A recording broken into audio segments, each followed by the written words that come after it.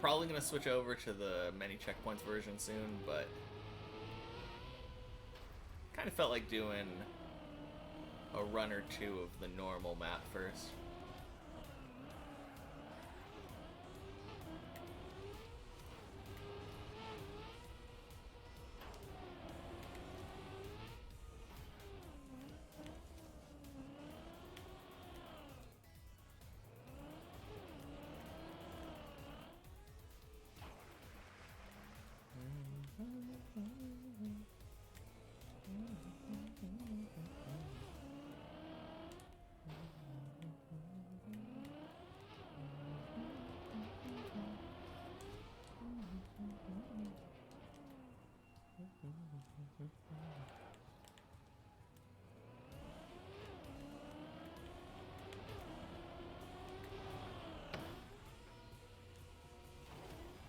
Man, Darky is going really fast today.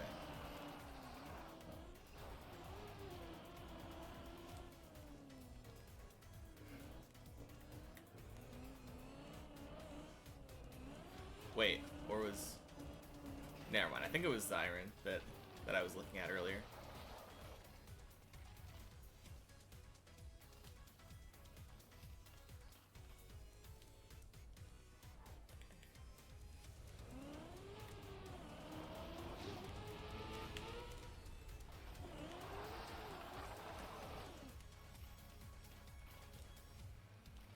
Okay, now I'm gonna go back down.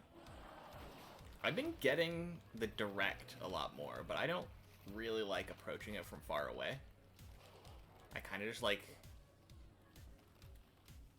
nicely and slowly going and approaching from right there. Oh, geez. Ah, man. Well, that's one way to start out.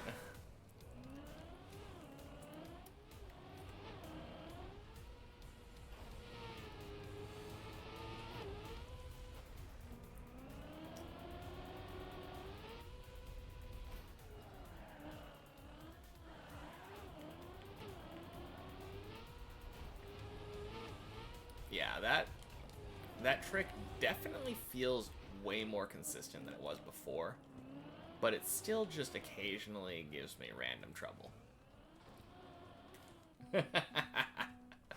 Okay, Cone.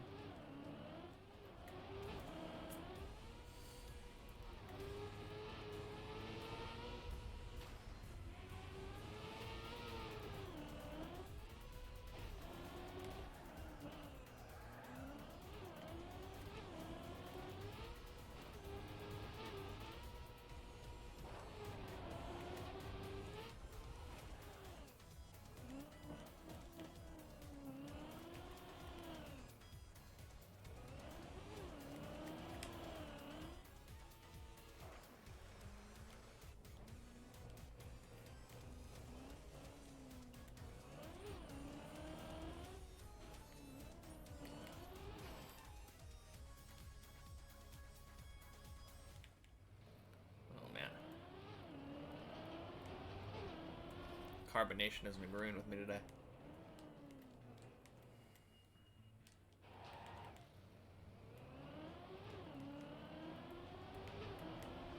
Oh boy.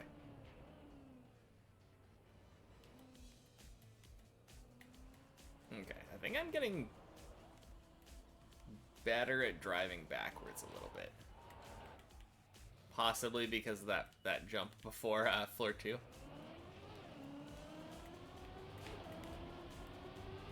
Ooh. Ooh. Yeah, that was a solid save.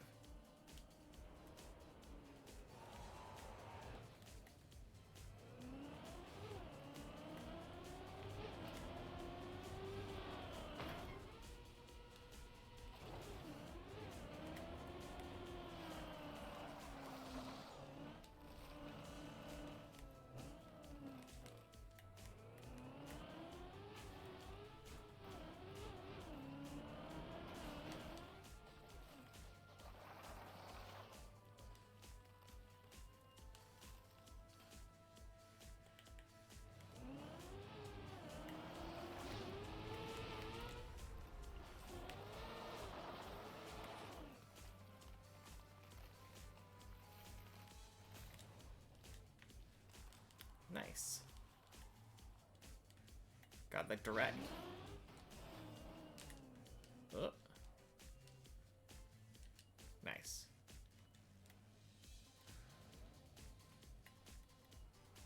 Not the cleanest on this trick today, but that second one worked. So I can't complain too much about that. Ooh, looks like Darky missed the ice slide.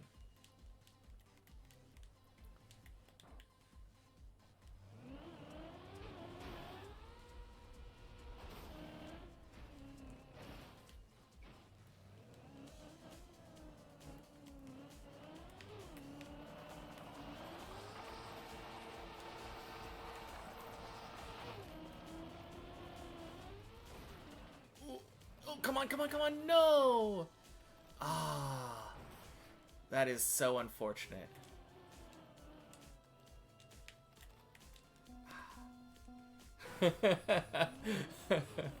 Almost got the ice slide first try today. That was so ridiculously close. I think I might have been able to save it if I had counter-steered a little bit earlier. I think I lost a little bit of speed because I wasn't able to go directly forward. I was pointed a little to the right at the end, I think.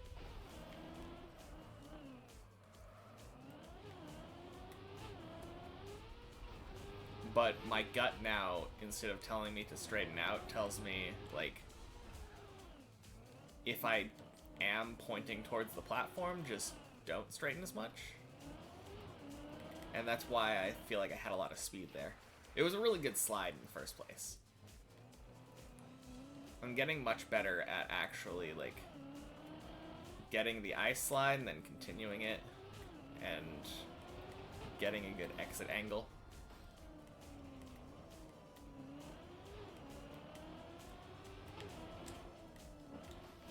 Oh no. I think if I pointed left there? Well, no, I think if I pointed left, my front tires probably would have popped off instead. It's a little tough. I'm not sure if I mean, it's just hard to save when two of your side tires are off. I've noticed that for a long time. Really, if two tires on any side are off, it's kind of hard to save.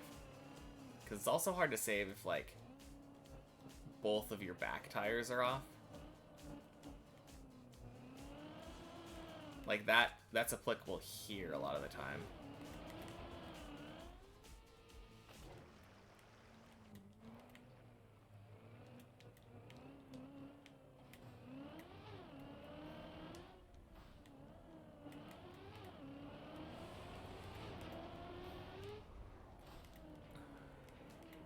Alright, let's just stop there.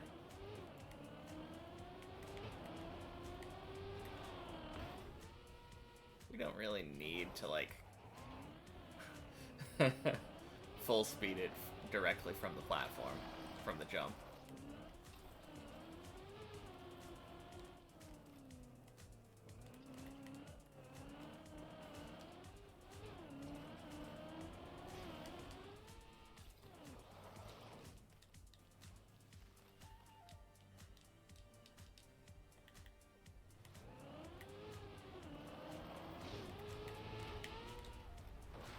Ooh, yeah, that, I saw that coming from a mile away.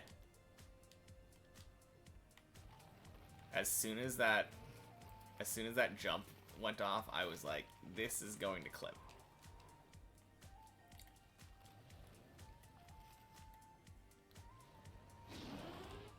But that clip isn't that bad. Like, honestly, that's, like, the way that a lot of people end up doing it first, it seems like. If you're not familiar with ice anyway. That clip is the quote-unquote consistent setup at the beginning.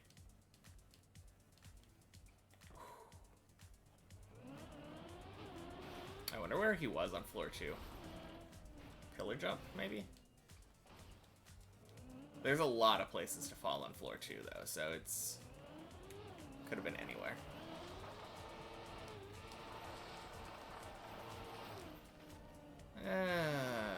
I'm a little iffy on that one. I ended up... The turn was kind of bad. I had a lot of times when I was repositioning my turn, trying to adjust my line.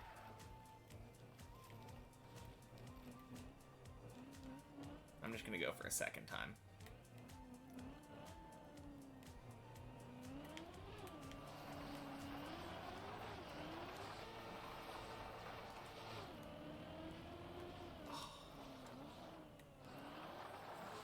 Man, if my car was just a little bit farther to the right there, that was one of those really nice straight lines.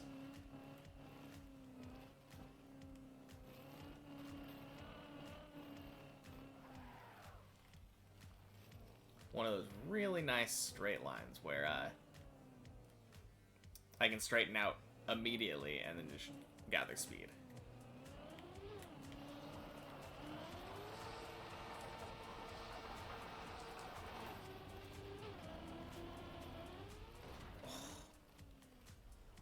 Flip, flip. Oh no, and I'm down. Well, my ice slides have been feeling decent today. Not making it, but they're feeling like they're barely missing. Or I'm able to know when it's going to be just really bad. Like pretty early. I'm getting a much better feel for it.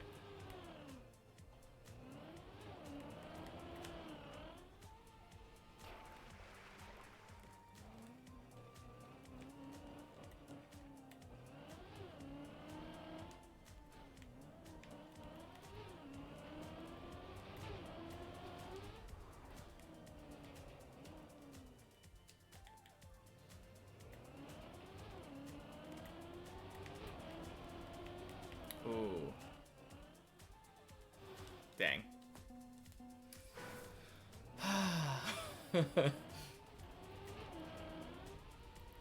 I really hate it when my tire clips.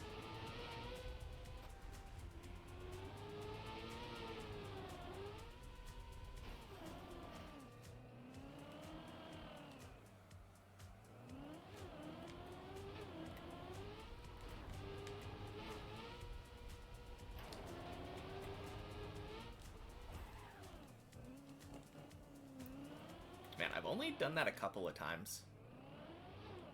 I don't try for it very often because it's just such a dumb, risky strategy, but like, it feels good.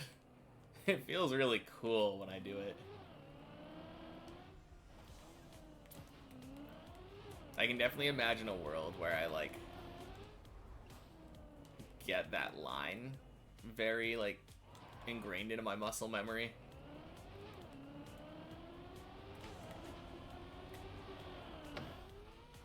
But it's just unnecessarily risky compared to driving on one side or the other.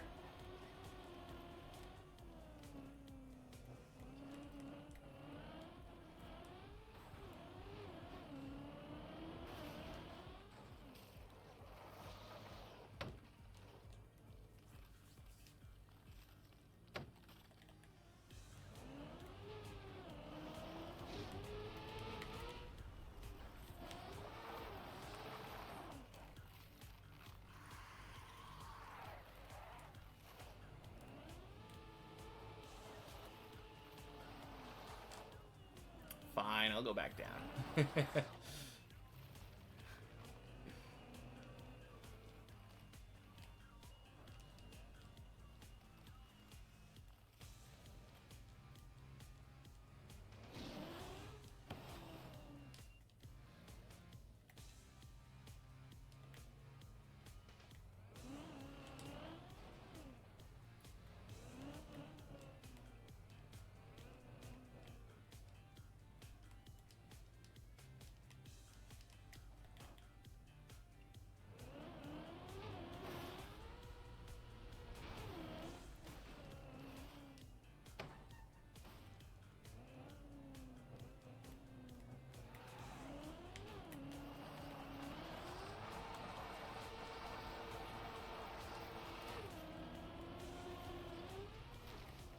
Ooh, clean.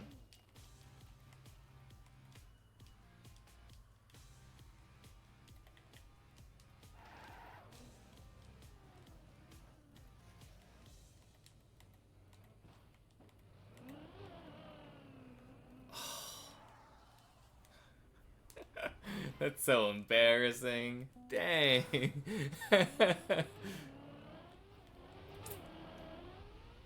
I could have slowed down there.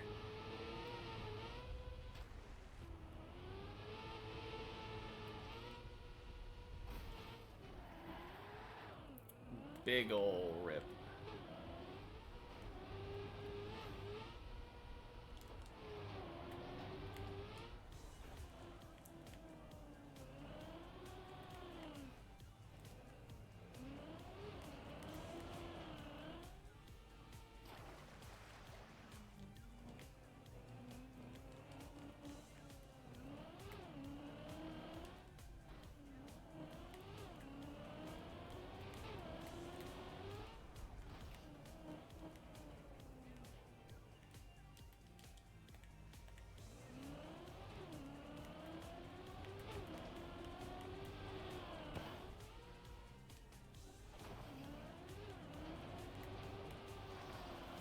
Ooh.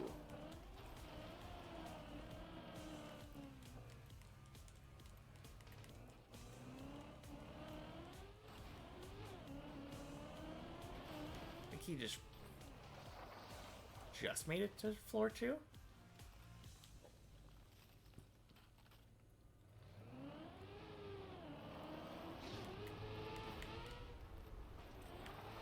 It's kind of hard to tell. He's like zipping back and forth between, like, my PB right there, I think is literally, it's just on the jump to floor 2. I think my current height PB is because I jumped high on that jump. So I think that might be... Oh yeah, that seems pretty likely.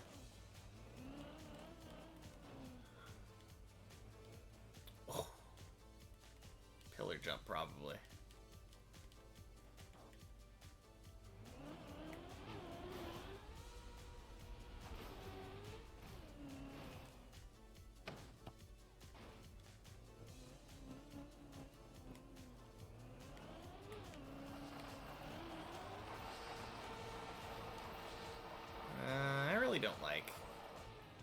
I don't like dinging it. I don't feel like I've really made it when I ding the inside.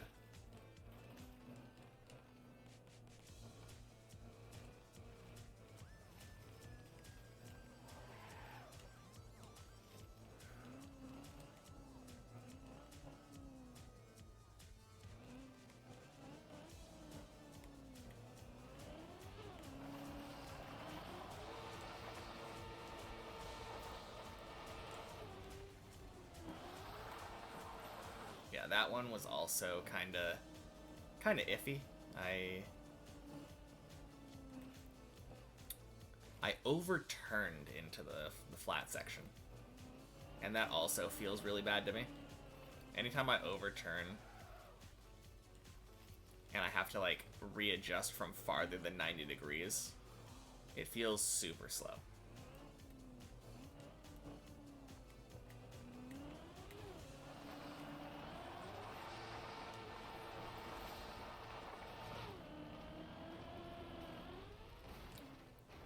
Yeah, I just did the same thing there where I overturned. Again, I probably should have bailed that one. I was probably like 100 degrees there.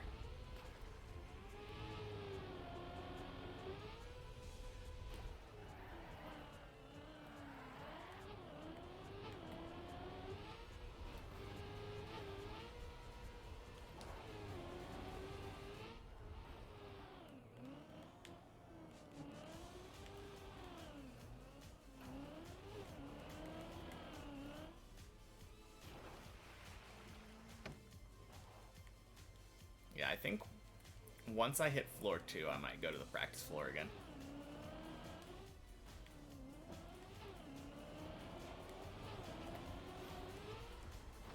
or the checkpoint floor.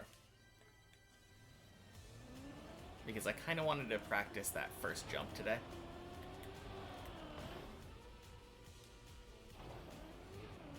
Seems like it's gonna be hard to get that consistent, but that pillar jump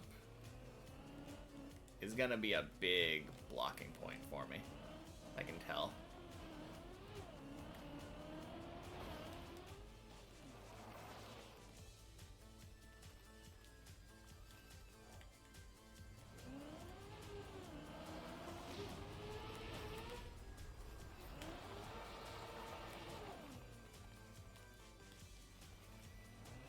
Oh no.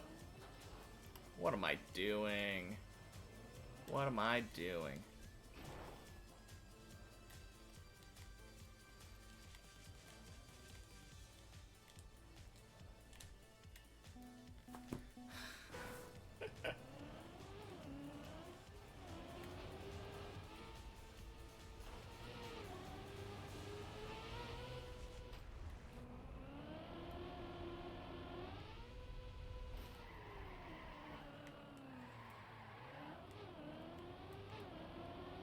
I should really not, like, it's such a hard thing because when you succeed at something, it's hard to tell whether doing the thing in the first place was a mistake.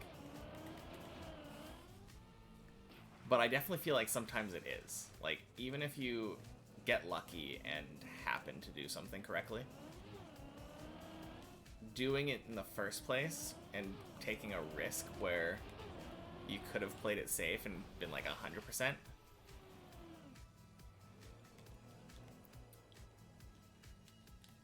So a very,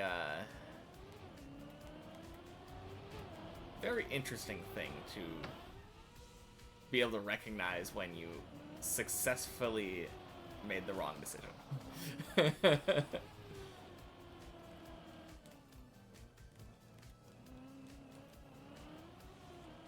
But I definitely feel like I do that a lot on floor 1 there. Trying to do that cool thing. Because going direct from this jump feels so cool. When you're able to just slide onto the pole like that.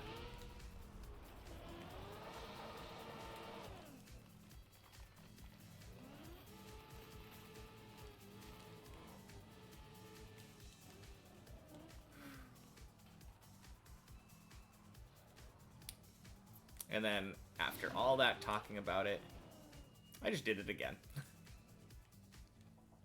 I took that much slower. That time I took it way slower than I normally do when I go direct. And it felt a lot more safe than normal times.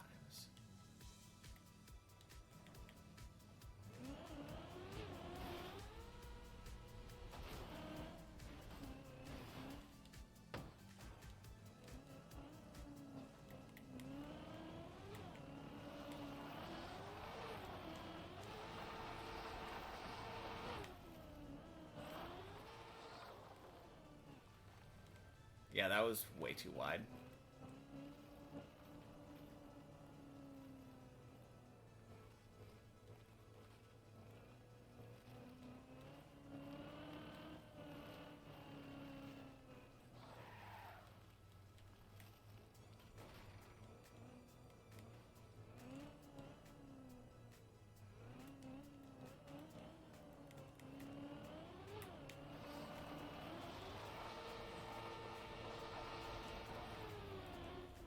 Oh no, I didn't turn.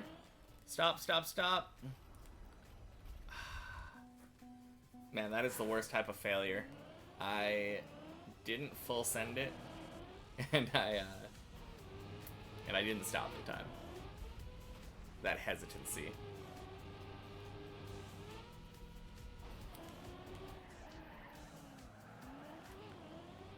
But also during my ice slide, I stopped turning right for some reason. And that was pretty bad.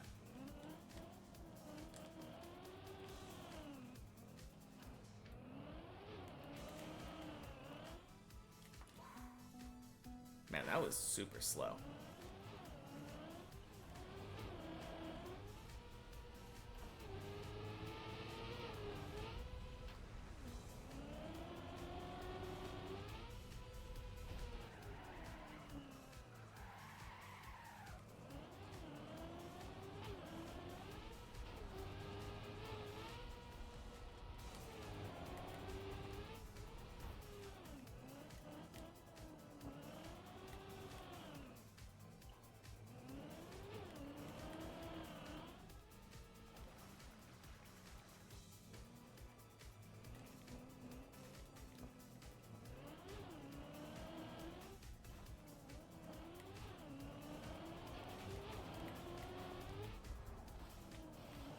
Oh, jeez.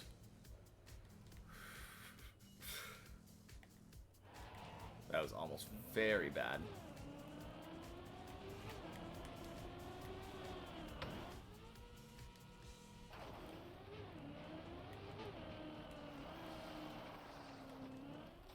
I mean, I say very bad, but it would have been failing on floor 0.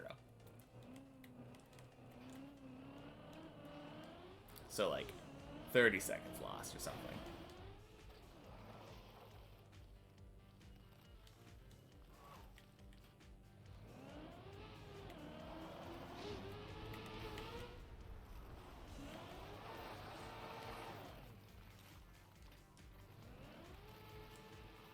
Nope, let's go back down.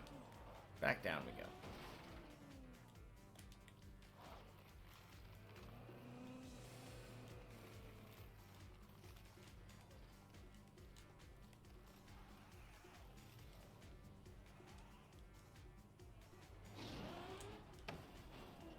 No.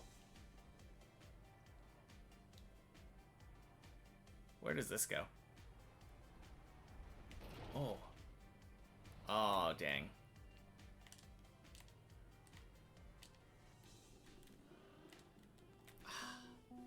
Man, I almost unturtled.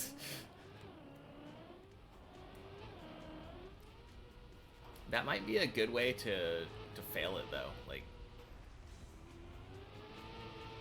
going back to the half pipe.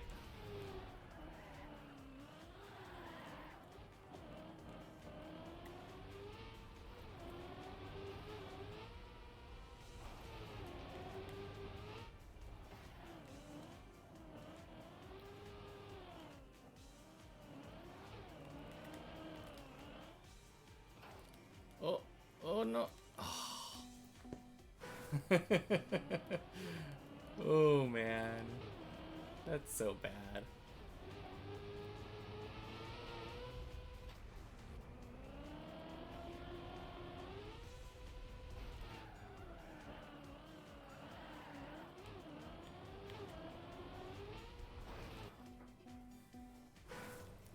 Man, still kind of embarrassing when I fail that half pipe jump.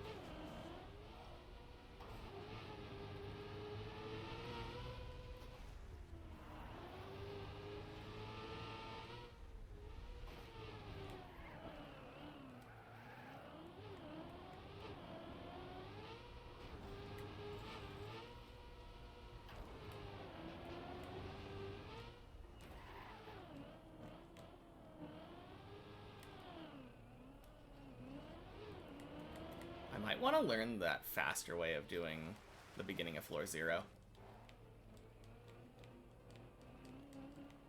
I mean, if I'm practicing on the checkpoint floor, it doesn't matter as much. But when it comes to like actual deep dip attempts, still probably going to be doing it like thousands of times.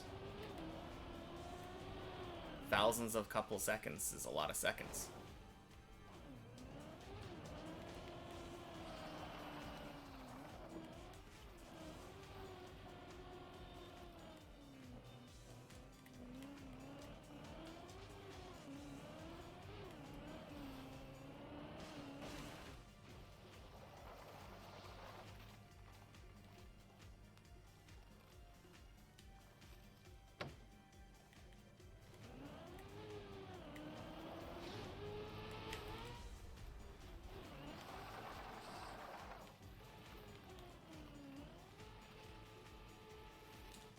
let's just go back down.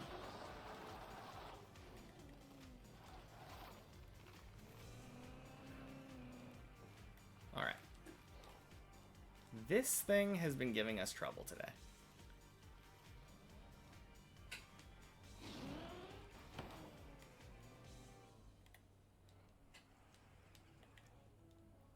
Little scuffed on the entry, but at least it slowed us down. Let us get in there a lot cleaner. No overshooting, at the very least.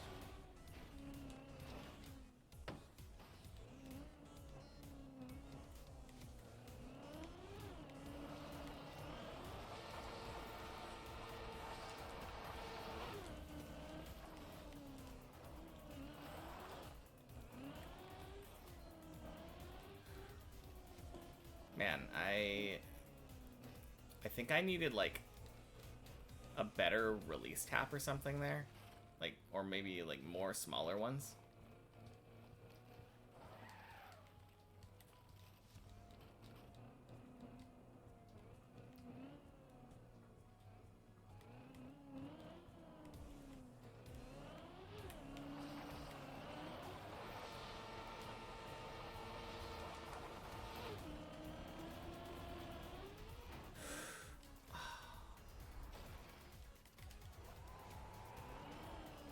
Oh, oh, that was a close save.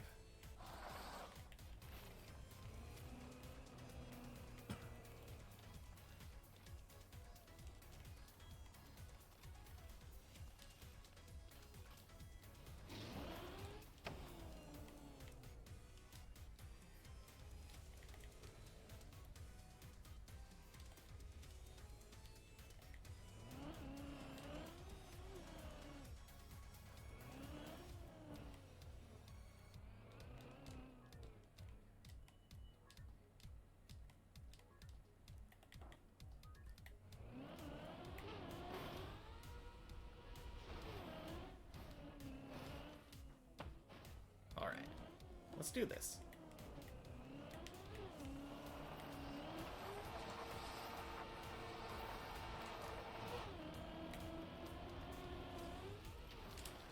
Nice. Yeah, that's how we do it.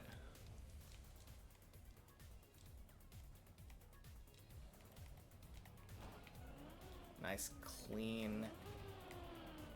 Ugh. Get on there, get on there, get on there, get on there, come on. Whew. That was a bit scuffed, but it worked in the end.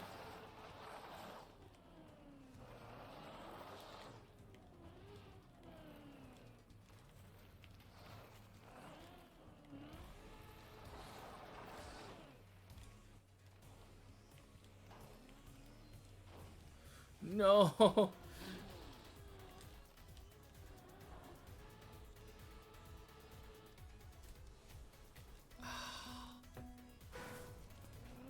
I think that's the first time I've ever turtled on that part.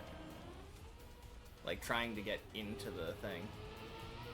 I've accidentally turtled when I failed the jump, but trying to get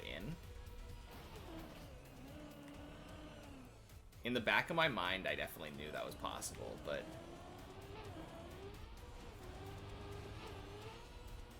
yeah. Little awkward entering it from ice.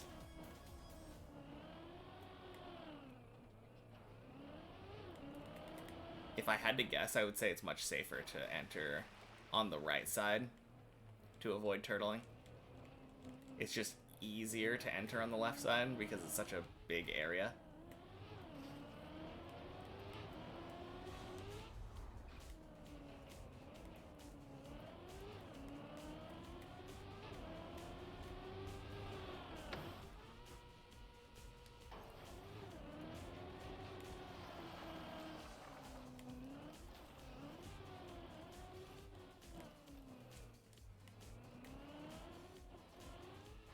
Okay.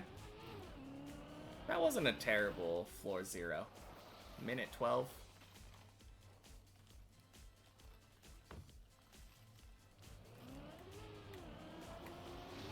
Oh, jeez. Oh no. Oh, oh. Okay, good. We got back on the road. Whew.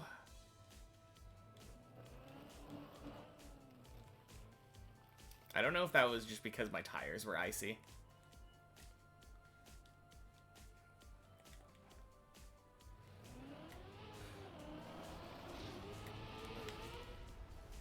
I knew my tires were icy. I just wanted to try it.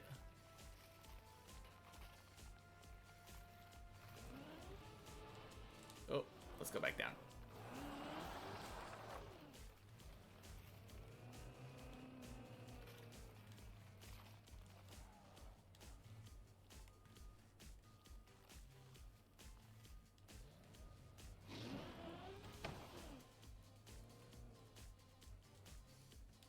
Nice.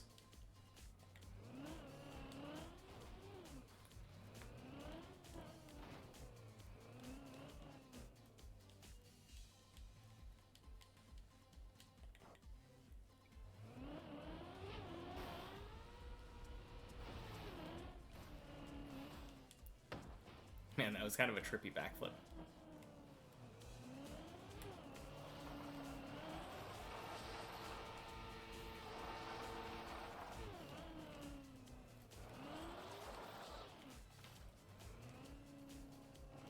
That one, for some reason, I decided to release.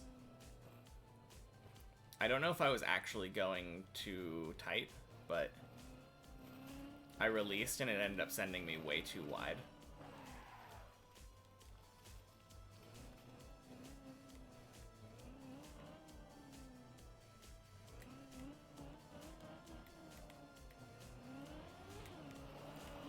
Oh yeah. As you know, I'm like really close to finishing the map.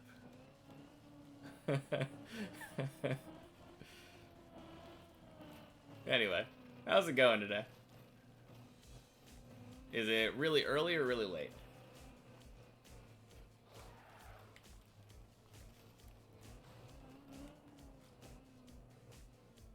It ends at messy? Yeah, then I guess the end of the map is pretty close then.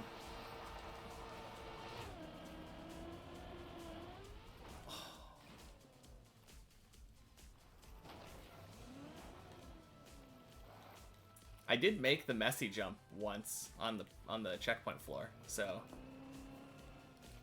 it wouldn't be impossible to do that today on the main map. I would have to get really lucky though. I failed each individual jump a lot. Oh geez.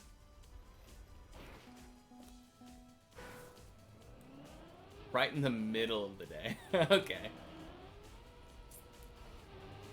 Well, that's good. Not one of those, like, 20-hour days, then.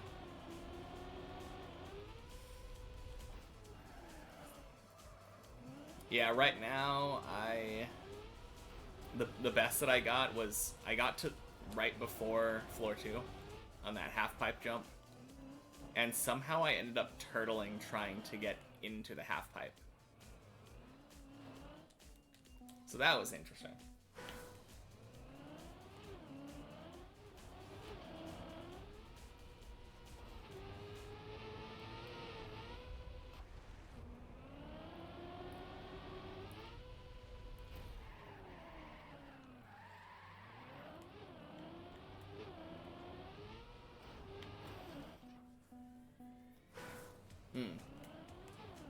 A lot of appointments.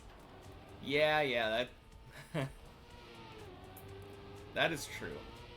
It is just nice not having, like, anything, like, any obligations.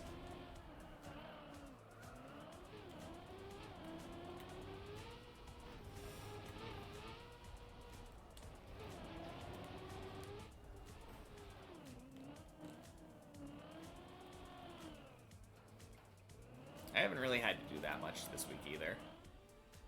Went to the post office a couple times to drop off some packages, but yeah, mostly just chilling out.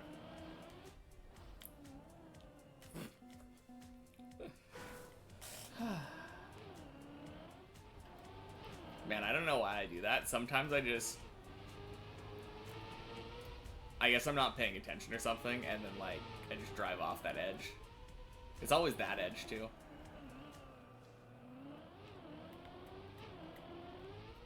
I think it's because it's plastic.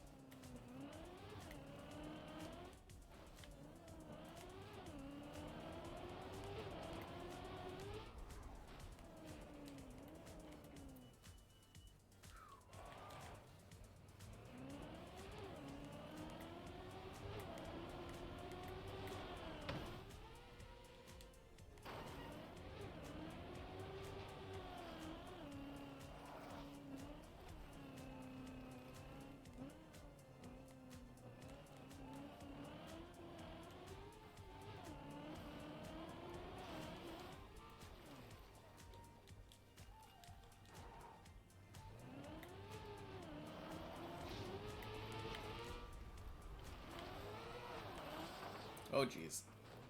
Oh, that was so weird. I hard clipped. Oh, I'm on this part. I don't want to do that.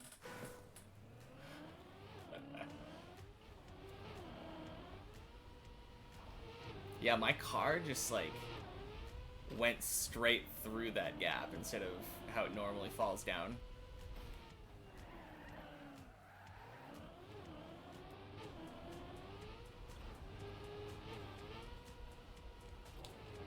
This game can kind of be a buggy mess sometimes. Especially when it comes to those lights that are sometimes there, like the ones right after the ice slide jump. My car does not appreciate those lights.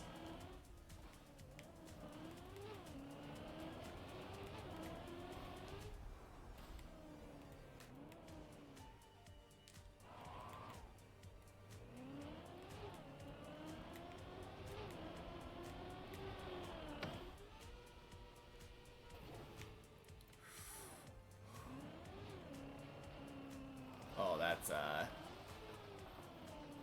okay. Oh, phew. That was a little bit sketchy. I took that really slow into the bobsleigh.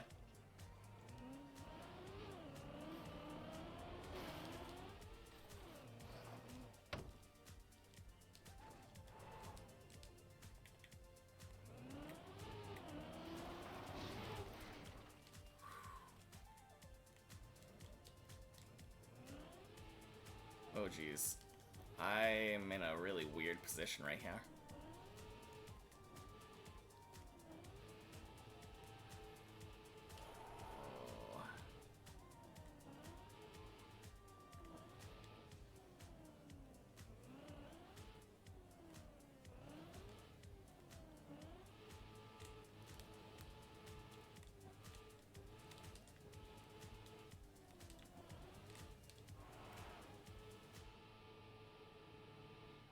Nope.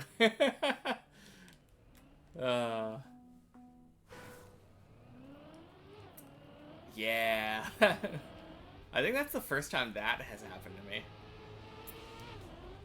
Usually I just like bonk the if I'm going too far to the left there, I usually just bonk the actual booster instead of going through it. But that's actually happened to me a couple times today where I went through the booster and then flung off to the left. Bit strange.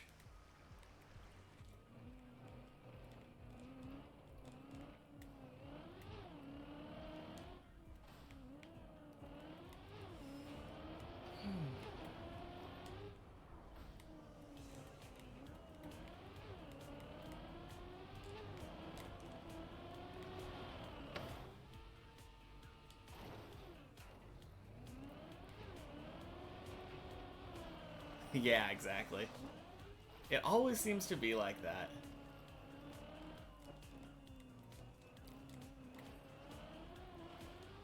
I guess the map just has to remind me every once in a while.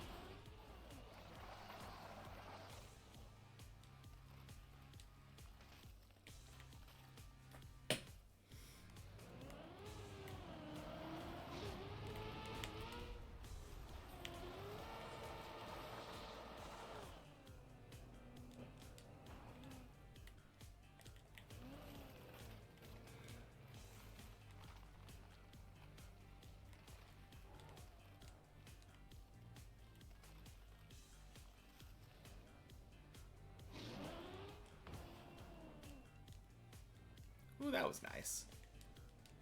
I think that was the best I've done that jump today. That one has been giving me so much difficulty. Mostly just overshooting it, I think.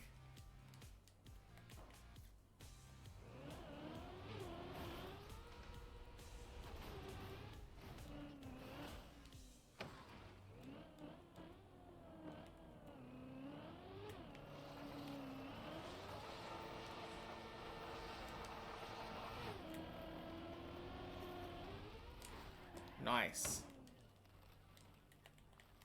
That was pretty clean.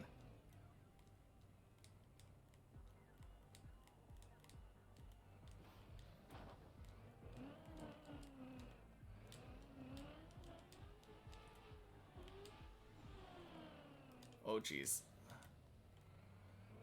Oh, no. Oh.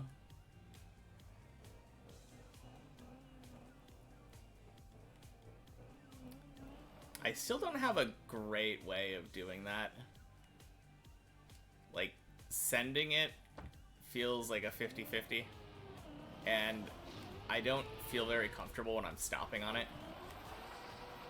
That might be a thing that I need to practice on the practice map.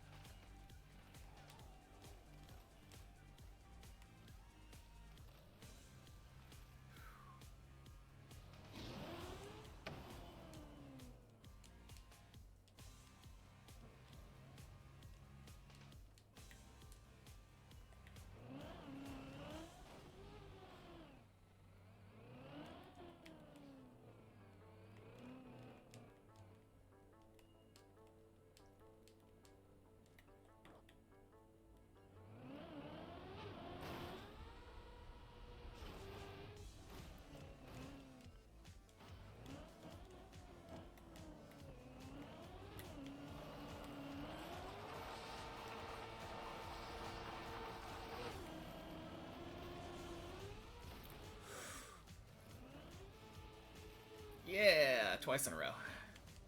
Much less clean, but getting up is all that counts.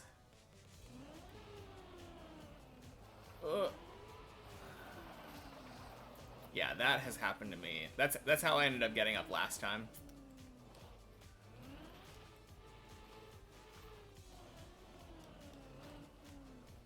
Okay. Nice.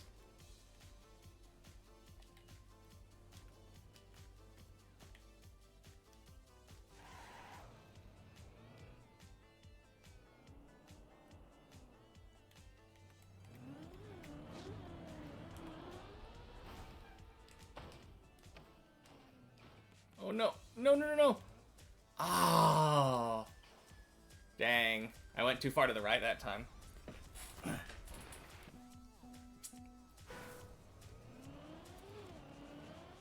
Unfortunate.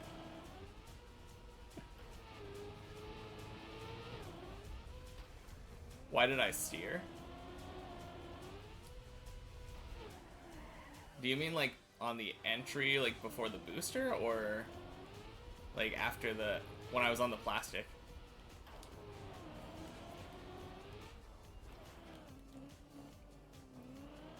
I don't know. I was headed off the edge that I ended up falling off anyway. So I thought maybe I could save it.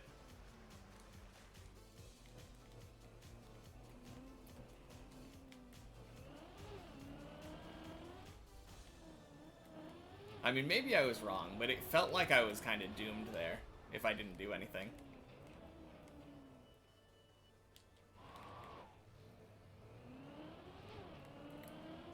Oh, okay. I don't know. I guess, under the pressure of, like, actually being in the middle of the jump, I didn't think that I had the right line.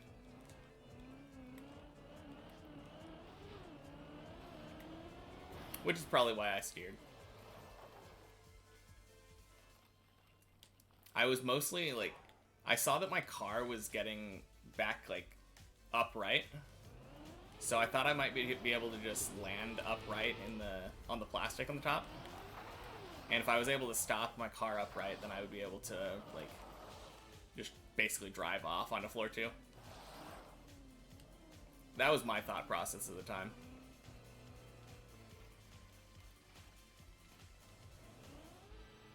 Oh, back down.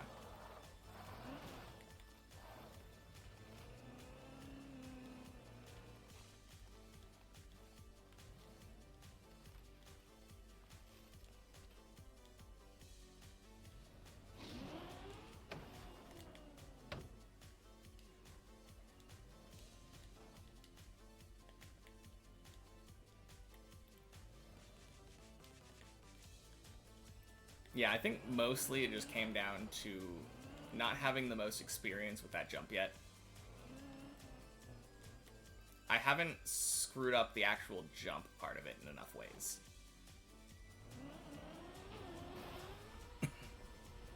At this point, I feel like I've either just gotten it, or I've gone too far initially to the left.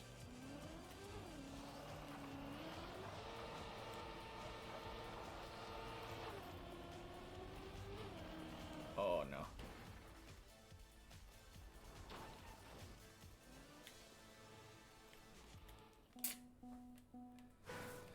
I think I let go of the slide too early or something. Because that was way slower than I was expecting it to be.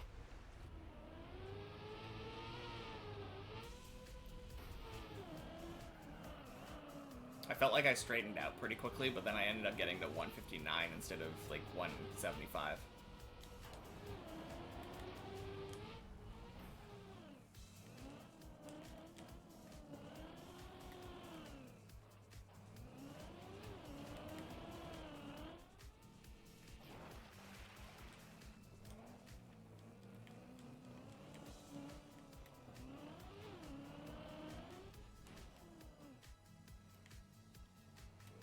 Didn't pray to the ice gods. That was what I was missing.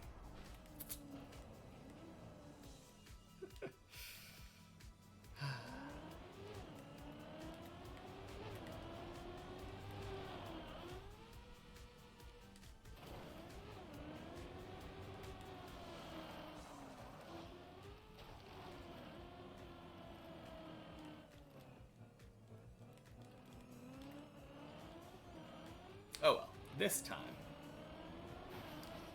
That would have been 3 times in a row, though, if I would have gotten that. That would have been kind of cool.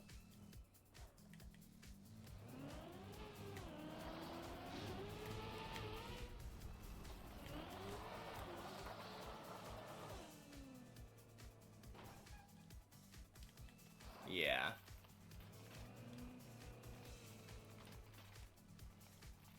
Yeah, it was kind of a weird one, though, because I felt like I've had ones that were very similar to that, where I got a very similar angle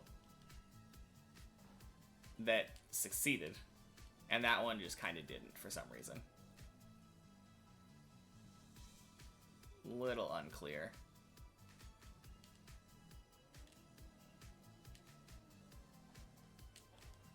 Nice.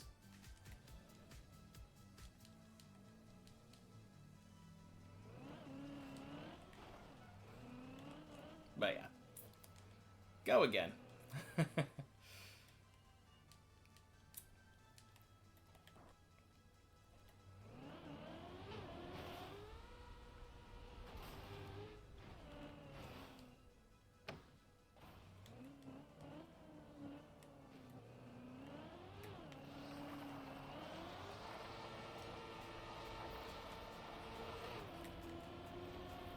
Oh, that felt so fast.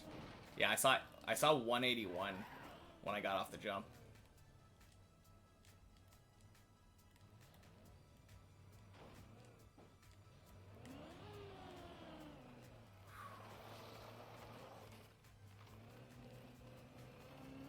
Yeah. Not bad.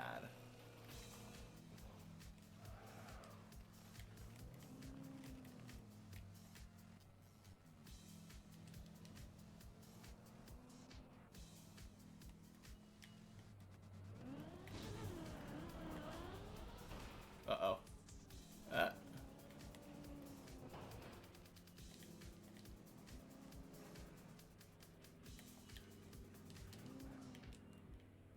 Let's line it back up again.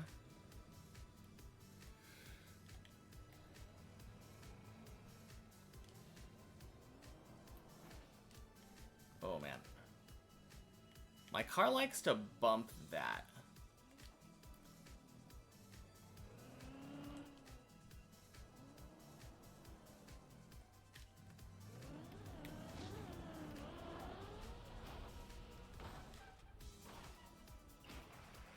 Nice.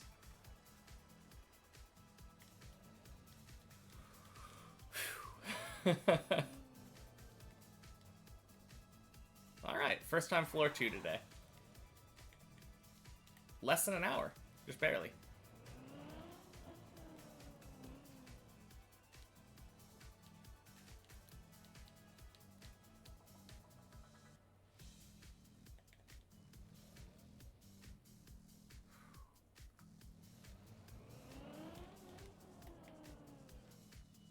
Ugh.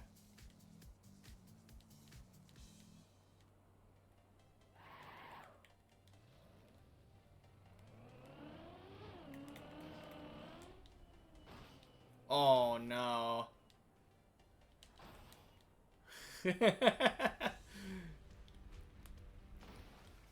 Okay.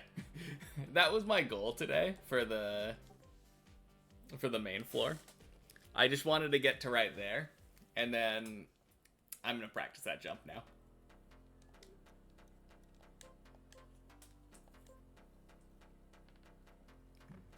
Honestly, if it was a little bit farther to the left, it would have been clean. Yeah.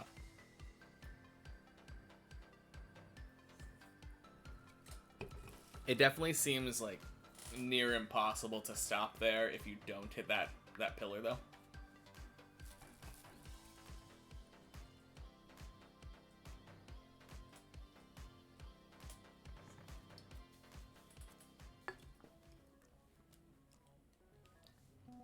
Yeah.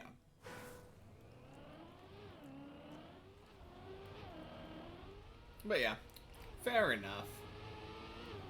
It'll be a good idea for me, I think, to practice that jump, though.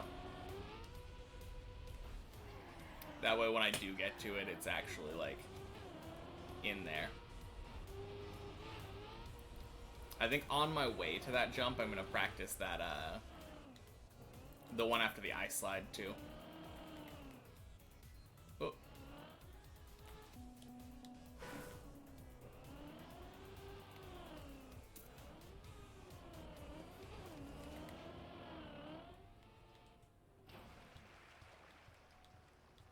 Oh, is that an option? I don't think I've seen a recovery there, so... If you hold gas, you can land on the ice slide.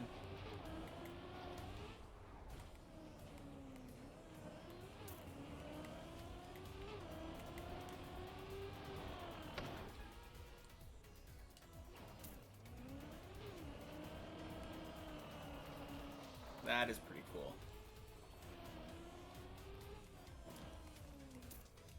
I feel like every time I've ever seen anyone fail that, it's just been like... Oh, okay, the ice line is right there.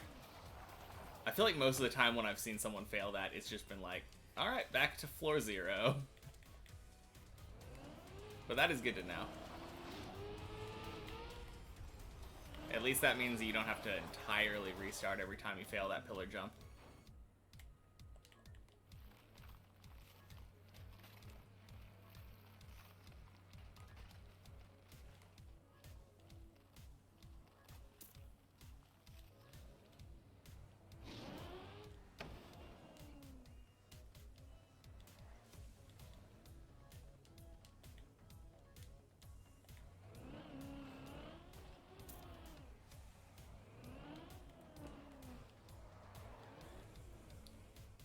this guy practicing doing that, like, fast?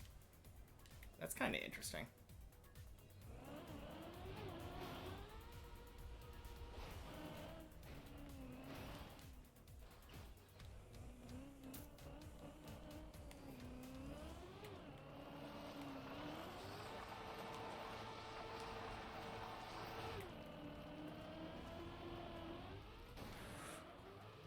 Ooh. Close. That was really close. Okay. Yeah, so that failed. Consistent setup? Air brake would have made that free. Valentina V-Tub. Welcome in. I'm doing great. Hope you're doing well.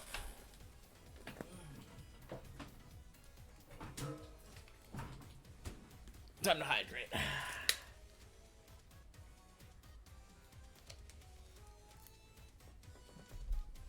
Oh, air brake on the ice slide jump would have made that free. True. Oh. Okay, that's the first time that bonked me. Okay, cool. That made it. That didn't.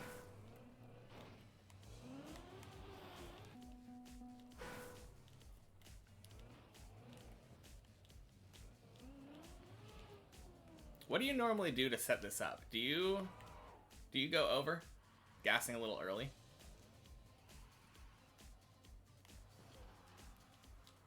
Oh yeah, I remember someone was saying that. Yeah, that is... Where am I from? I live around Portland, Oregon.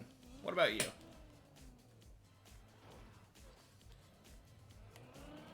That is so free, never mind. I feel so dumb. I know somebody had said that I didn't need to push gas like at all right there.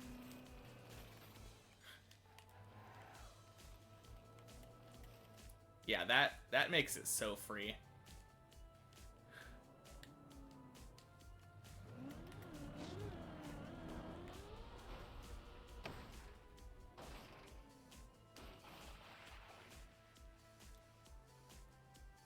Okay, yeah.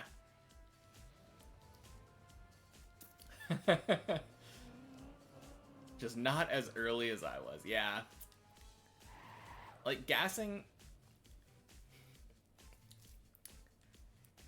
I play Trackmania mostly. Sudoku on Sundays.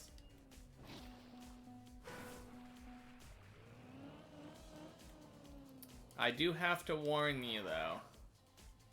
The follow-up question is not allowed to be, can I show you my art?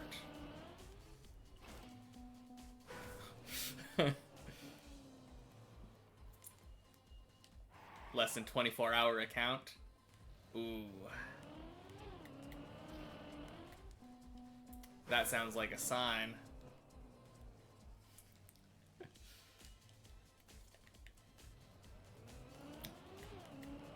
I mean, as much as the all the other signs wouldn't have been enough. Like,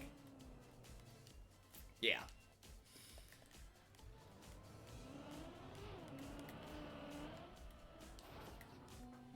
Nice.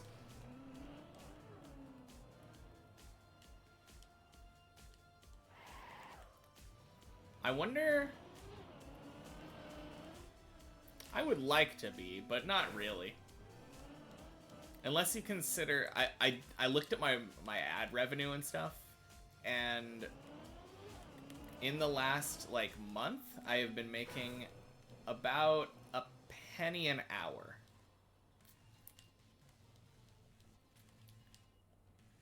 So if you can find me a place with rent that's, like... I don't know, $1 a month? I'm in.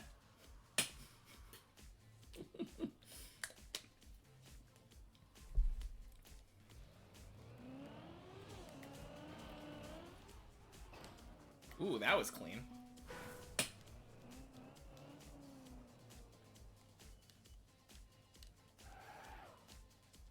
There's my little triangle.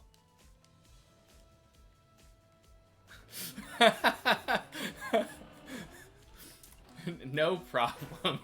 Welcome in.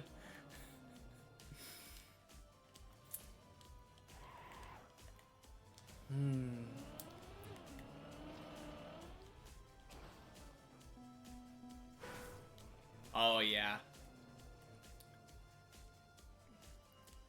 Hey, if you include the one Twitch Prime that I got the first day that I was streaming Trackmania, that like quadruples my money. I'm making 4 cents an hour.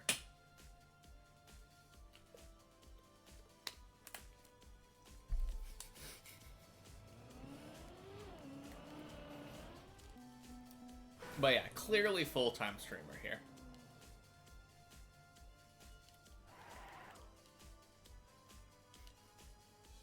You're down $30 on my last 3 work days.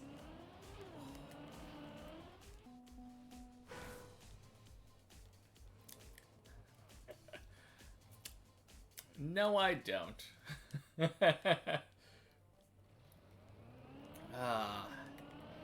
I did warn them. I did warn them. I'm sorry, but that is gonna be boop gone.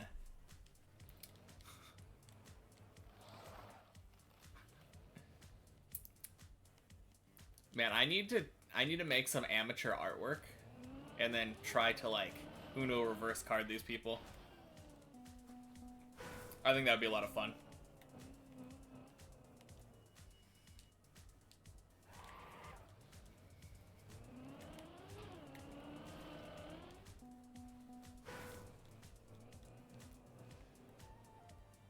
Oh yeah. I guess that's true. How rude. Can't believe they're not even giving me their full attention when scamming me.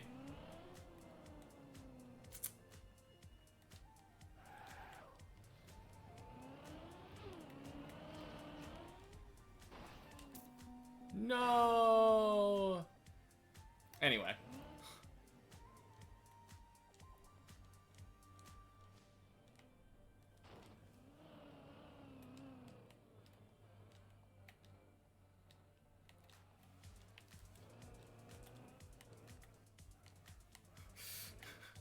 Easy.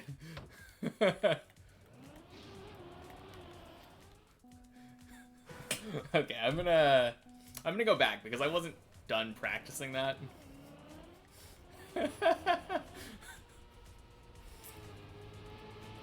I do enjoy that turtle section though.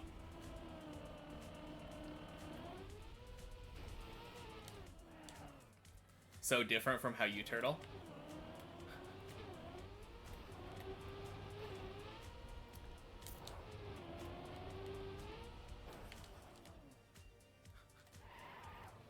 Yeah, I'm telling you, like, I figured out how to start the turtle, and that it all downhill from there.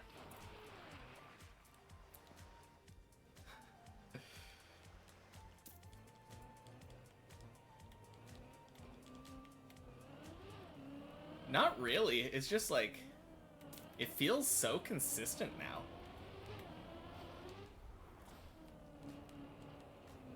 I just have to actually like. Oh, whoops.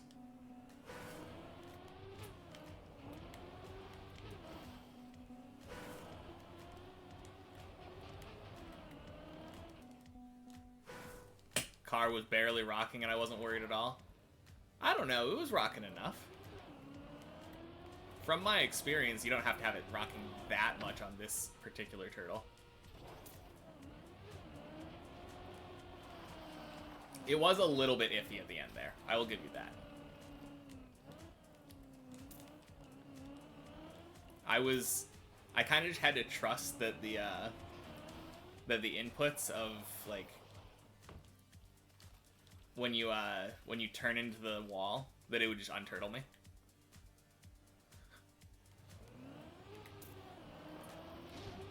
Yeah, I think after my practice session of the turtles yesterday, I just don't really panic that much anymore on that.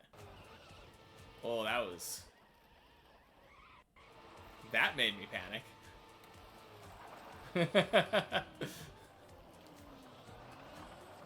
I mean, I clearly have a checkpoint, but can you imagine having like Trackmania freeze like that in the middle of an actual attempt?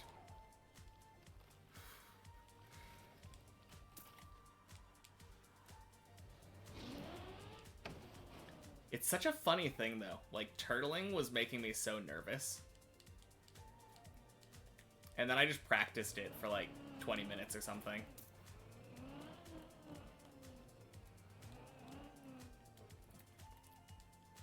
I feel like I should probably trust the streamers more.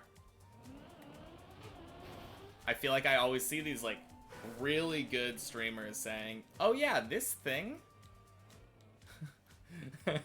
this thing is like super easy, super simple." And then like you do it in the game and it does not feel super easy and super simple.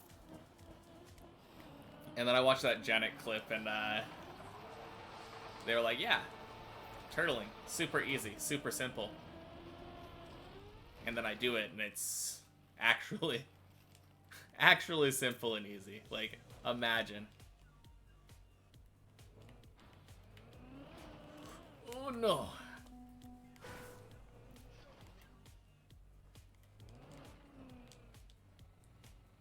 Oh. Is there a... Oh, jeez. I still don't like this that much.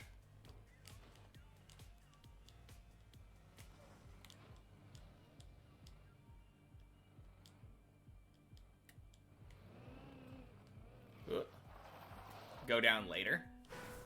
Okay, so you're saying like down here. Oh, that was really nice. Yeah, I like that. I agree. Going down later seems like the play.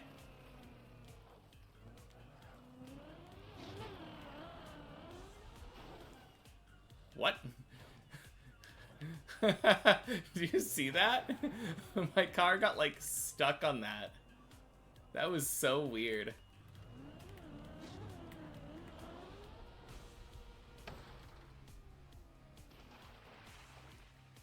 It made me angle more sharply. Okay. Yeah, that makes sense. I think that's a good call. I've gotten a lot of good little tips on that little plastic jump now. Later, and also gas later. That last one I think was the cleanest that I've ever had it because I literally just hopped over. All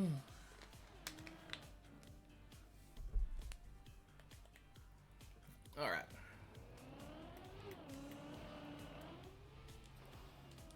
Oh. Yeah, that's on. Okay. Even doing this, like, just trying to do this a couple times, it's feeling a lot better. I mean, clearly you just have to aim, but I think that was failing. I didn't want to try to succeed, though. I hate the placement of this checkpoint.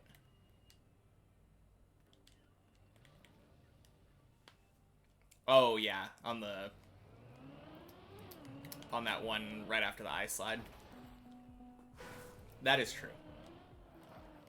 Just jank gaps in plastic.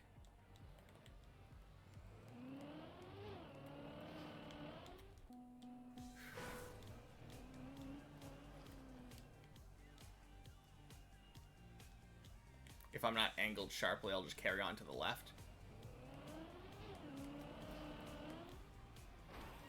Oh. Hate that checkpoint. That checkpoint is so awful, but like I don't know how they could have done it better. I don't have a solution, but like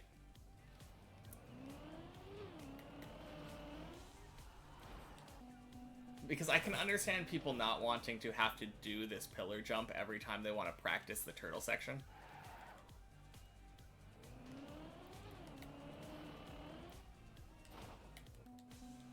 I think that was actually savable.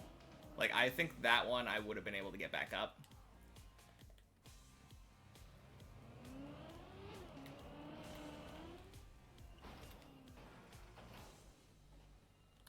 Oh, next time I miss. Okay.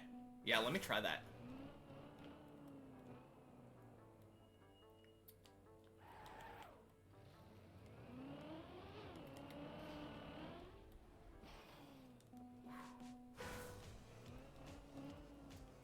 I think that's a good call, though. Like, I should practice the backup in case I fail.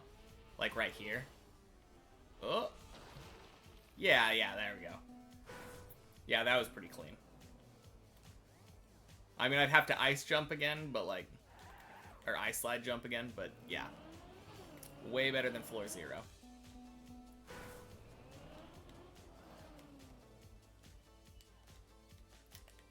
Kind of forgot there's ice right there. Oh.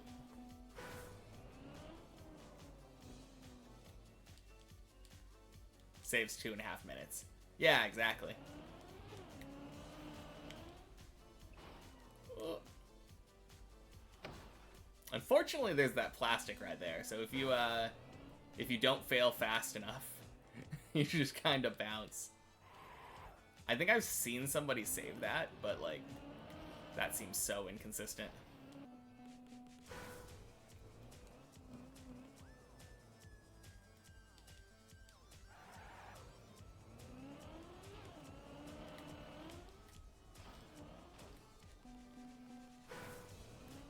I think the thing that's hard for me is that if I'm not making this, my first instinct is usually to try to save something. Whereas failing harder would probably be safer.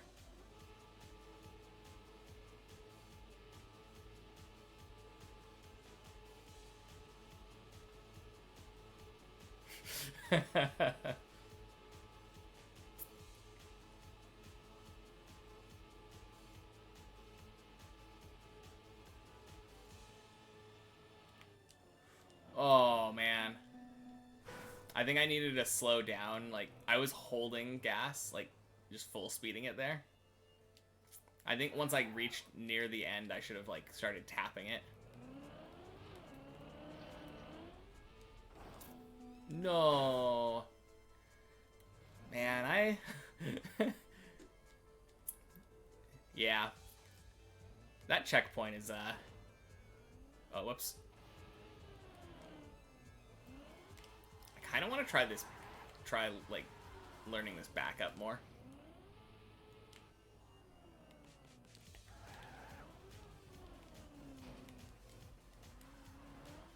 Oh, no.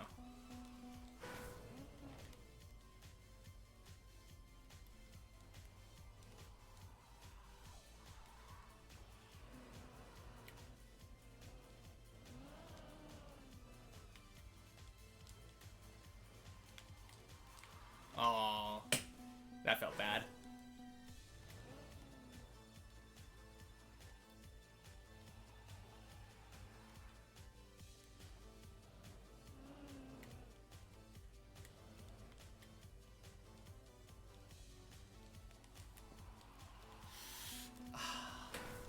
I needed to unturtle one cycle earlier.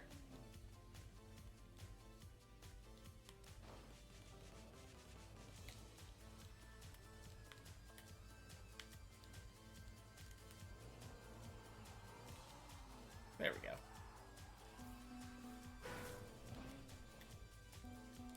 Yeah, I think this, like, this light thing is more jank than the turtle section. Oh. I have to be really slow to turtle off that pole. Yeah. That seems to be the case, like...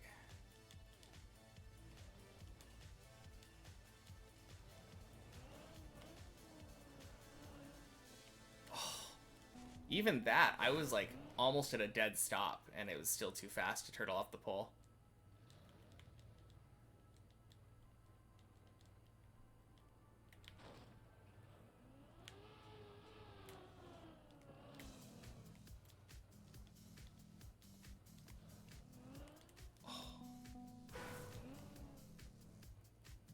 Yeah. I kind of agree. that jump seems more consistent. But the jump can make you turtle in like a really inconsistent way, which is the other thing that like that makes me nervous about that.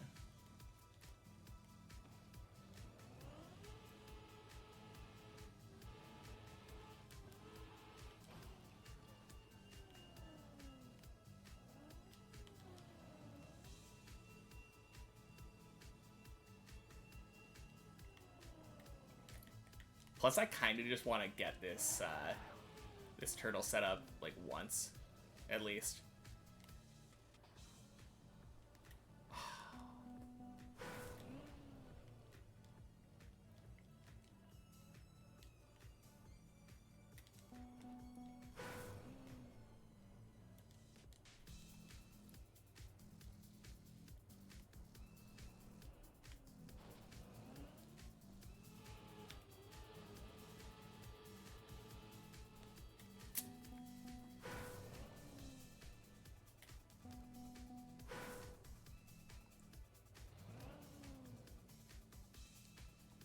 Yeah.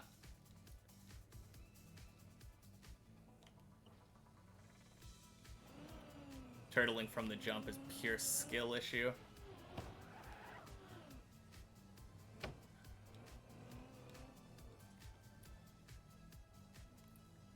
Yeah. I mean, I guess I could see that, like...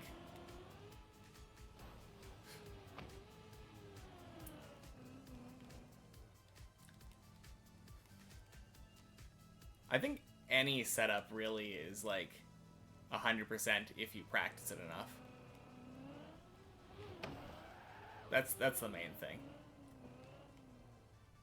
Except for maybe when there's, like, jank plastic involved.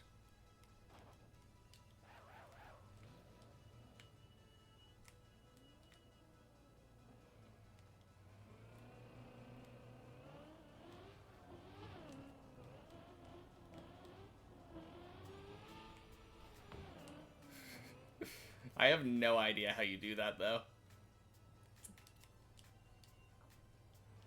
I've tried it a couple times, and it just... I usually end up just doing that. Tons of things are too precise. Yeah.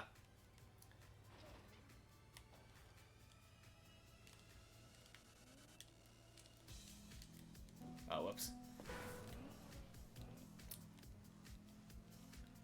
I always forget that you can't hold turn when you're turtling.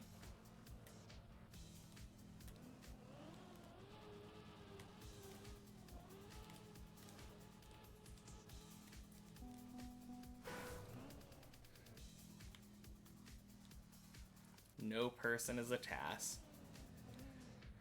Yeah, that's true. As much as I would like to disagree.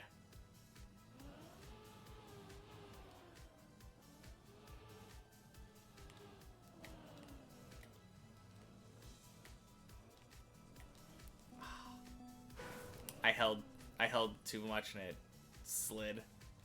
My camera kind of screwed up there.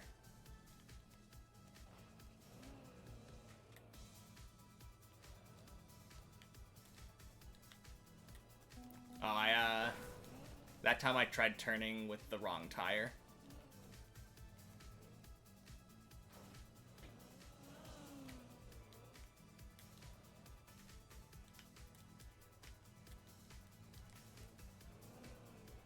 Ah! That was so weird. I have no idea what happened there.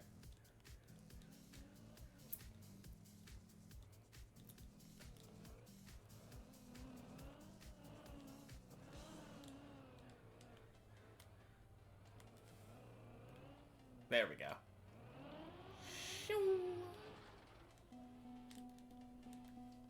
I kind of want to try that, I mean, it's such a weird thing, because I don't want to be in a position where I have to use that pole. Or, like, the jump back up. It would be much nicer just to be able to...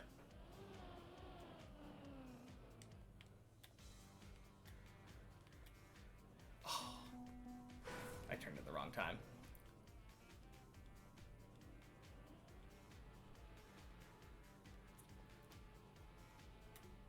Yeah.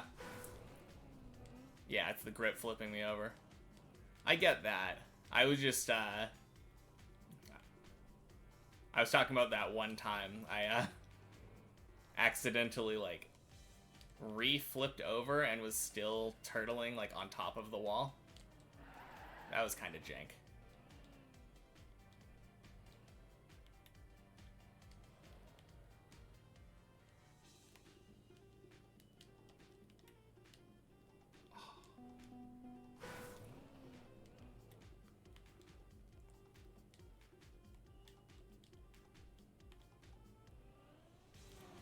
Oh, jeez. Oh.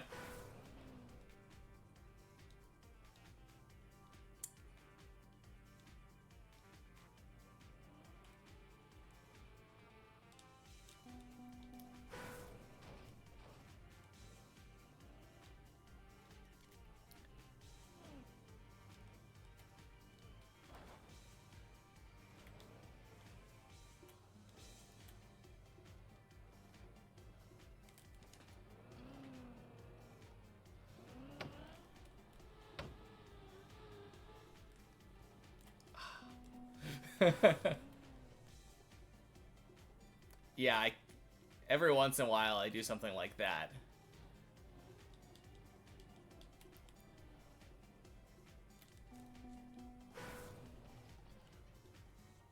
Uh-oh.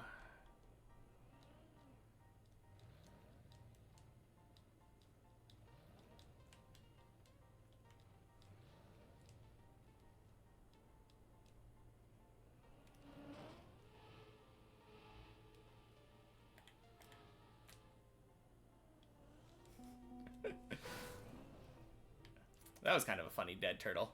Right on the edge.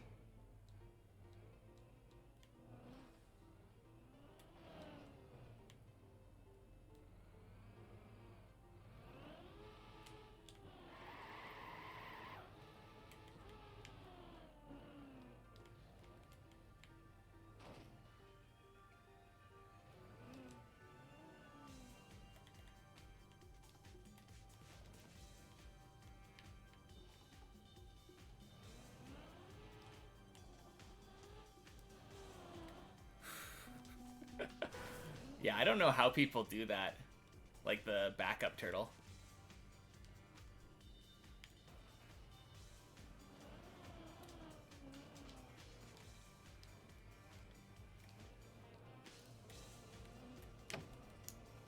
Ooh.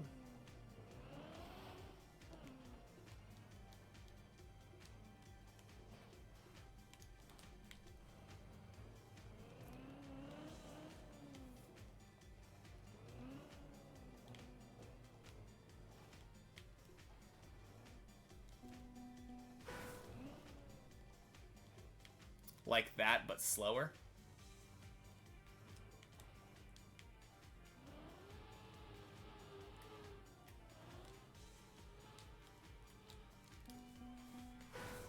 Okay.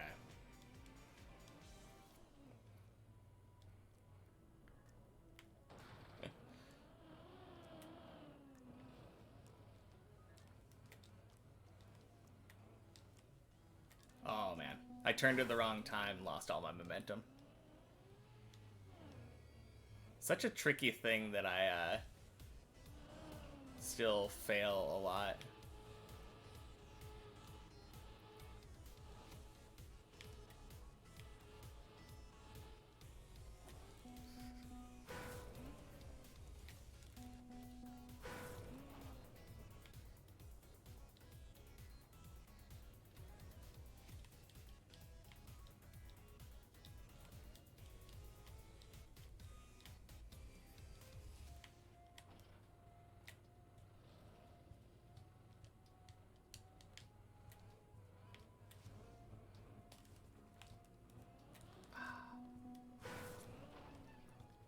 Yeah, unturtling I think is definitely the hardest part.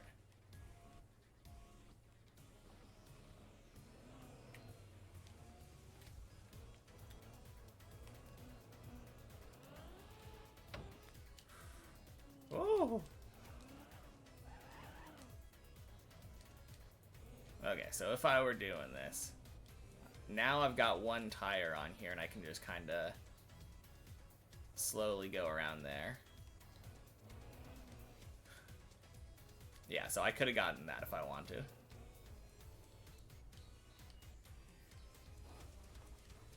So, do I just want to have, like, both of the tires on here, and then... Oh... I feel like one of the big problems with that one is that a lot of the times when I try to do that, I feel like I end up going, like, instead of turtling, I end up flipping like 100 degrees over, like, or not 100 degrees, like, I do a 360. I do a barrel roll.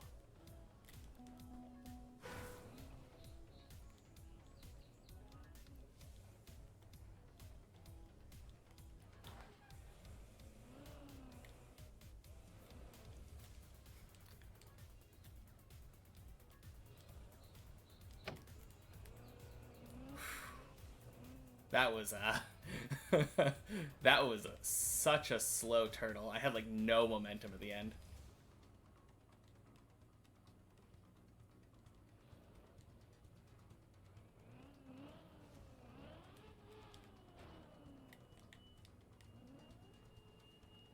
If I ever flip over too far, that means that I could have turned the wrong way to not go that far.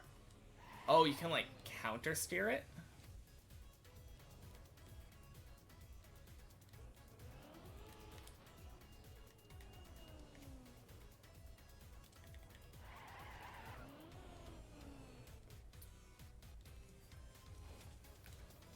I think my problem with that is that I just have no idea how I would know which direction is the wrong way without just like kind of just knowing.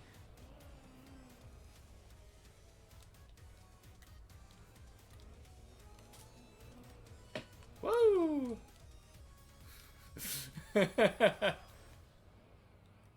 It's higher level than you'd put into practice. Man, that last one was lucky.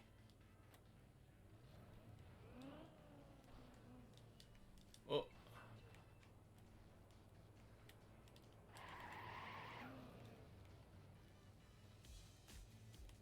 I like having this save under my belt though if I needed it.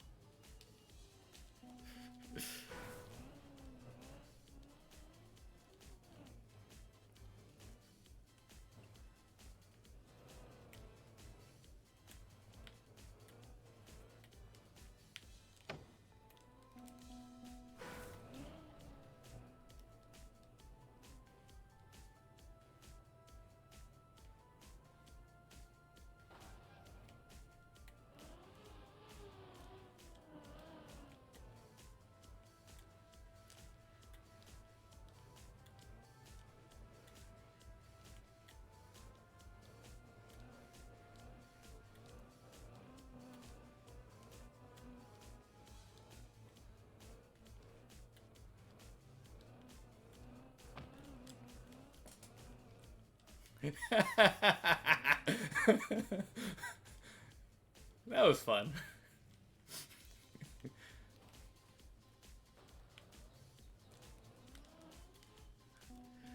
Landing on your wheels is the best option. You can jump it 100 times until I get it. But that's the quote-unquote hard part, because actually getting it, yeah. No, I getcha.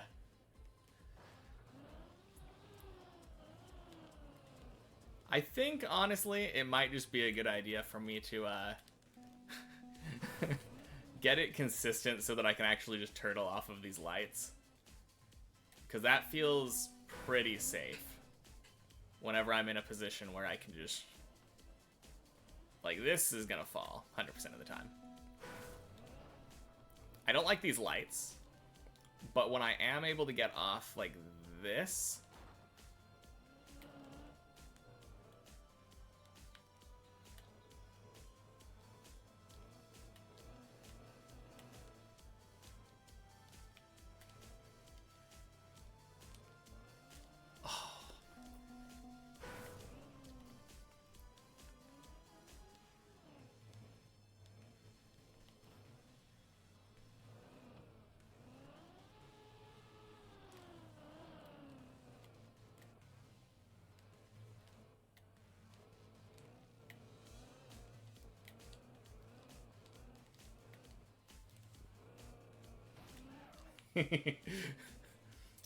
Honestly, like, I really like turtling. Turtling is fun.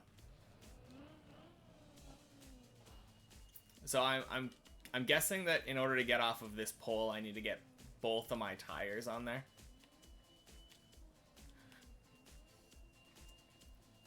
It kind of feels bad, but every time I try to just do one side, or like just the front ones,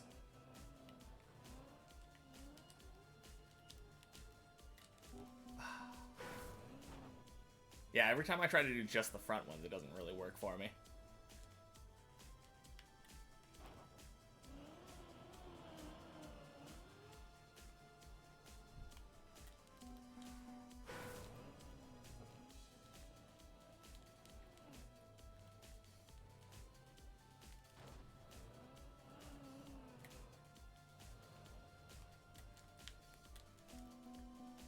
Front and back on it. Okay, cool. That feels pretty intuitive, but at the same time, I've said how I feel about Trackmania and intuitive gameplay.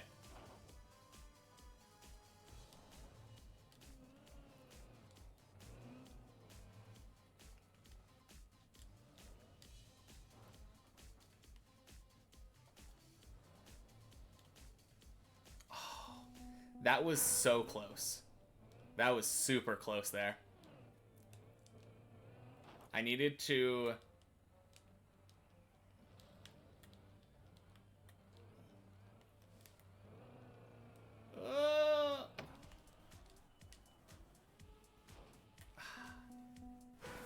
Yeah, I just needed to do like one earlier turn on the previous cycle for the turtle. And I think I would have gotten that one.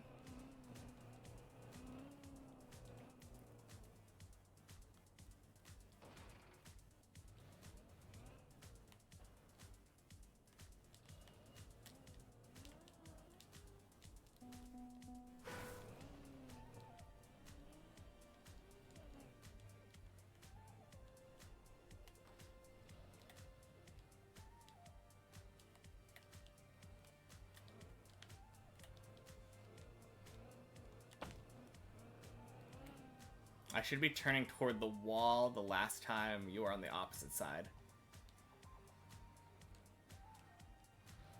I'm not sure I follow. Are you talking about this pole recovery, or are you talking about like getting onto the wall?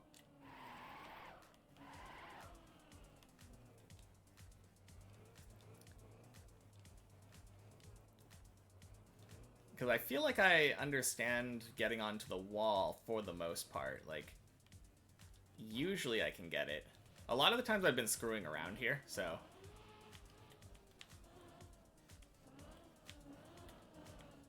Oh! Dang. Just getting onto the wall. Yeah.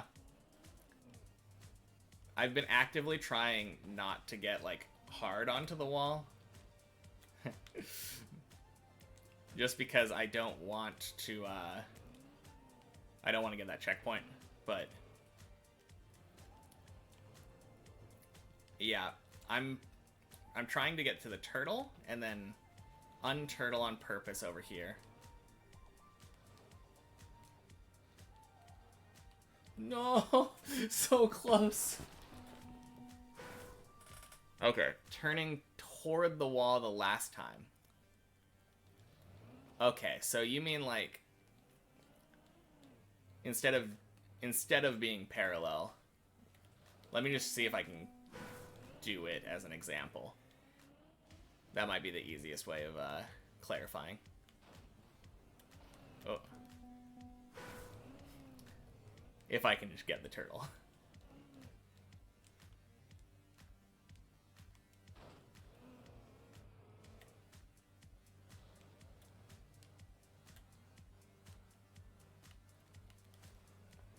Oh, yeah, that was a lot cleaner. Yeah, I agree.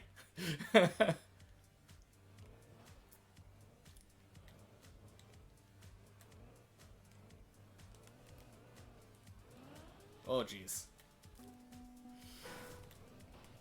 It's a little bit hard for me right now. Like, I mean, I need to practice it, clearly. But, yeah, first try. Oh, jeez. Ugh. That was sketch.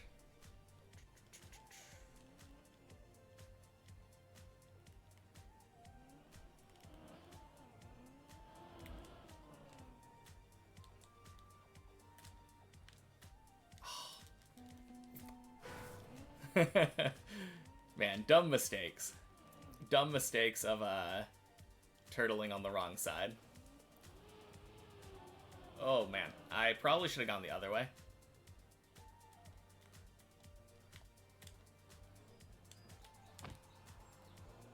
Ugh. Not exactly. Like, it succeeded, but it's when my far tire goes down, that's when I would want to turn in. Yeah, okay.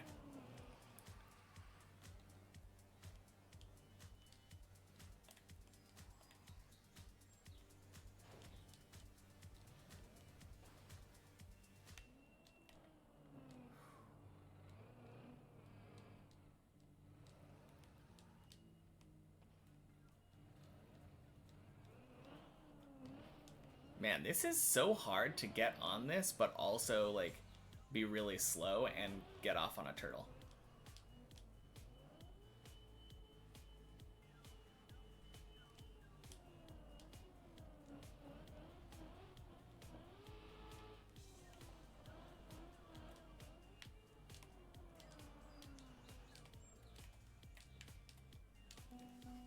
What if I just learn how to backwards turtle? Do you think that'll help? I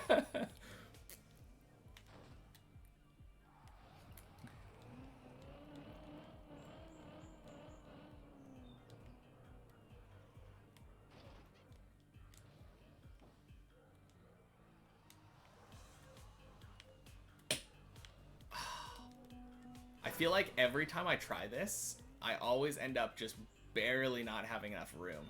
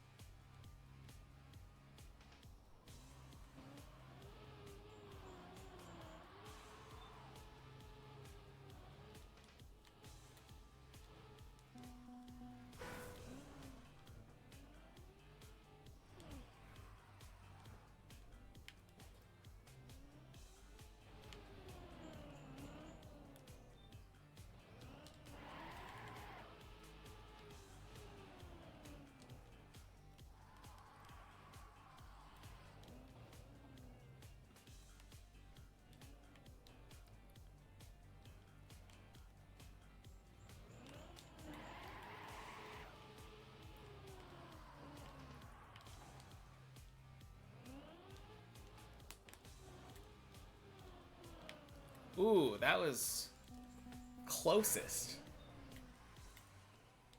Should I be taking a diagonal approach? Is that the problem I've been having?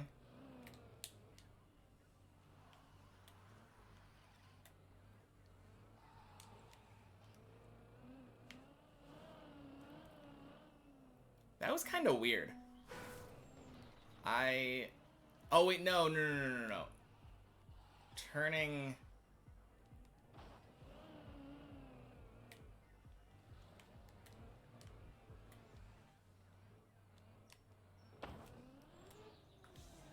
Do I have to turn right and then turn left?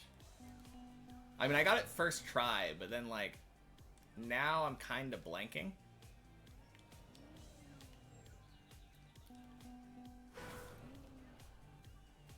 Because I tried to do it the smoother way.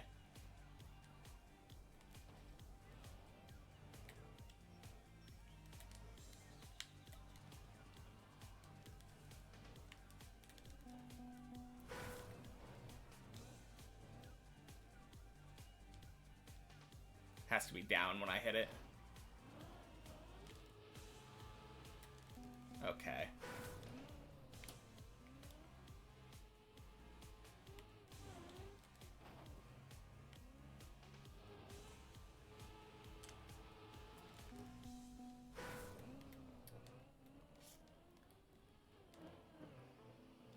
So I should still be waiting the same... Oh, wait, that's... What am I doing there? I definitely should have been turning the other way.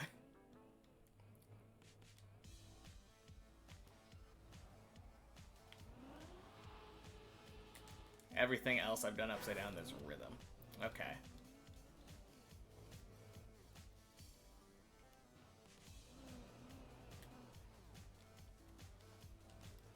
Whoops. Yeah, I definitely... The most common mistake that I feel like I make now is turning on the wrong tire.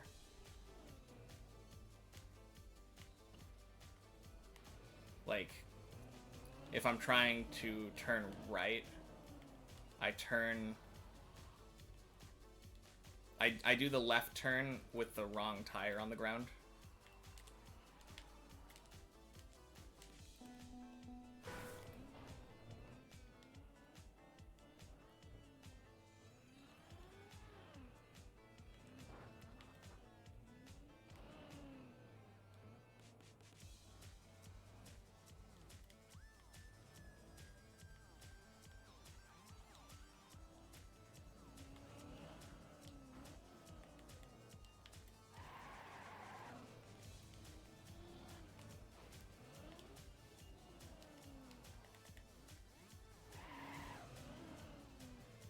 Yeah, I assume that once I get used to it enough, I'll just stop.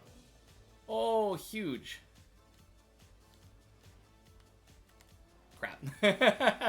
I failed that, but that got me into the point where I was basically doing a normal attempt.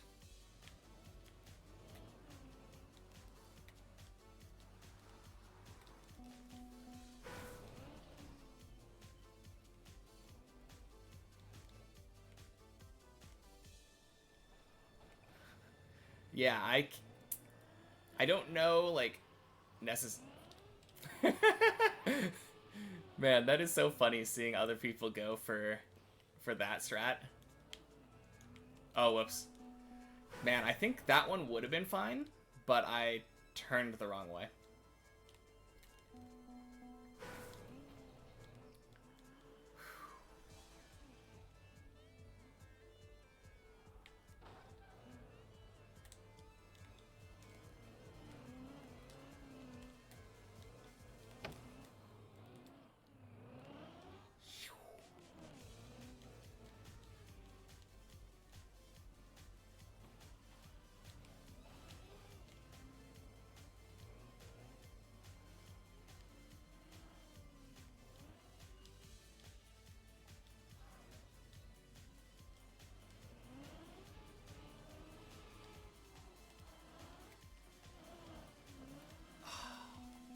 Man. Yeah, that is really hard. It feels like there's way less room to do it if you fail and try to do the backup.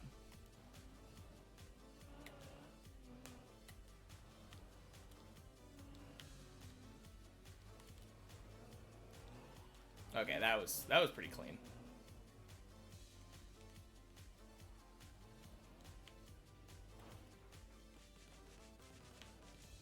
Oh no! Oh, I turned the wrong way. Still sometimes when I'm doing this turtling, I accidentally think left, go left instead of think left, go right.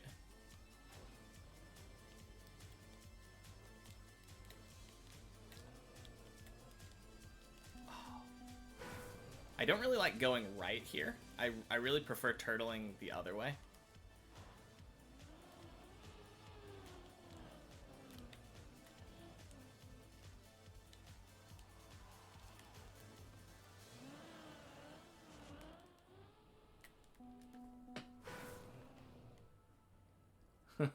Sounds good.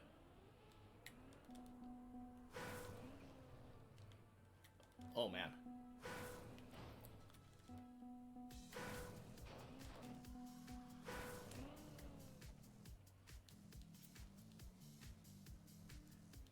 Uh, 3 inches of blood. I think I was talking about him yesterday. Oh, man. Yeah, this was one of my favorite bands back in high school.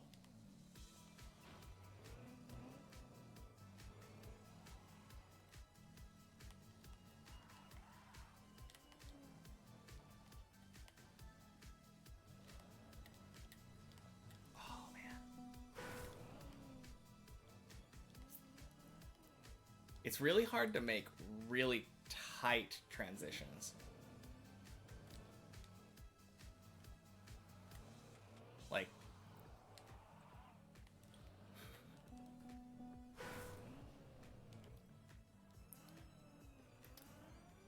I think, man, I'm trying to remember the names of the songs that I like the most. I think there was Trial of Champions was a really sick track. Trial of Champions, Goat Rider's Horde.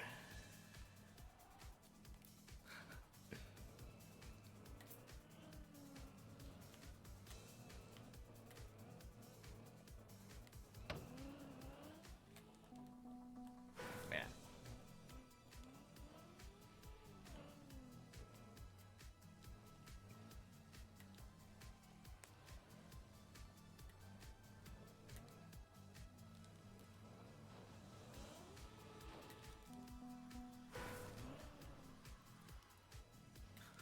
I don't know how to do. Yeah, the vocals are a bit much. That is true.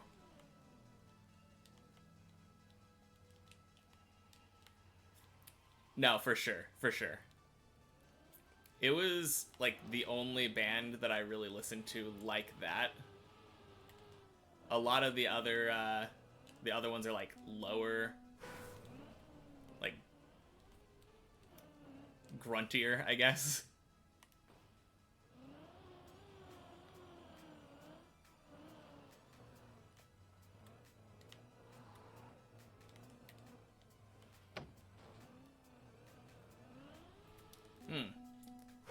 I don't know if I ever listened to that.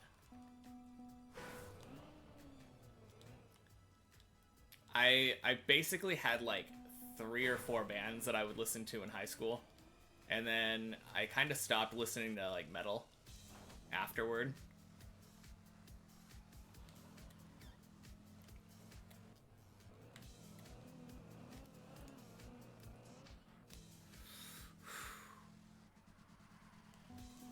Man, that is such a sketch, like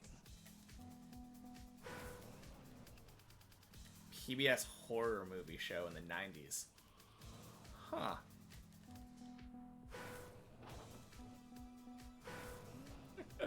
Man, PBS had some crazy stuff on. I literally only know them for like their like educational stuff now. Oh man.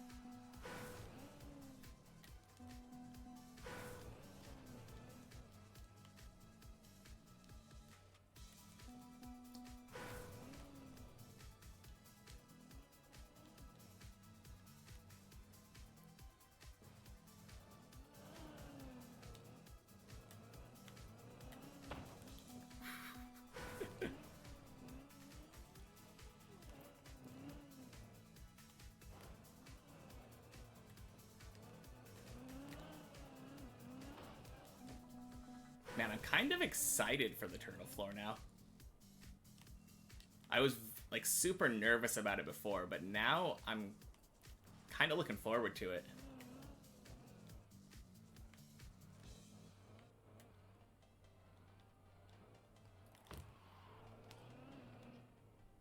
Okay.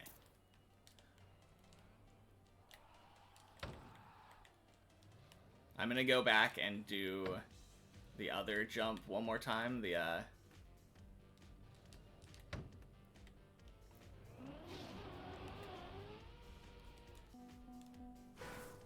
what is it?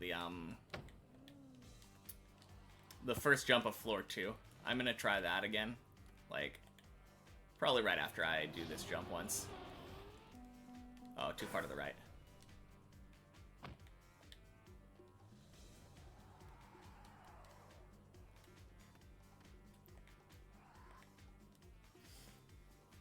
If I have a good angle of the wall, don't complicate it. Yeah, I feel like I can kind of just wing it. Which might not be the best approach, but like, I don't know. It didn't seem like it was going that poorly for me.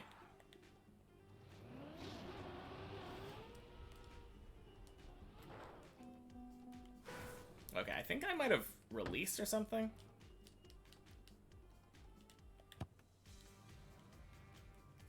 I'm pretty sure I've only made this jump once.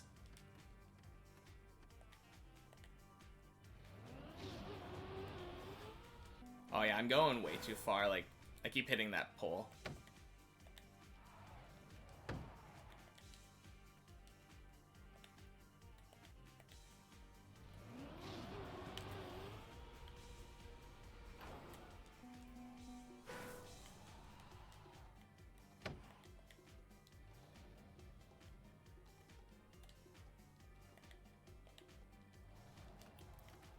Any advice how to get this more consistent?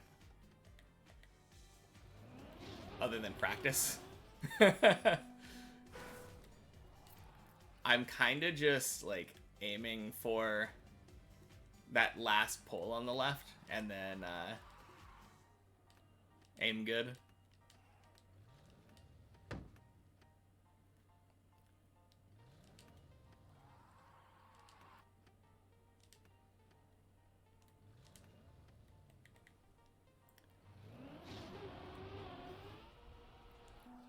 Yeah, the way that I'm aiming, it keeps, like, if I flick left, it's, aiming for the fish. What fish? There's a fish?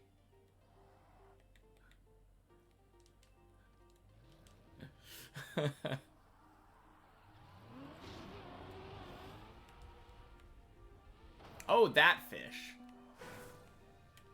I couldn't see the bottom of its tail from here, so it kind of looked like a chicken.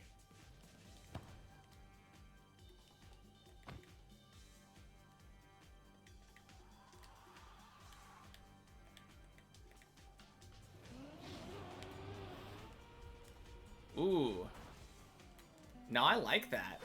I mean, obviously I needed to counter steer, but I did exactly what he was saying. I aimed for the fish.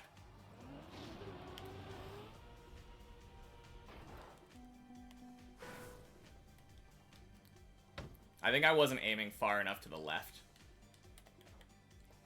Okay, so if you don't aim for the fish, what do you aim for?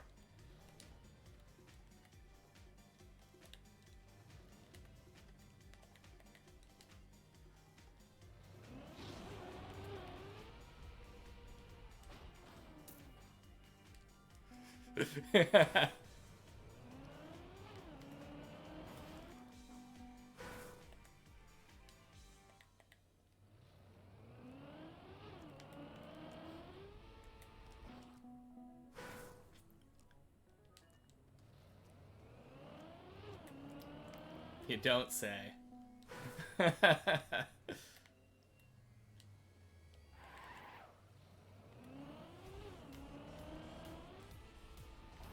Nice.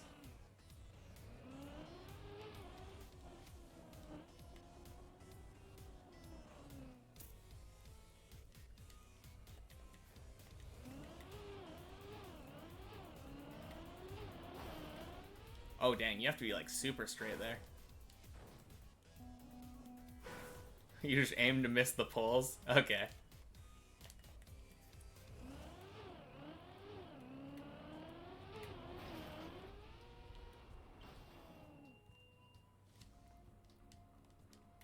Not all that tight of a jump. Yeah, true. I guess you just have to jump far enough. Man, that's a really jank checkpoint to... Way to hit that. Oh yeah, do you have any advice for, like, how to aim this? Like, how to line it up? Just go straight? I know, right?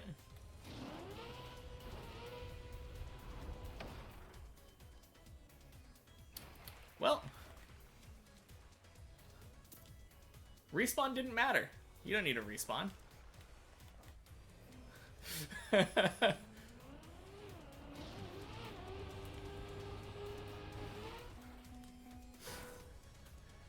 Oh, man.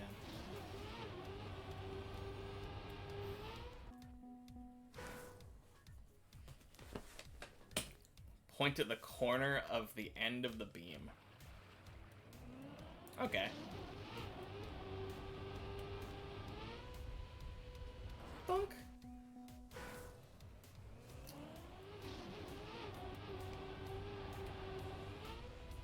You gotta go get ready for the day?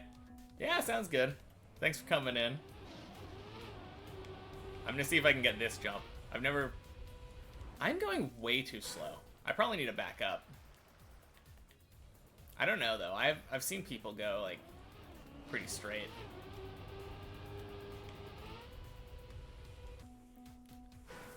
I have no idea how people do this.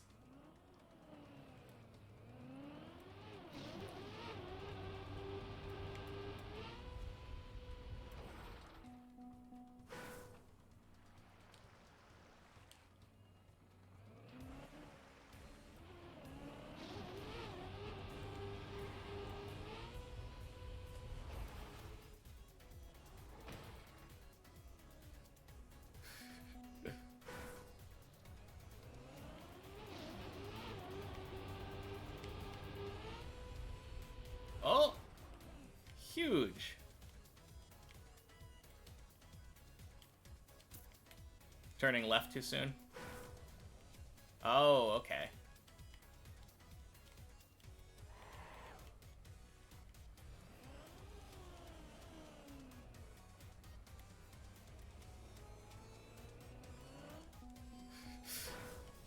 Alright, really leaving now. Have a good one.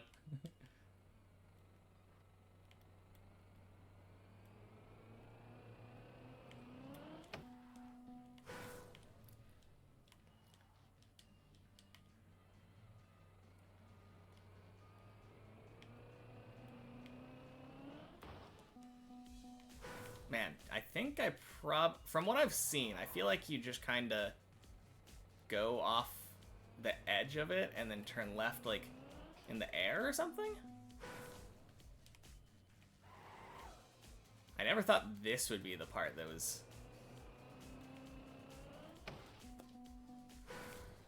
this little plate thing. They always make it look so easy.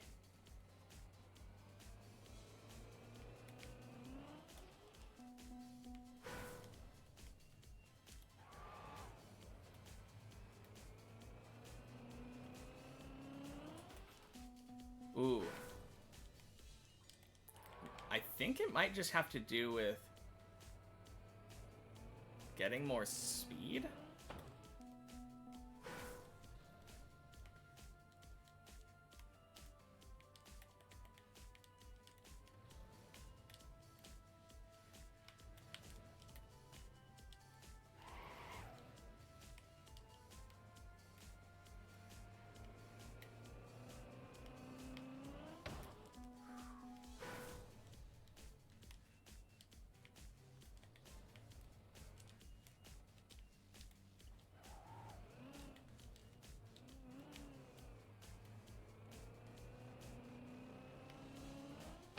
Oh, that was the closest one yet.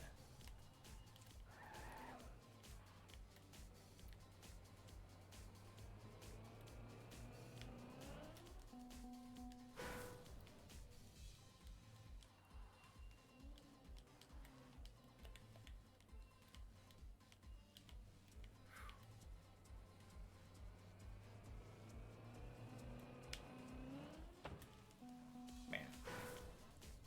Little more to the left, but also like...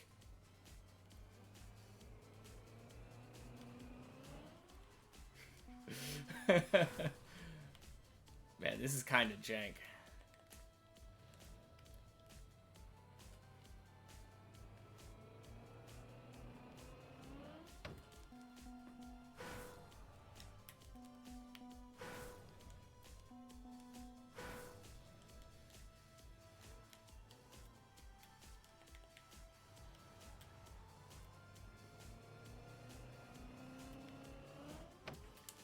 Oh, wow.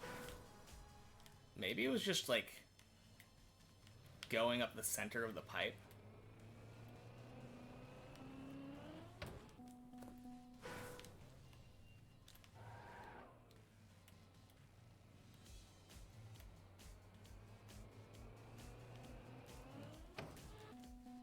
Ooh, also brake tapping seemed like it was a better thing to do.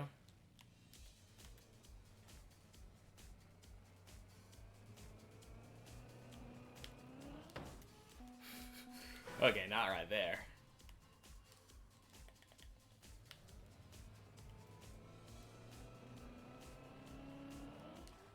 Ooh. That one could have been really good.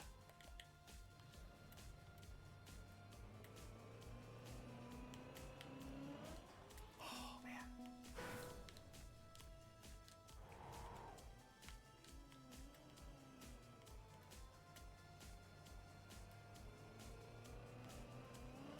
This is such a deceptively hard jump. Unless there's a setup that just makes this, like, really easy.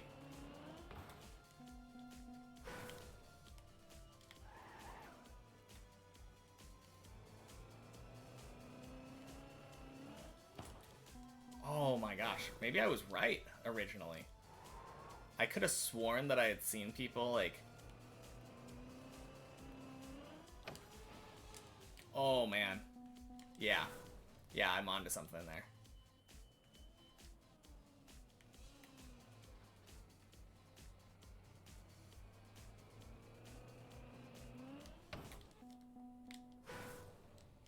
I don't think it's driving on the left side of the pole the entire way, but I think...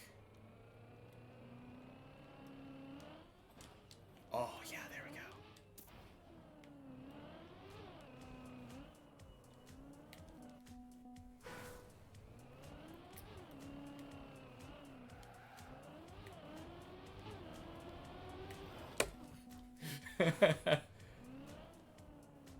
Okay, you said start from the center of the pipe, climb up while steering slightly to the right, and near the tip, hard steer left.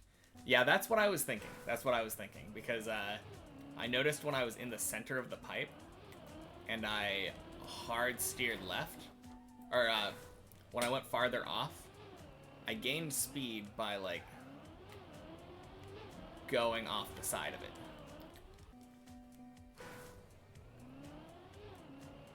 You're on the screen now.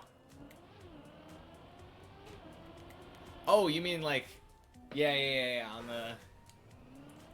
I was a bit confused about why it wasn't on there before. And then I fixed it. Turns out that if you have the button on that says, like, recording only, it doesn't show up.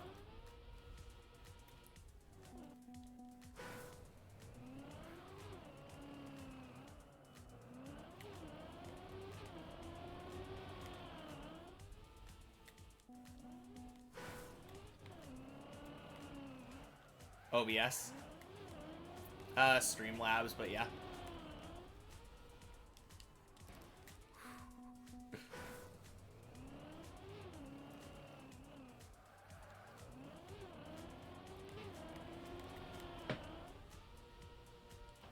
Ooh.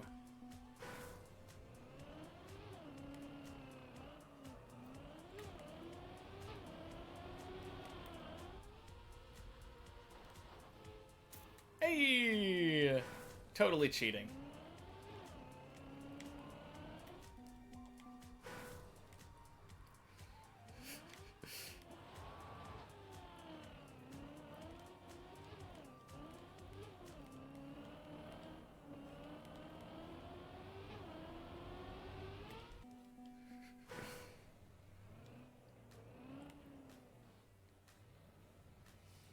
Man, it feels so jank being able to just like turtle into here and be like, yeah, that's fine.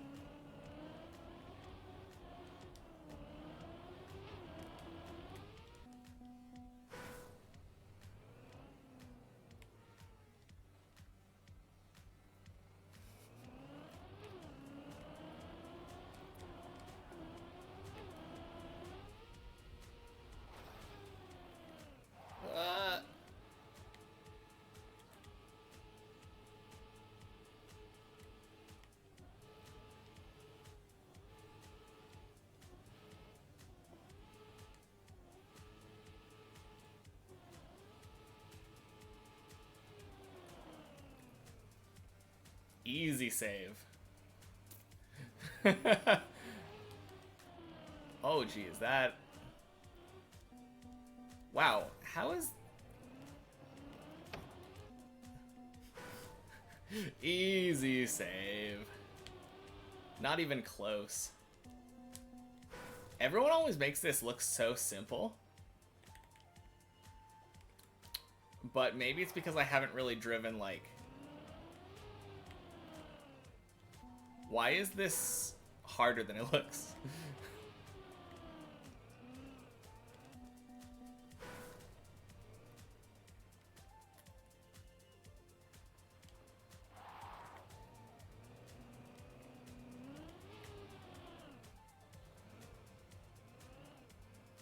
Is it because my tires were dirty?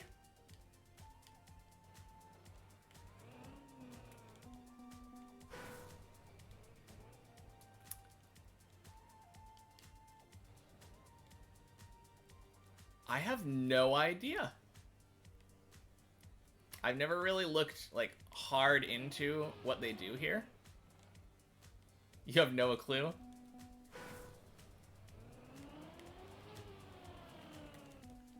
Me neither. It always felt like they literally just drove up, but you have nowhere near enough speed there.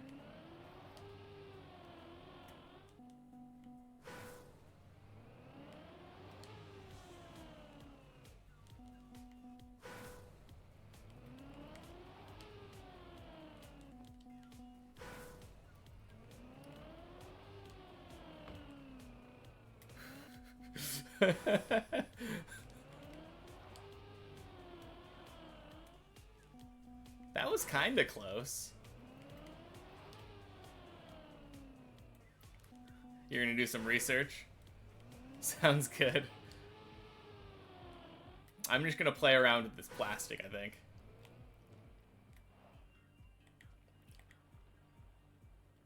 It did feel kinda fast when I... Ooh.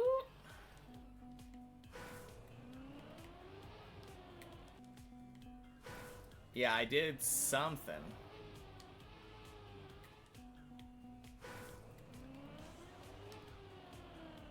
I did some, like, kind of brake thing.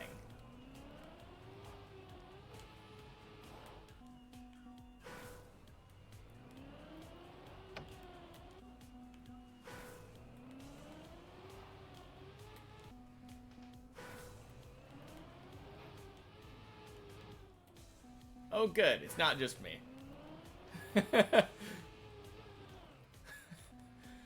Man, that made me nervous that I was just, like, really dumb.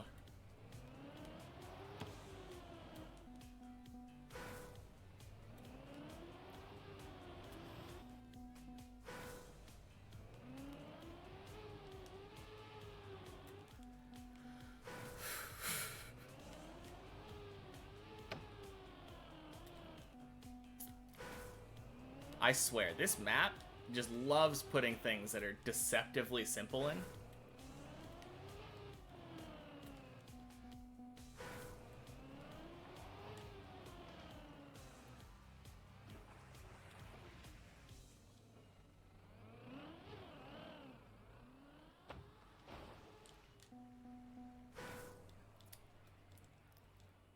You have been blessed with knowledge. Please share.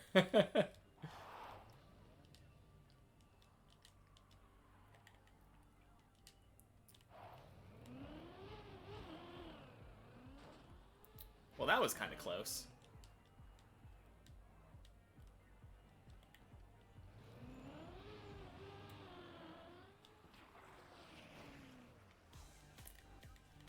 Was it dirty tires? It's just dirty tires, isn't it?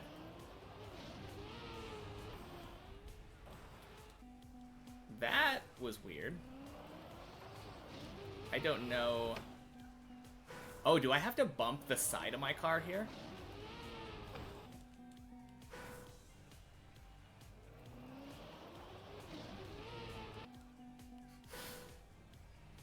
Man, yet another thing that's like deceptively simple. Oh! For some of you, reaching this point is a huge accomplishment, and I commend you for that. If you're one of those who thinks level 3 is beneath you, let me inform you. It will be, but only once you reach level 4. True.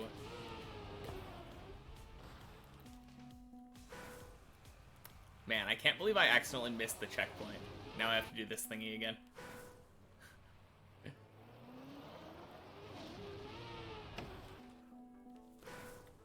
I feel like there must be something that I'm missing here.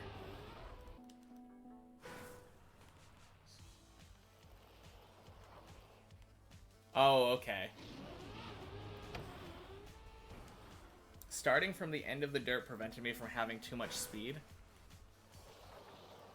And sliding. So the entire problem was that I was sliding because I had too much speed. Okay.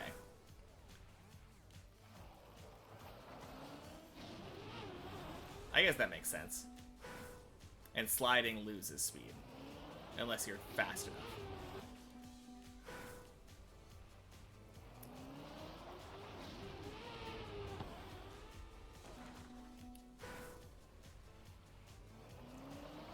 This is another one that's like deceptively difficult because I did it that one time, but I don't really know why.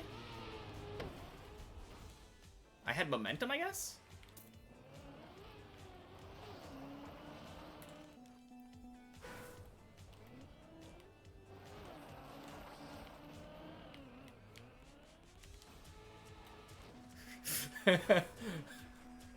Okay, now for the fun part.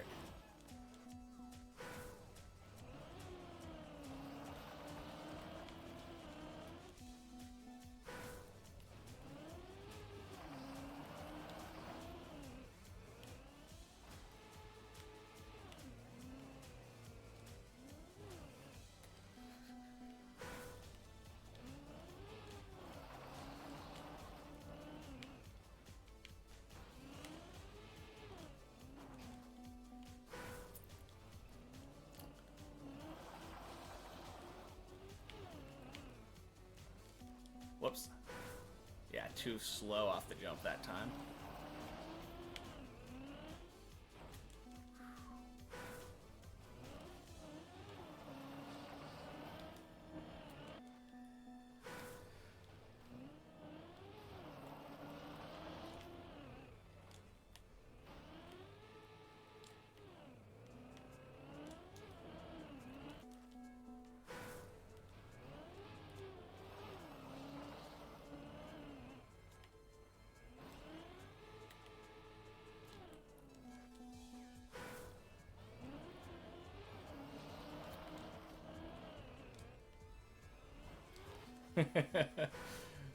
Man, I am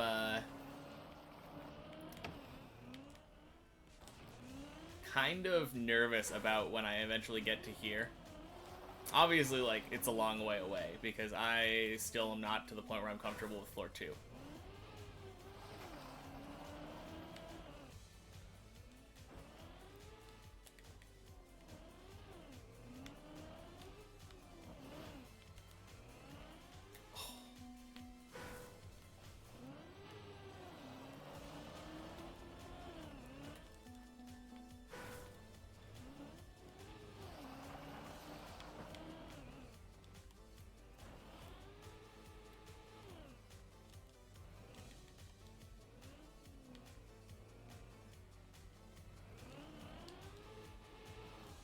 Oh.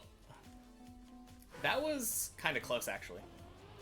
It's weird thinking about this as an ice slide, but like I need to go and turn to the left.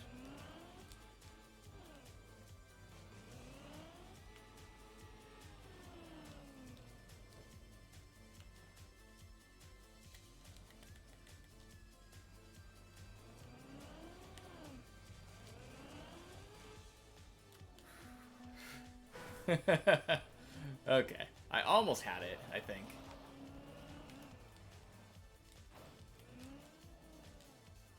Oh no. PB! On the checkpoint map, but... Hey, a PB is a PB. I can't really discount it, right? It showed up on the screen.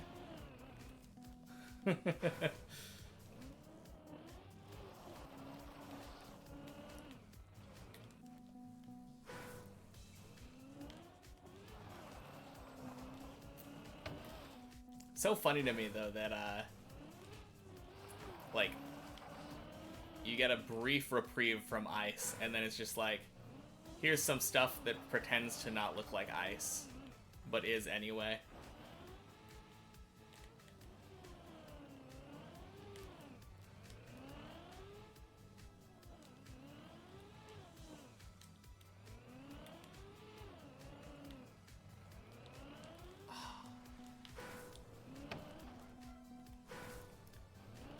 I think I might need to start from farther back.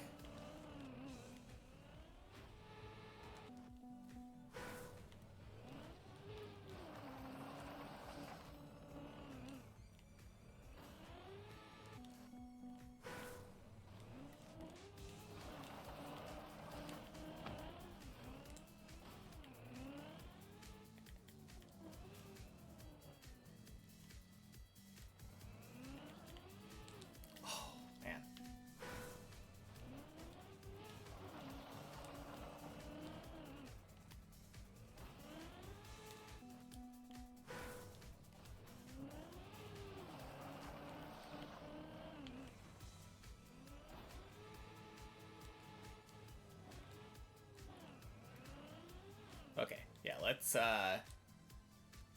turn around and we can slow down a bit. Oh, never mind. Going off the hill.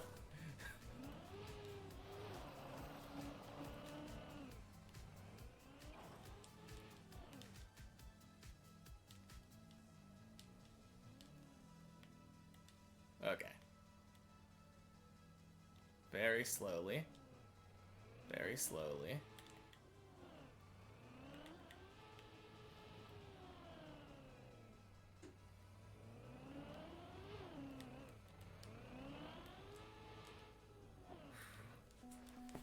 That is a tough ice slide.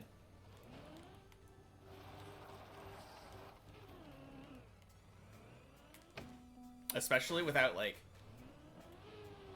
knowing exactly, like, the line to take. It feels like I have to ice slide from the other side of the bump. Because there's this bump here, and I feel like if I start right in the middle, which is the very easy way of doing it, it just doesn't work.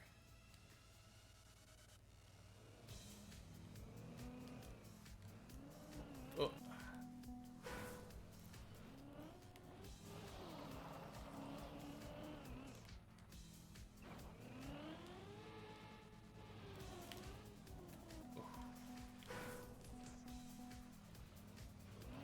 That was a good landing.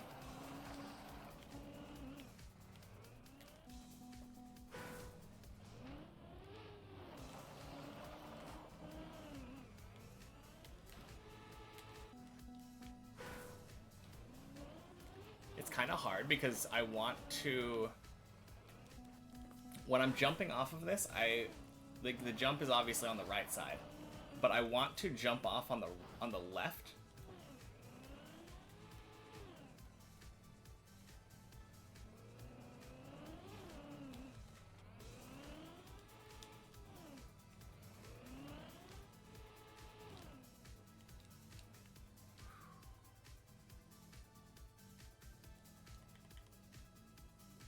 Okay. Let's see. So...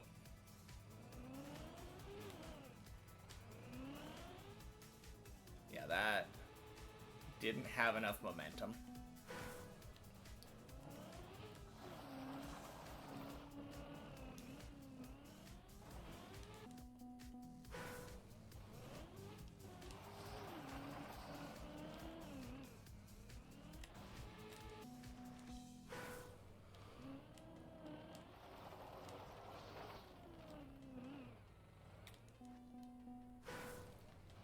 Start the slide sooner and make it a lot less tight.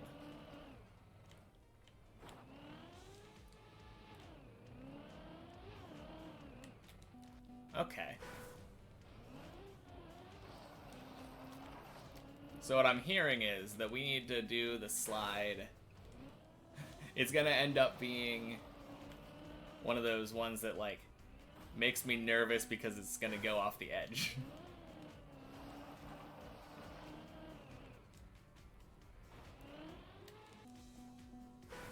Not sure how tough it is on the wonky uphill. I'm sure it's not gonna be easier because of the wonky uphill. I don't know. I'm used to watching, like, professional kind of people do it, so it definitely doesn't make it look hard. But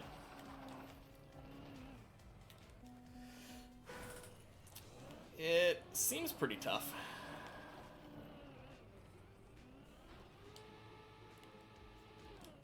Oh.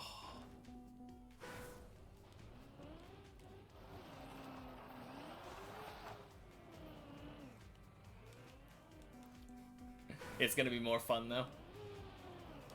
Especially once I figure it out. I think this jump in particular, right here, is gonna be an interesting one to figure out. Because it, I've seen people do it where they jump, like, almost to the left. Oh.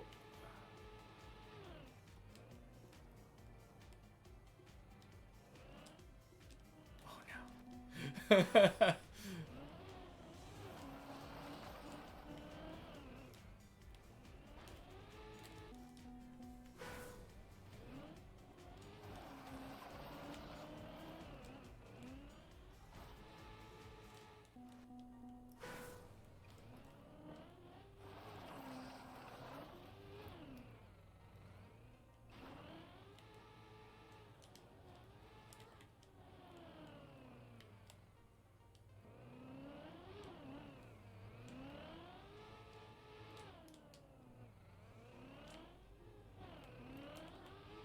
Oh.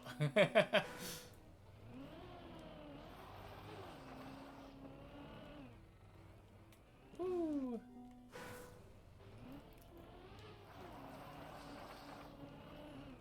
Yeah, but yeah, this one, I feel like if you're able to, like, jump sideways, I imagine it's going to be way easier. Because that gives you, like, all of this space to land instead of just the width of the platform. And it does not feel very wide to me.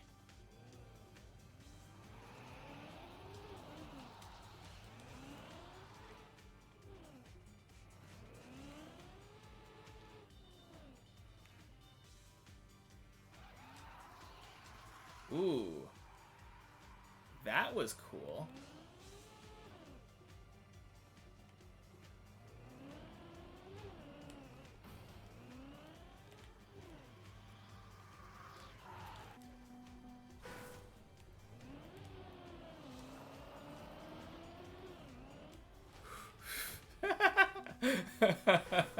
That's one way to get over there.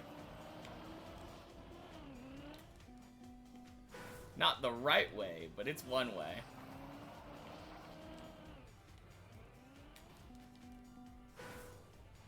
Oh, man.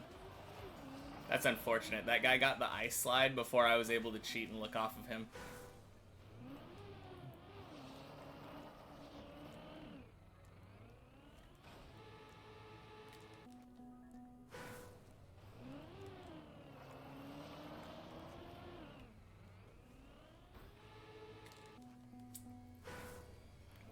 Yeah, I was just gonna watch him do it, and then he succeeded. Feels bad. Wow, that was a huge jump.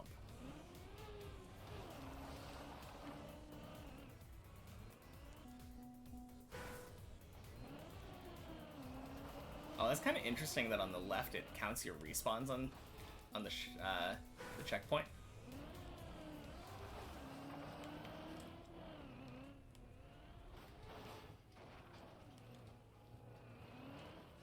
Where does this go? All the way to the bottom? Ice slide.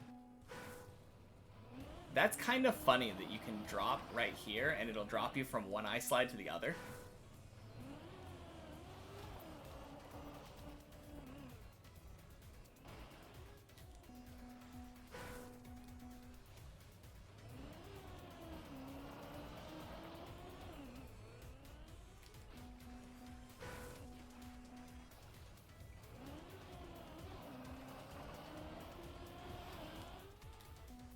Wait a second.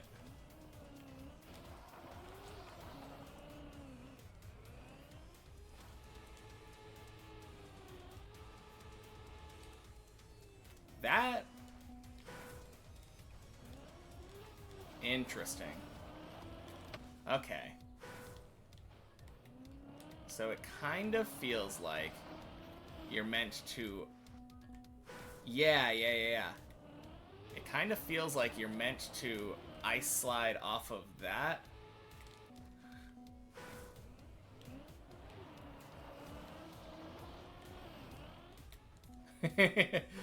Well, that person's in the same spot that I am. Yeah, that was cool, though. That felt nice.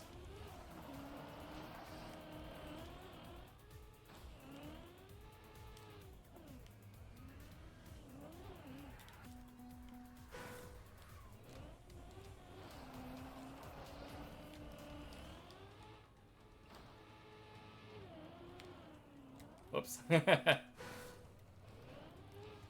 Now, if I can just keep the momentum from that.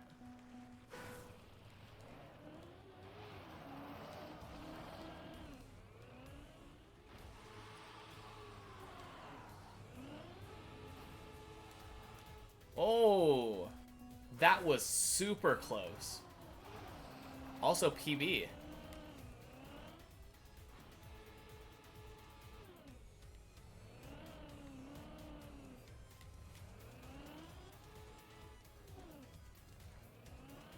I've seen people...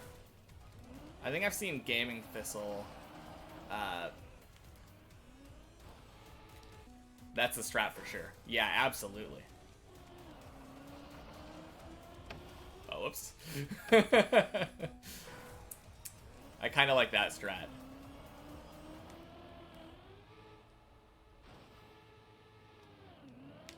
Oh, whoops. Yeah. I didn't have, like... I think the problem is that occasionally when I do that, I don't have any momentum when I land. And then instead of ice sliding, it just kind of, like, drives me off the cliff.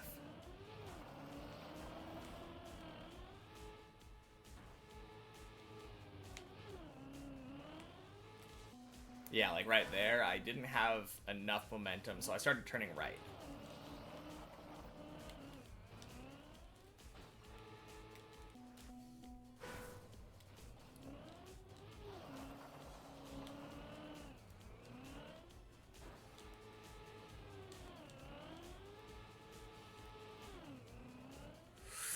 Ooh. Yeah, if I was just a little bit faster there. That's 100% the strat.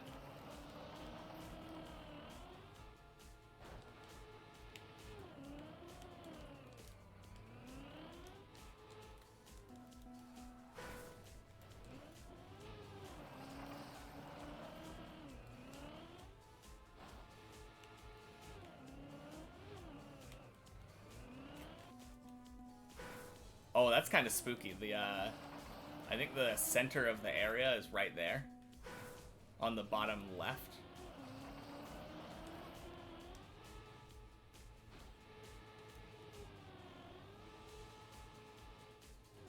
Huh. It's kind of interesting here.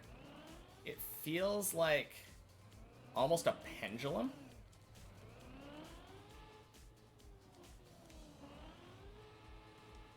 Oh, whoops.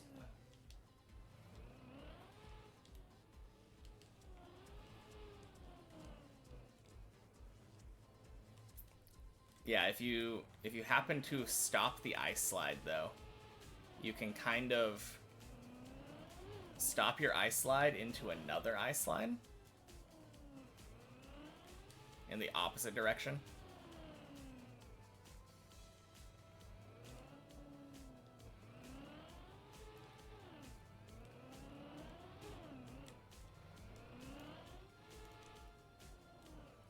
Yeah, I think if you do it from here though, you do have to go on the outside and like do a wider slide.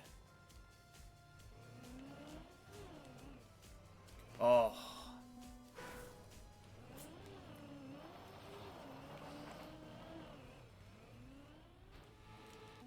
It's a shame because I want to... Obviously, you want to do it like the cool, like optimal strat every time. Which would be like doing a slide into that. But if I get into a position where I'm not like that, I want to be able to save it.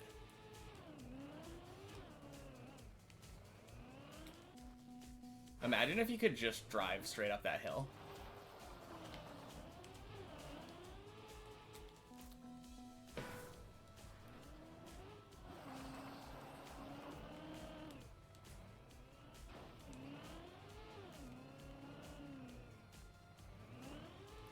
Yeah, absolutely not.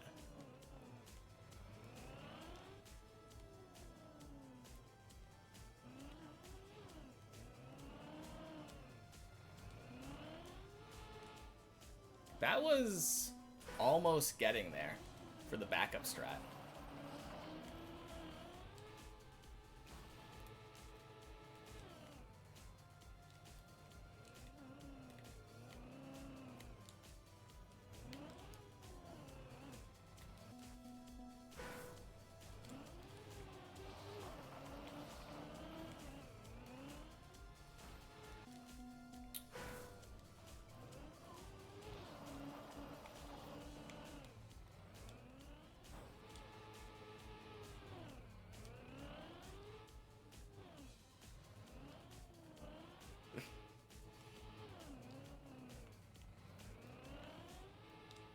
Oh, man.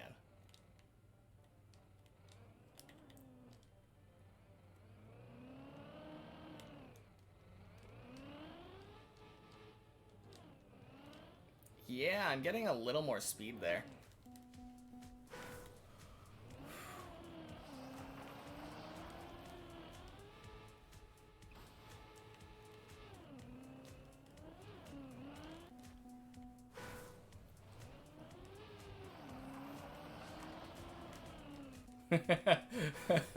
Whoops.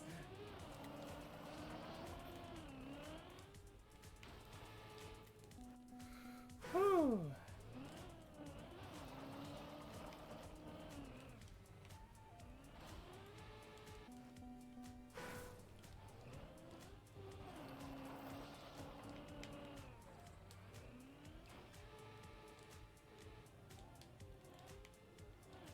Man, I'm just thinking about, like, every time I respawn right now, that's, like, a good 5 to 10 minutes down the drain. Assuming that I do it, like, first try everywhere.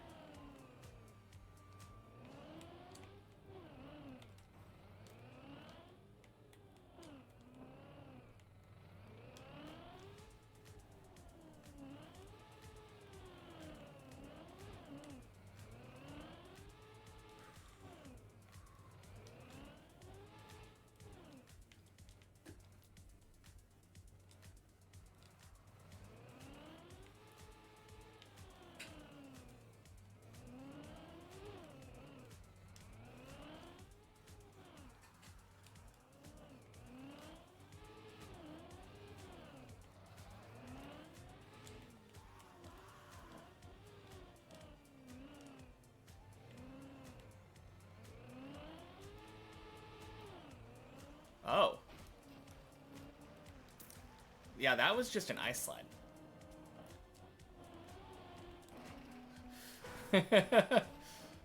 I didn't, like, press brake or anything there. Man, this is... Wet plastic is kind of jank, though. Oh, God. You have to aim this.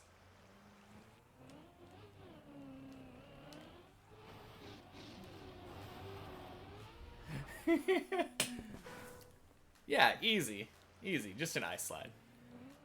I think I was overcomplicating it a lot, as I tend to do. I wonder how much speed you have to take this with. Can you just kind of like... If I were to slow down, like, a lot. Just kind of...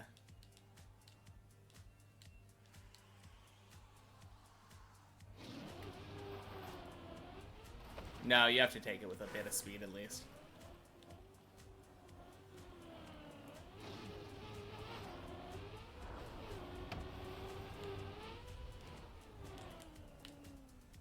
Bye-bye!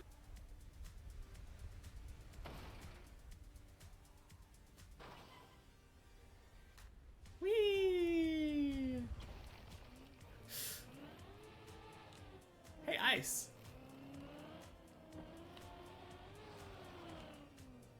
What do you know? Yeah, those flips, though.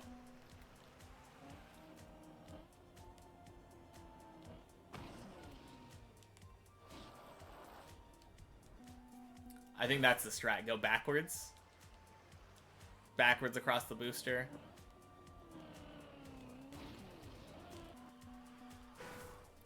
Yeah, you don't really have to go that fast here.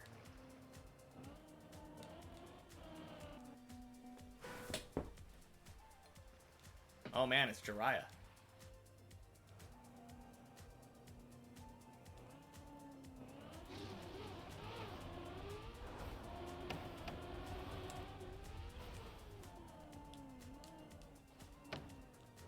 Bye-bye! That's such a troll. Such a troll sound. I've never heard that before.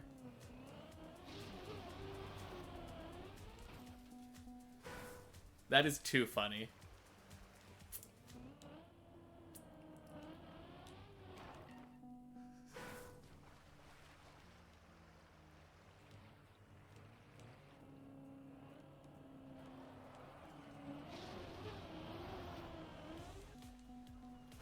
I think so. It sounded like Mario.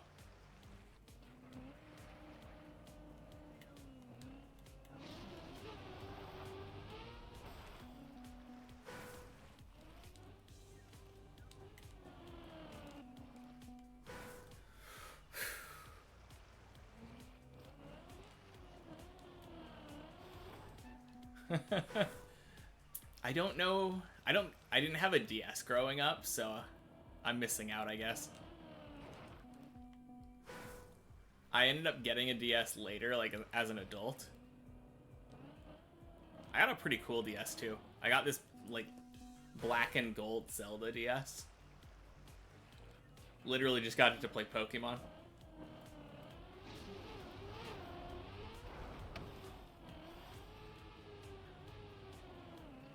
Oh no, I didn't have enough speed.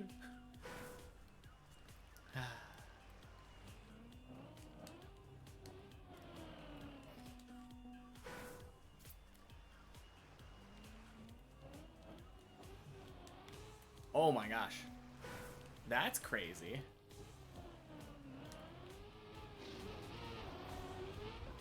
So, you brake with wet tires on plastic, and it kind of just shoots you out there.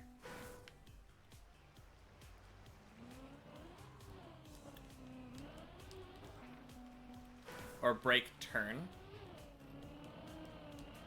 Or not. I don't know. I thought I had something.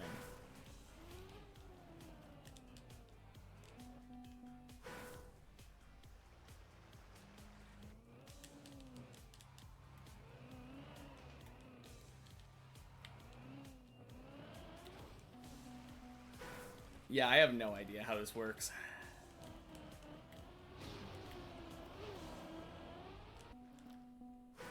So it seems pretty clear that you have to not hit the wall. Maybe that's all it is. Maybe you have to take like a little bit of speed and then not hit the wall and aim for that arrow.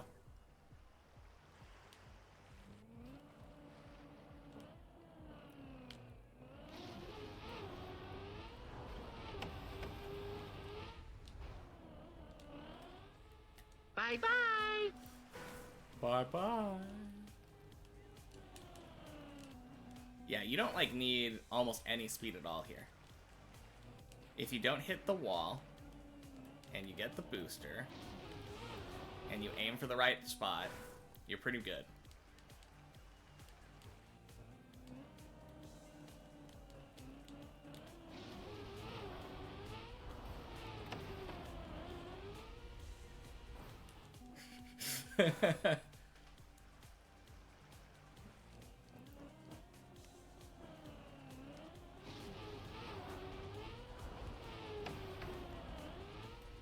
Donk. Man, this is not like crazy precise, but a little bit. Little precise.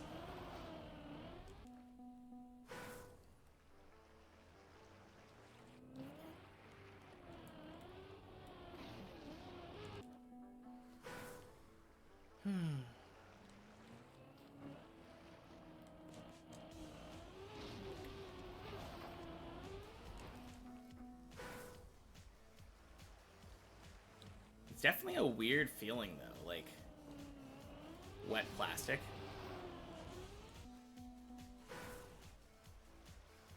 Tire was definitely touching the wall there.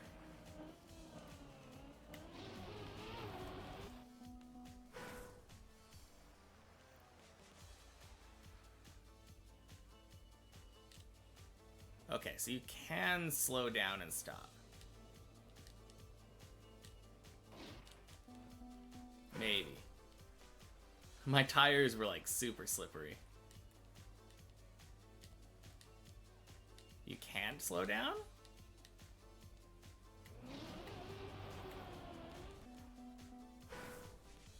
Oh man, I don't know.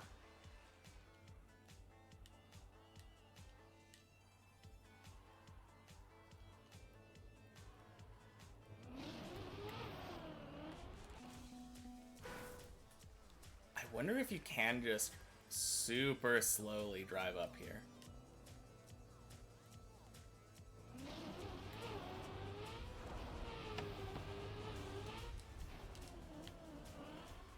Bye-bye.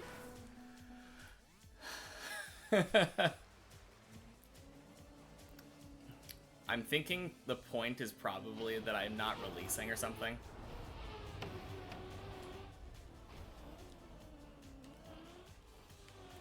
Bye-bye.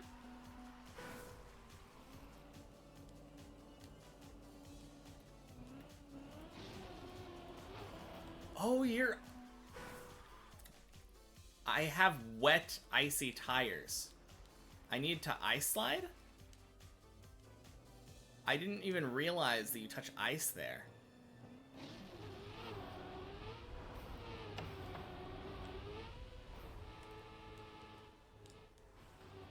Bye-bye. Yeah, get sideways as soon as you land. Yeah, I didn't even realize that you touch ice there, but I'm pretty sure that I have to ice slide. Whoops.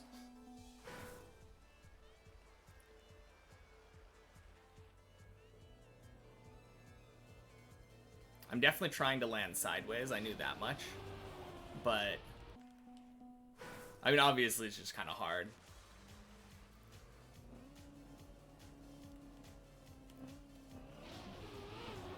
Oh. Oh, that is so jank. I mean, obviously you can land in the exact perfect spot, but if you don't, that wall bumps you so bad. Oh, man. These are my worst parts of this map, when I have to aim.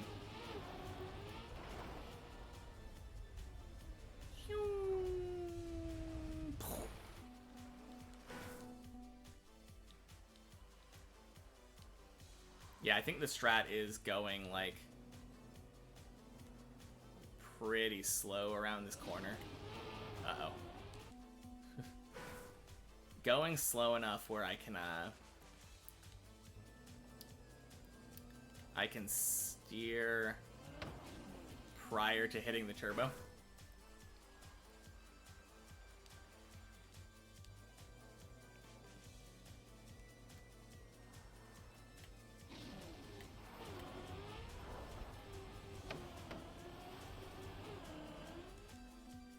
That's really interesting. So I got on the plastic, and like at this point, I let go of gas. I don't even think you need to gas until after the booster.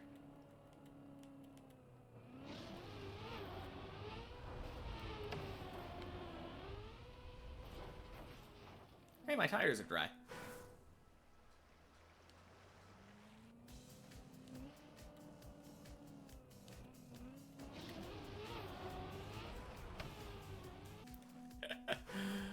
Oh man, that was a sick flip.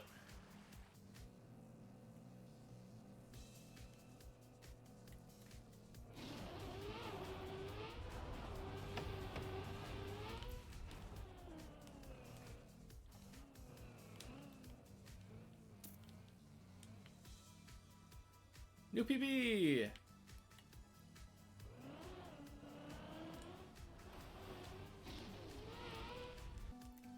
Yeah. What the heck? What is that respawn, though? That's funky.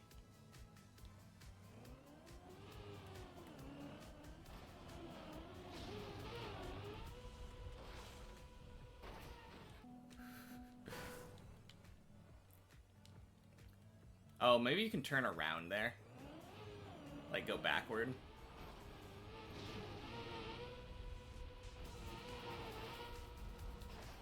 Oh. I've never seen anyone not have enough space there.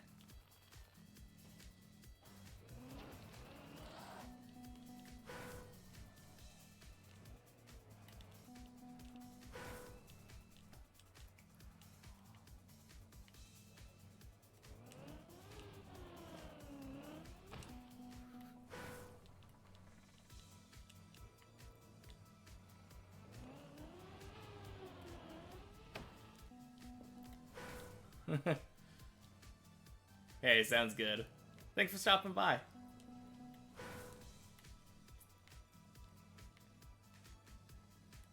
Man, this is, I don't know, like, what the point of this practice is that I'm doing right now. Because I'm probably not going to remember a lot of it.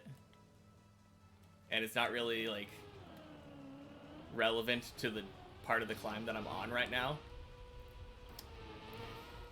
I'm having fun, though.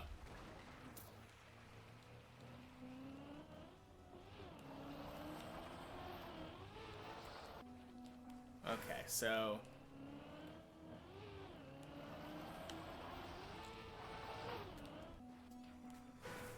you ice slide this way, and then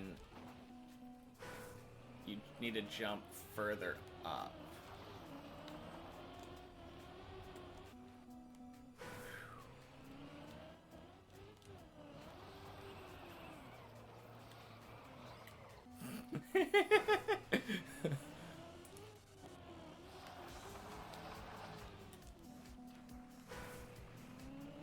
Do you have to ice slide? Probably.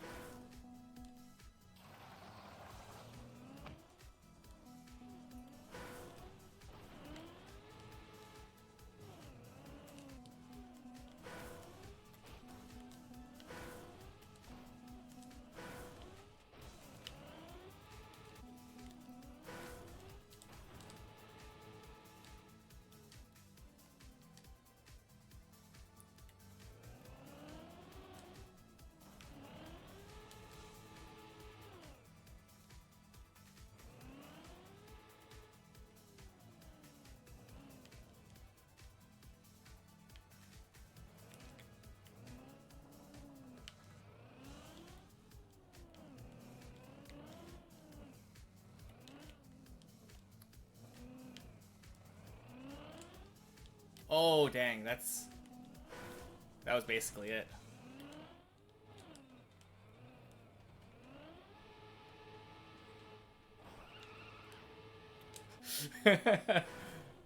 Oh man, that was interesting.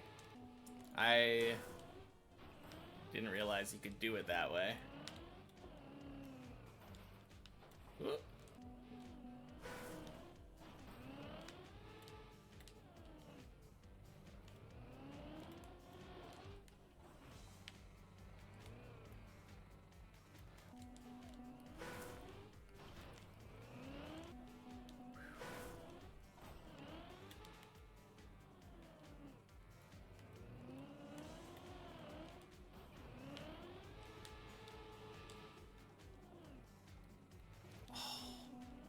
Man, so close.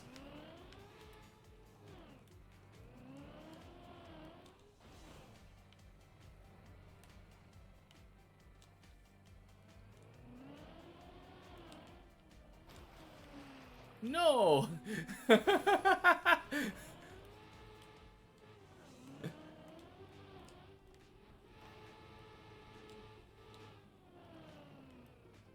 That's so bad. Anyway, yeah, you can just, do that.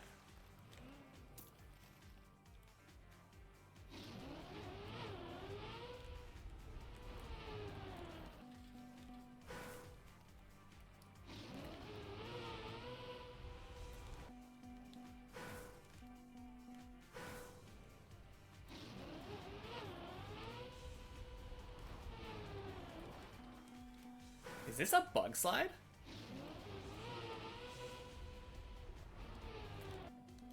If that's the case, then I'm guessing... I don't know how to do that.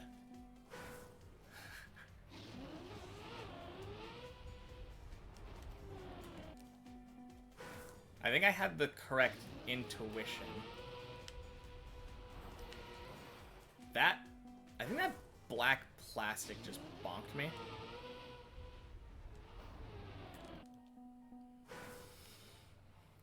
There is a cactus that can save you. Interesting.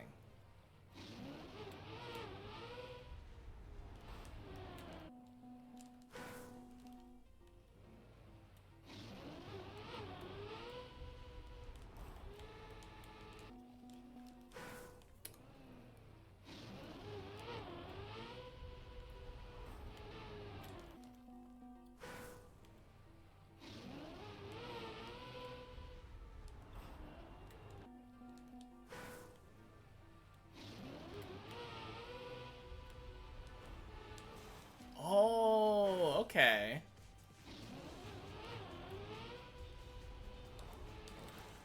Okay, I'm still doing it a little too early.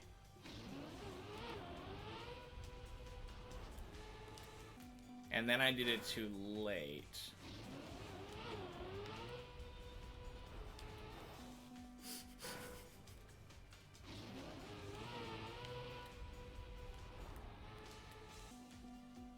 Man, I don't know how...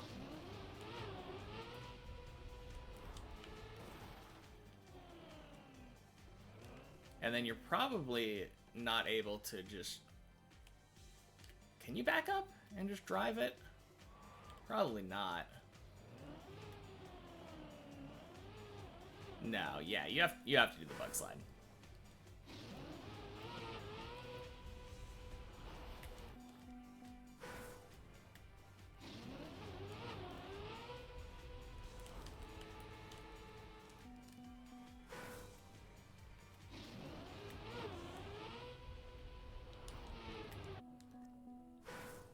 Okay, so you turn.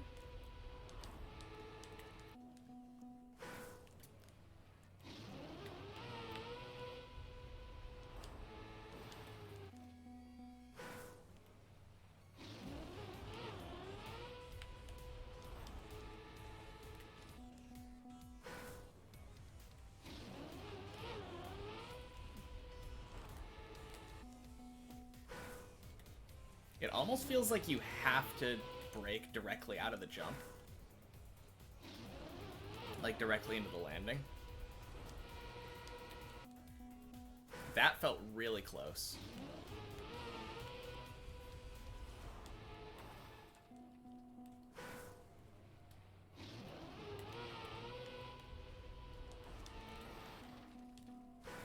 What if I back up?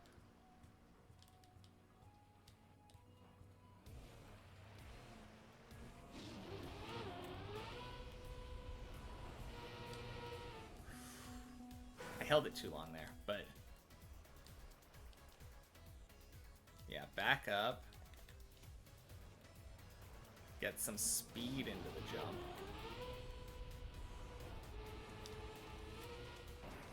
Oh, almost.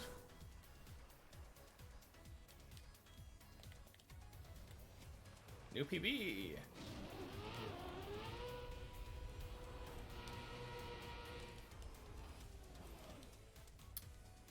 Okay.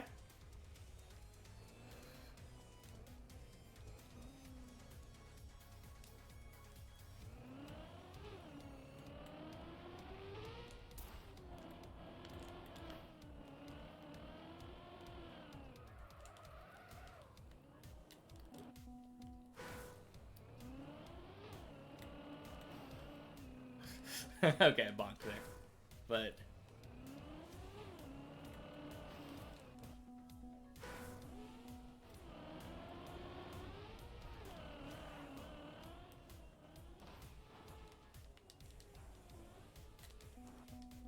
oh man, that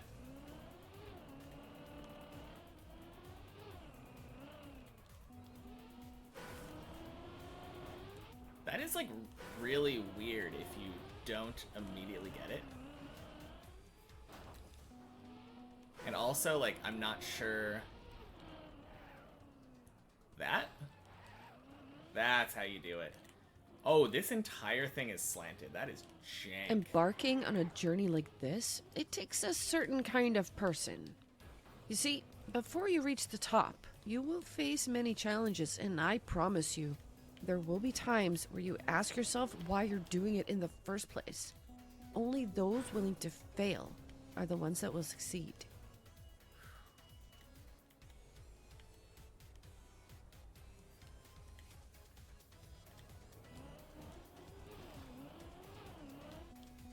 Okay, it seemed like you need to,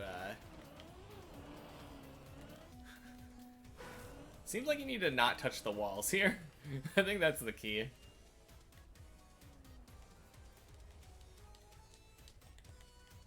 My biggest obstacle yet. Not touching walls.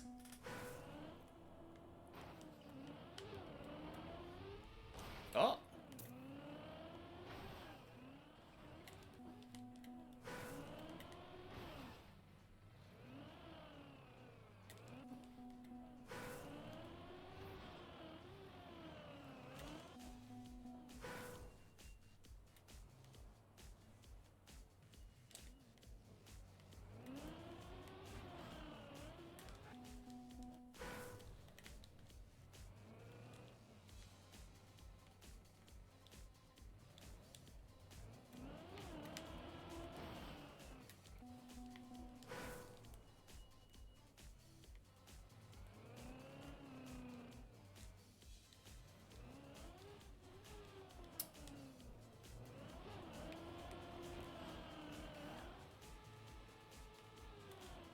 Eh, close enough.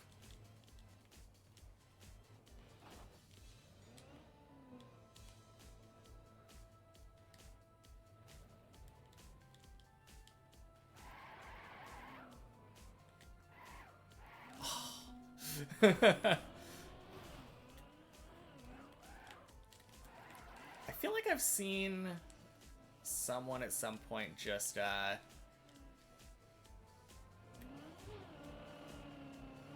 nope. I mean, maybe it's possible, but not that way.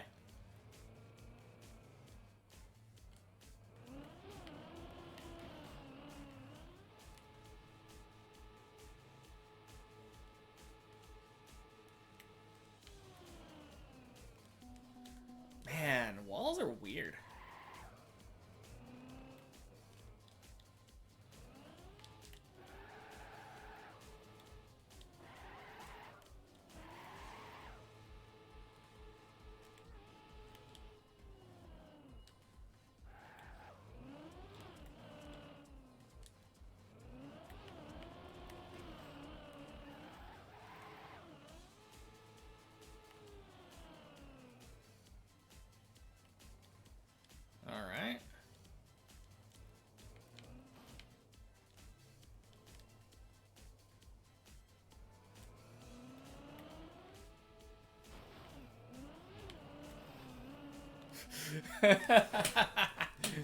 Well, that wasn't the strat.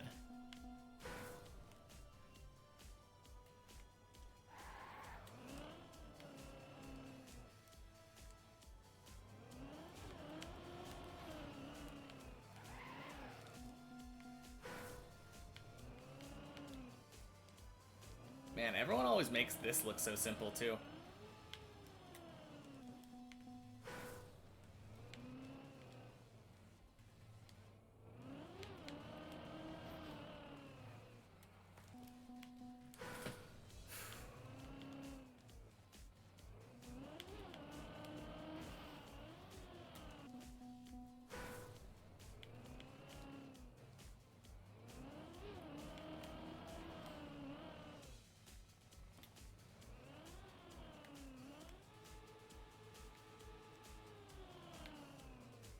Nice.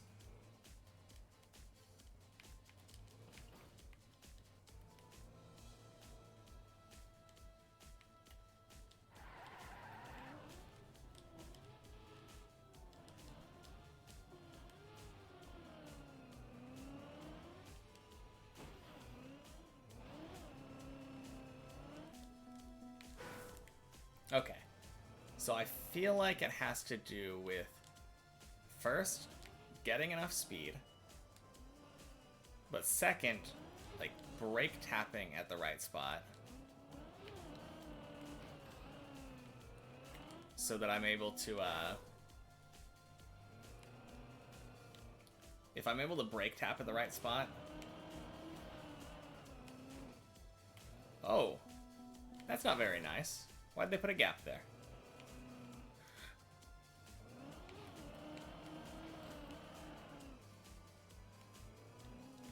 Okay, I think that's the way you're supposed to do it.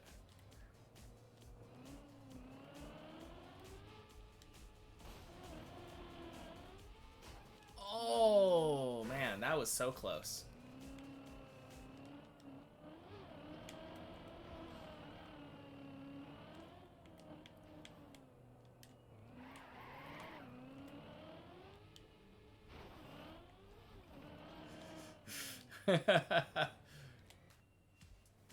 Oh, man.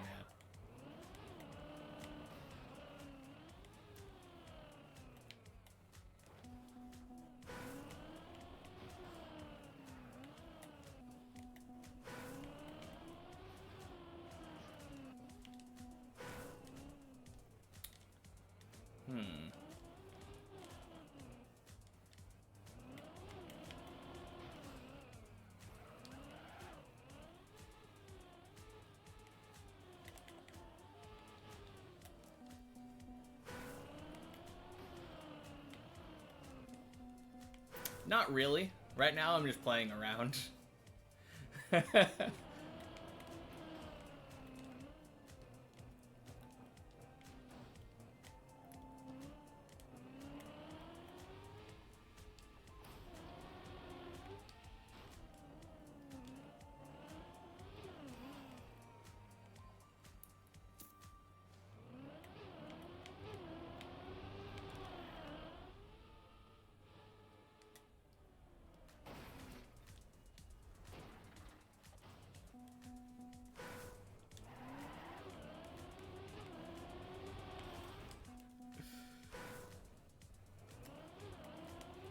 I guess. I mean, you could say I'm going for a climb, but I'm really just seeing how many of the tricks I can pull off relatively quickly.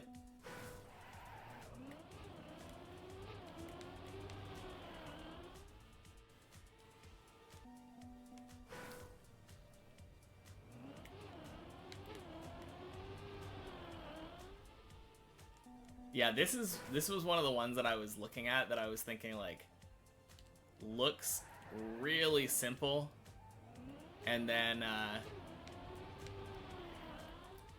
every time I've ever watched anyone do it, it has just been so hard for them.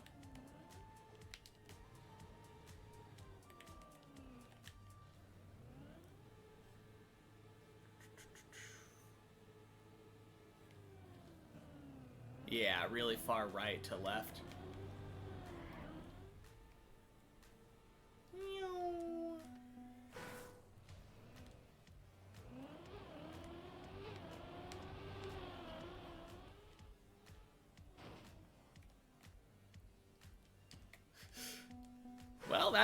kinda worked.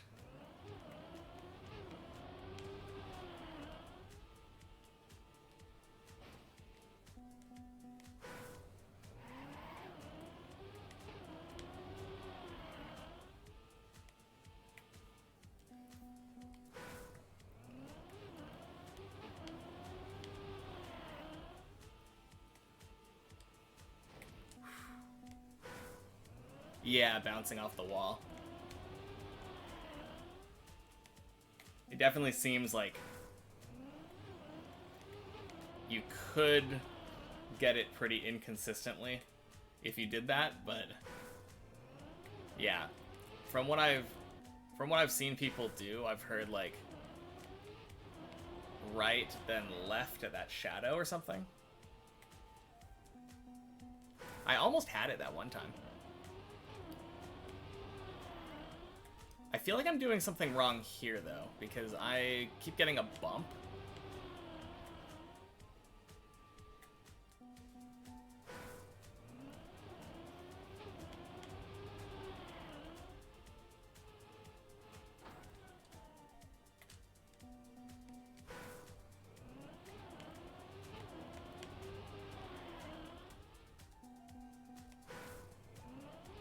Don't want to be above it.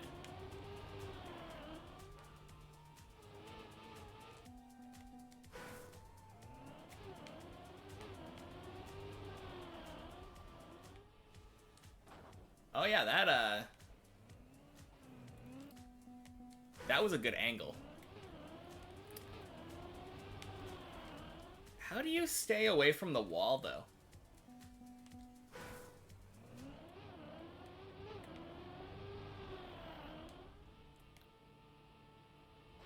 Oh man. If I would have been able to stop it or like turn right, that would have been super clean.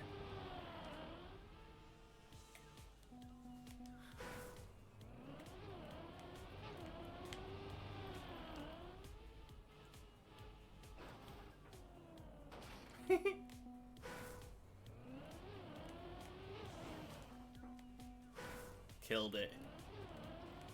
Yeah, that was I still don't know what I did though. Like,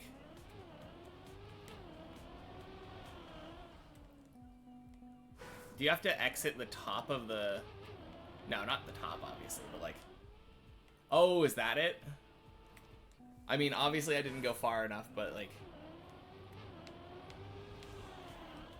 I feel like there's an angle or something.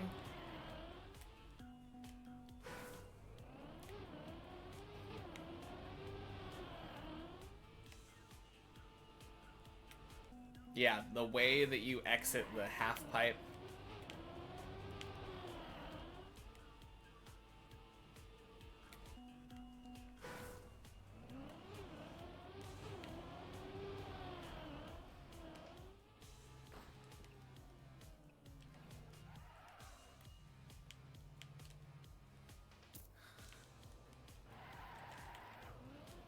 If I'm exiting the half pipe, I have to be going higher or lefter. Okay.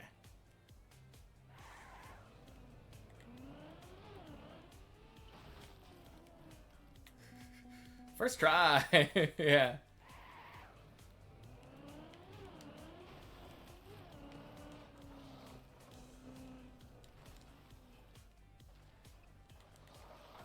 Man, this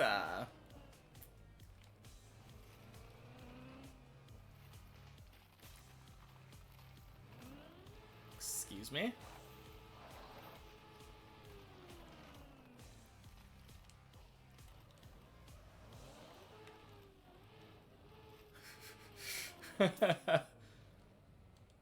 Oh man.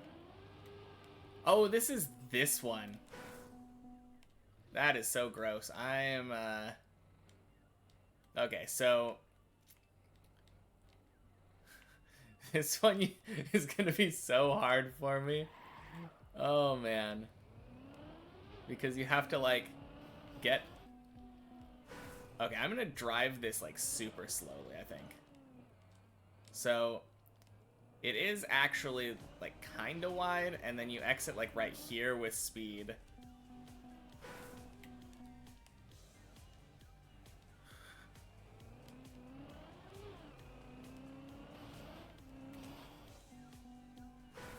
Could be the end of the run.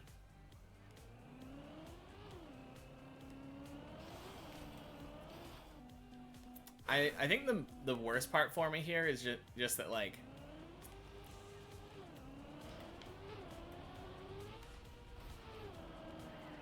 okay, so that was good. I just needed to get, like, more speed, and I need to figure out where the exit angle is.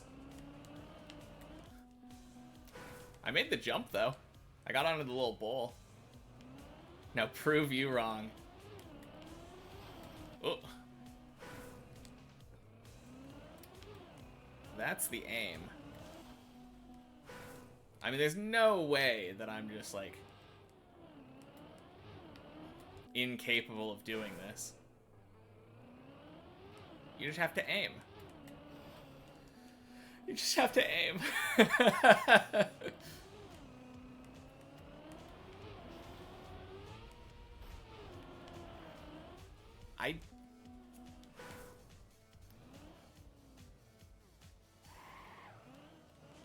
Man, how do you stop on a slanted surface?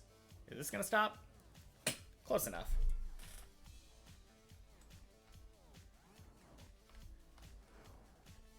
Oh. Where am I aiming? Like here? I know you don't aim like straight for it. What is that puff of... Why is there dust? That is weird.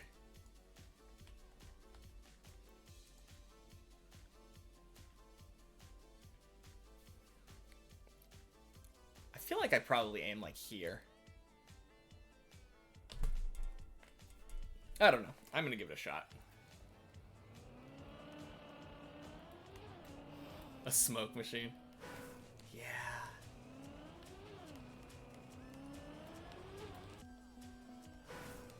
Yeah, I'm gonna try to aim like right there though when I eventually get a run.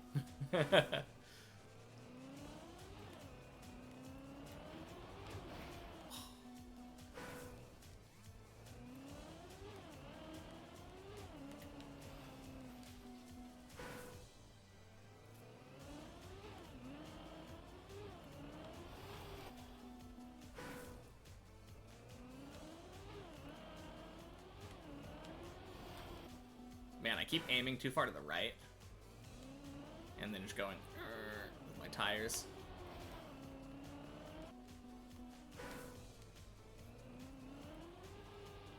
No, I know it's a smoke. I know it's a smoke machine. I wasn't laughing at the fact that it was a smoke machine. I was laughing at the fact that they put a smoke machine right there.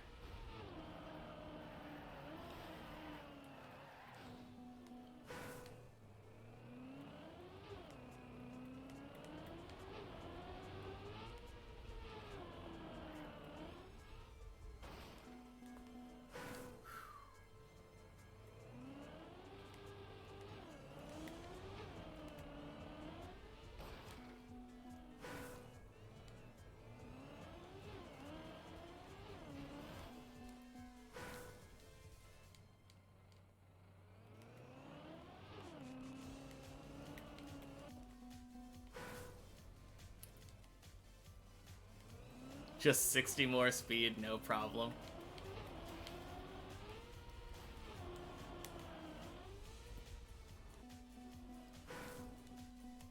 I mean, there's got to be a reason why they turn you right here.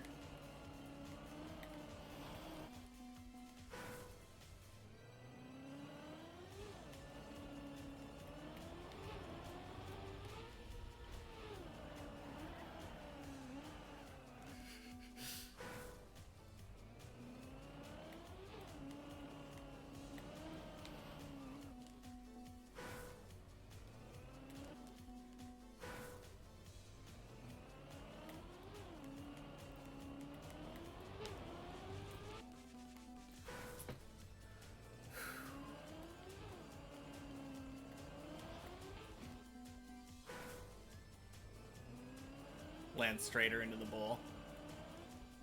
Yeah.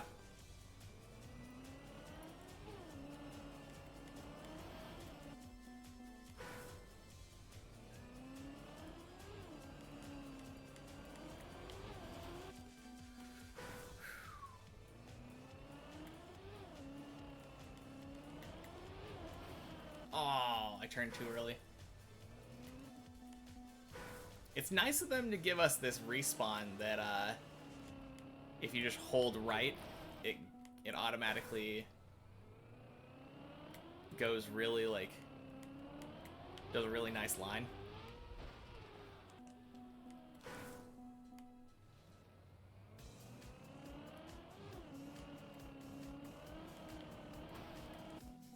Thunk thunk.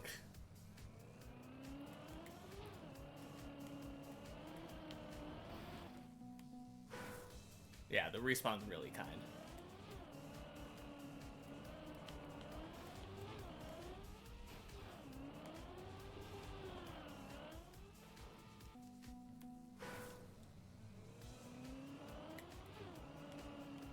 I feel like when I'm in the bowl, there's not much to aim for, though. Like, if I'm looking at the bowl from the top, I know I can see it. Oh, is it that dark line? It switches colors in the bowl.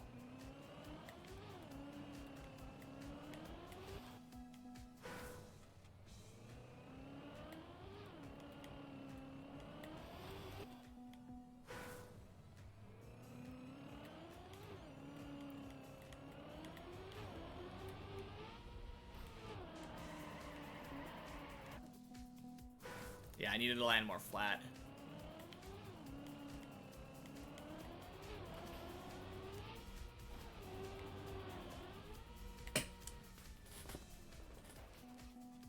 Yeah. No, that makes sense. That's kind of how this entire map feels.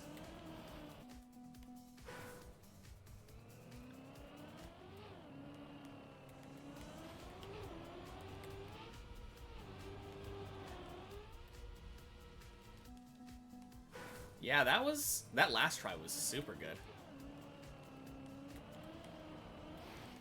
I mean, relative to my other tries anyway.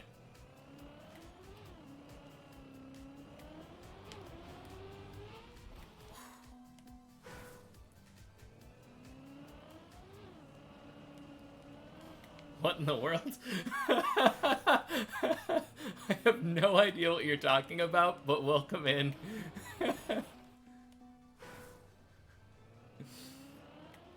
What a first message.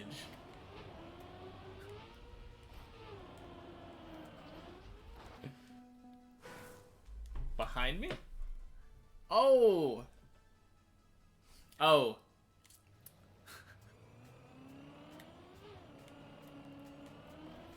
What? Yeah, it's not a... That's not a bed, it's a, That is one of those chairs that, like, the circle chairs, but it's wrapped in a tortilla. I have a tortilla blanket on it. And then there's just way too many plushes on it. What's my favorite thing about Trackmania? Oh, man. I don't know, really. I kind of want to say, like, turtling right now. Turtling is my current favorite thing. It's pretty fun. I enjoy a good turtle.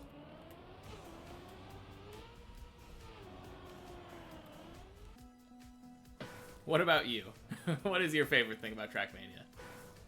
Also, since you're new here, I have to ask, Deep Dip, PB, and how many hours do you have in Trackmania? That's a unique answer. No, I don't disagree with that. Oh, that was definitely the closest thing. Closest one yet.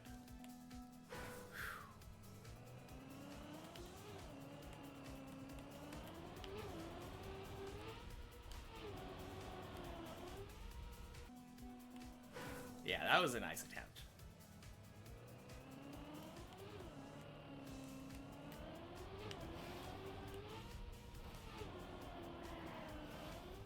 Dunk dunk.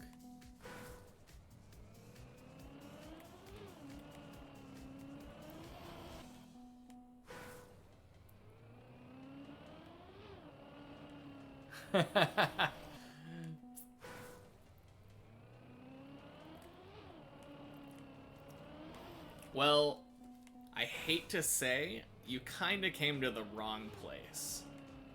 Because this is my first map. The only thing I've played so far is Deep Dip 2. And I don't plan to change that until I finish it. So...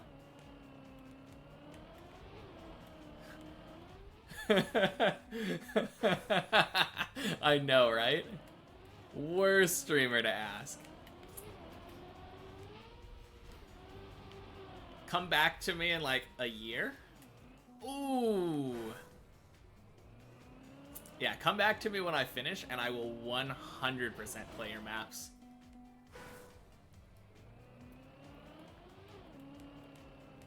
Oh yeah.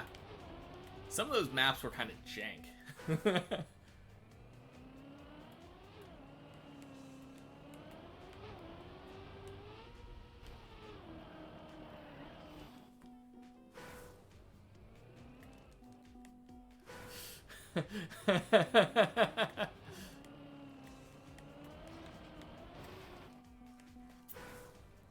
Usually it works.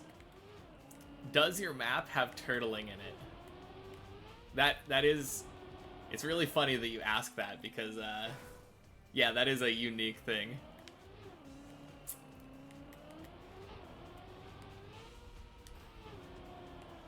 I did think that was kind of funny that... No, it was a good try. And believe you me, when I finish Deep Dip 2, we will be having a talk, but... I need to give my first map to someone special, you know? And what could be more special than Deep Dip? Yeah, my entire, like, quest playing Trackmania is literally be the first person to have Deep Dip be the first map they finish. It is a long map, absolutely. And a hard map. A lot of really weird tricks that you have to get really consistent.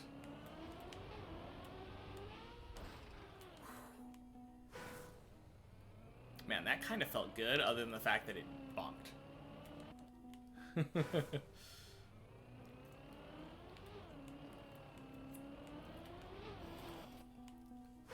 Yeah, I'm kind of curious, like, how I'll actually do when I play other maps. Because I don't feel like playing Deep Dip is a very good practice for learning how to drive fast.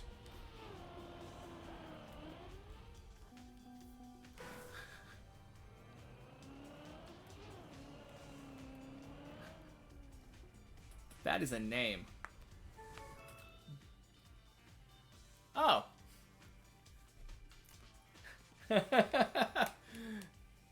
Bribey sold out. Sold out. Rough. Itted. I have no idea. But welcome in.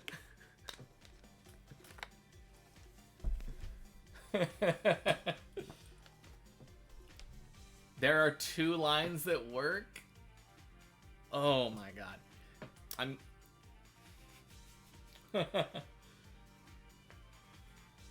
Haha is like a haha with a ha.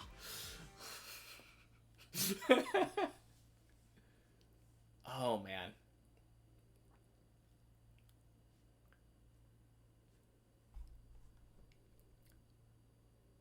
Soviet worst ice slider red botanic cubes. Oh, those, I'm assuming those were the names of the maps. I could have been. Could have been, but I'm gonna spend like 1,000 hours completing my first map.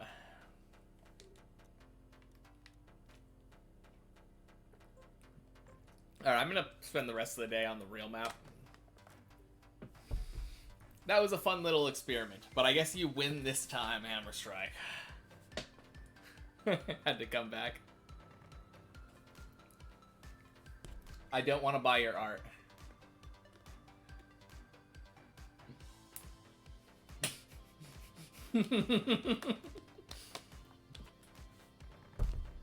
Oh, do I have OCD? No? I've never been diagnosed, but I've also never been to a therapist, so maybe I could have OCD. I don't think I do, though. I have it? Okay. I believe you. I used to joke about having it because I liked having all my ducks in a row, but I don't know. Based on the state of my room and like the absolute mess that it's always in, I have my doubts.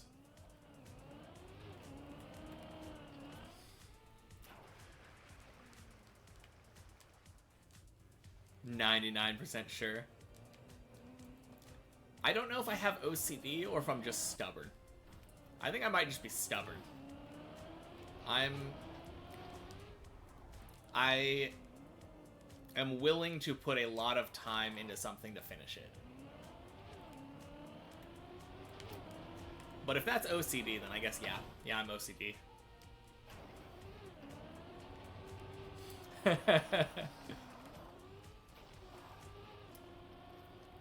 But yeah, imagine being able to tell people, though, that you learned ice by playing Deep Dip.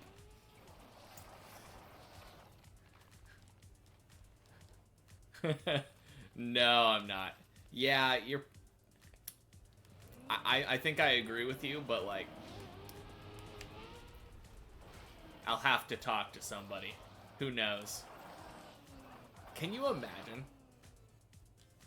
Like, I can't imagine growing up, like, spending 30 years of life not knowing that you have some mental illness.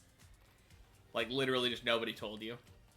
My parents are just watching me all day, like, what the heck is wrong with this kid? He's been talking to himself for the last, like, 40 minutes, and he's 20.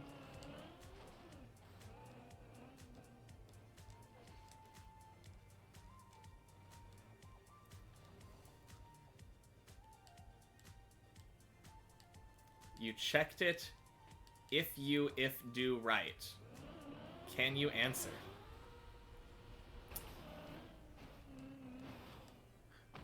Oh, wait.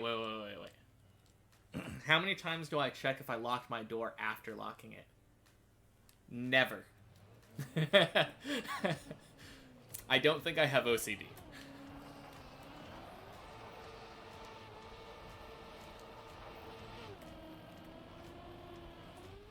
Ooh. Freaking checkpoint map. Ah.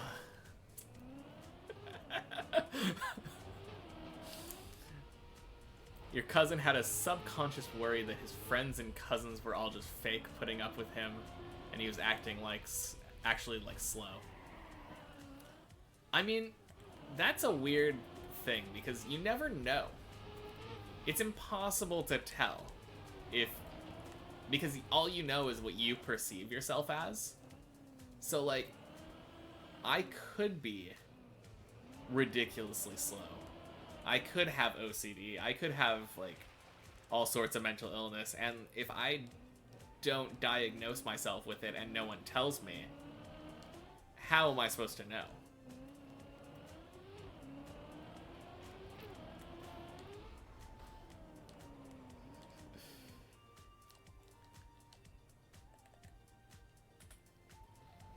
Putting collect to.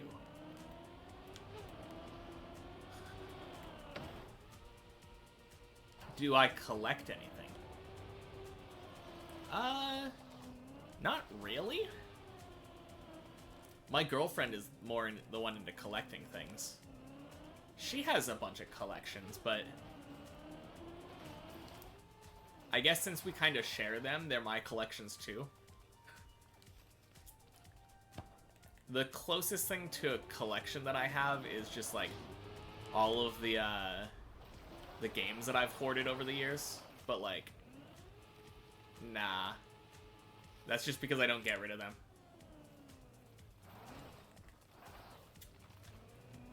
We also have like a Nendoroid collection, but that's more her than me again. She's really into ordering those.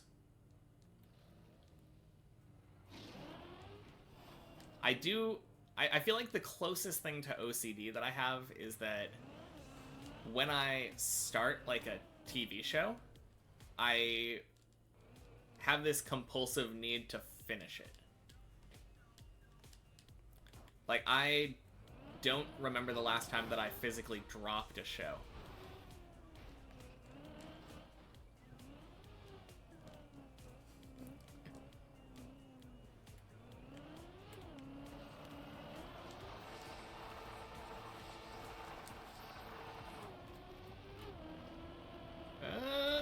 No.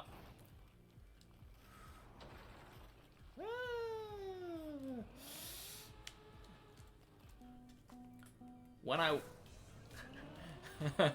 don't choose round numbers, I choose even numbers. And it frustrates me to no end that when I'm in the car, the max volume is 45. But if I put it on max, it changes from a number to like max volume, the words. But I know that it's 45. On the other hand, even though I like even numbers, I still use that instead of 44 directly below it.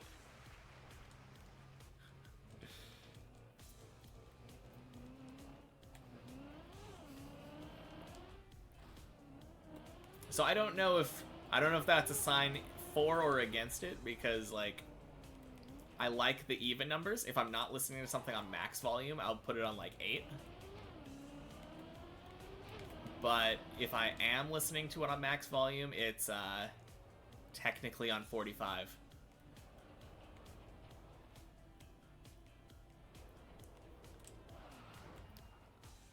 I also played old school RuneScape, which is a very grindy, repetitive game.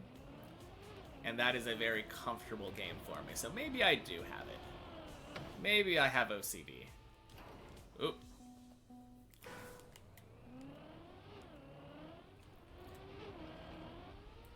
It might be like a spectrum kind of thing, though, too, where you can have different levels of it. Not the type of OCD. Oh, okay. I don't know. I'm not a mental health professional, so I would not be the person to diagnose myself. Nor would most people. All I know is, like, the stereotypes that people refer to.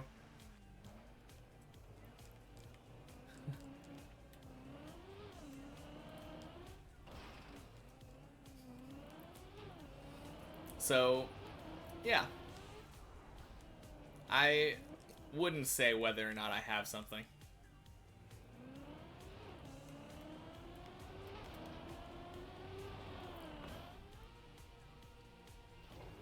Uh-oh.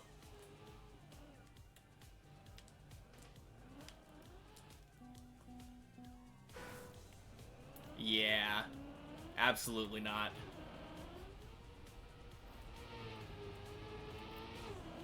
If anything, I would say I just have, like, a bit of an addictive personality.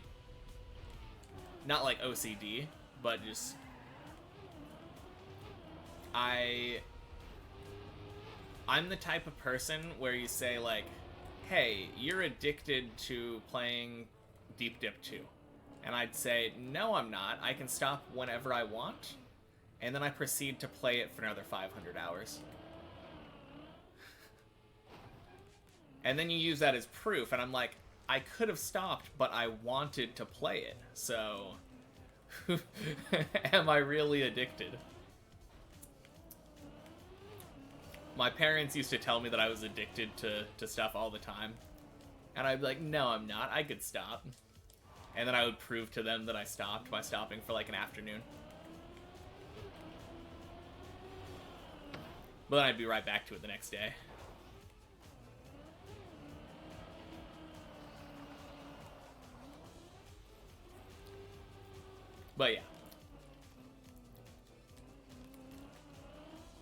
I don't think I have much mental illness though.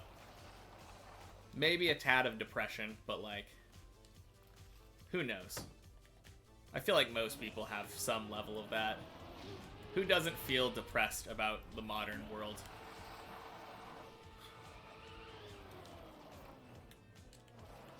How long is this map?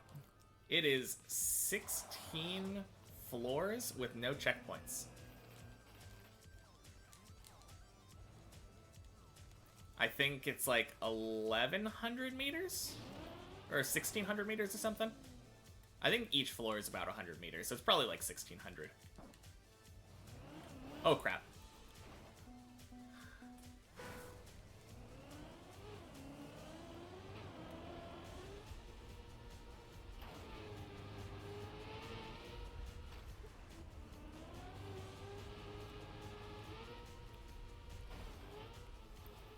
But yeah, currently, the farthest that I've made it is the beginning of floor 2. But with checkpoints, I've been able to make it to like... Well, where was I at before? Floor 4? Floor 5? I think I was the end of floor 4. Because I think the dirt wall ride is the last thing that I needed to do. After that jump that I failed repeatedly.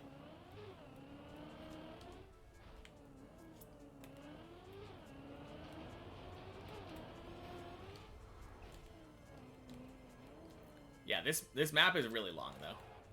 I think the fastest someone's done is like an hour, but it took them 200 hours to do that.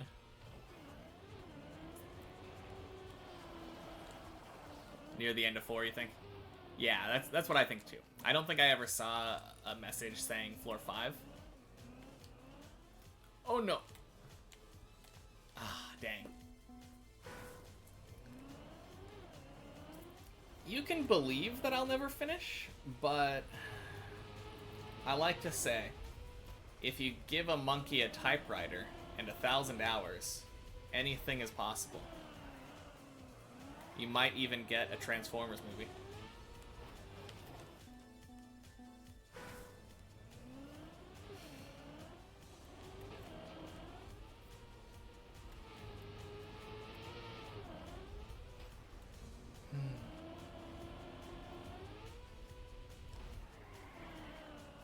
It's an infinite amount of hours? I don't know about that. I don't have a typewriter. True. True.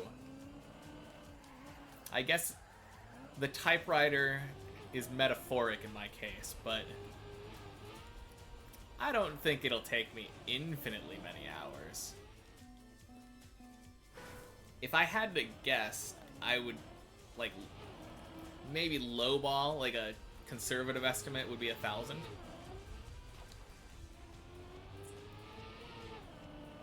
But more accurately is probably closer to 1,500.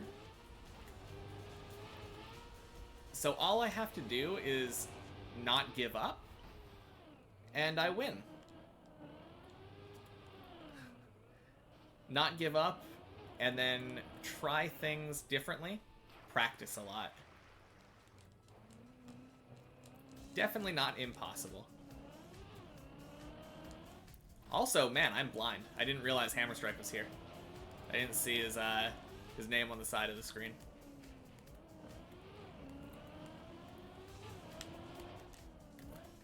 I was kind of distracted, but either way. Time for you to get a big PB. What is your PB now? Like floor 4 or something?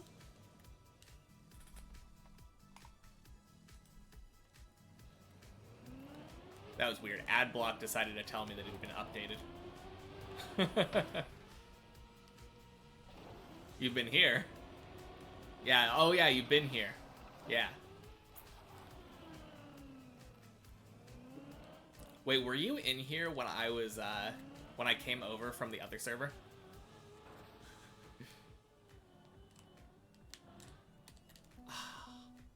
Man.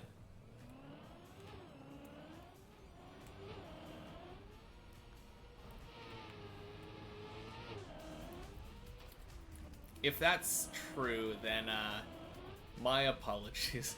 I'm just not. That's when you went and turned your PC on? Okay. Yeah, my powers of observation are a bit lacking. Also, there's a lot of people in here talking.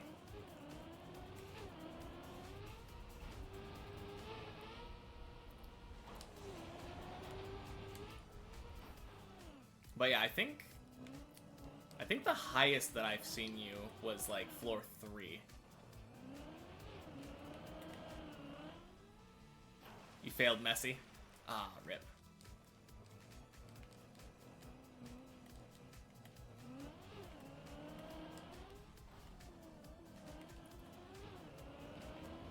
That jump, I feel like there are certain people who have like a really good lineup, and they have that jump like super, super consistent. But even they end up getting like different bounces every time. You're trying to shame me.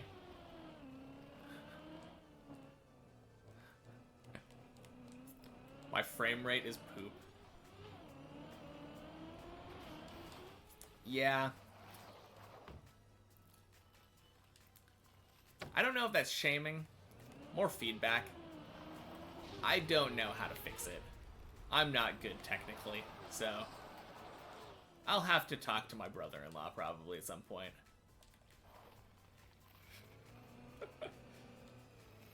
What a way to leave.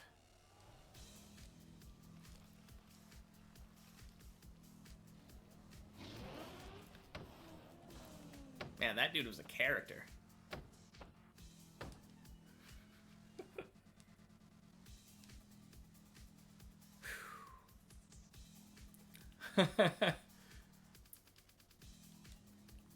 Oh man, I missed some messages there.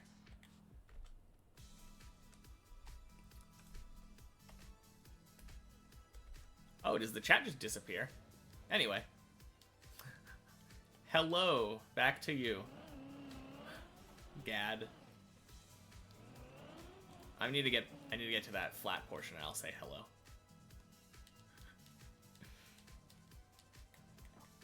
C for chat history. Okay. I knew that I'd seen people do that before, but like it's another one of those things where I just would have no idea.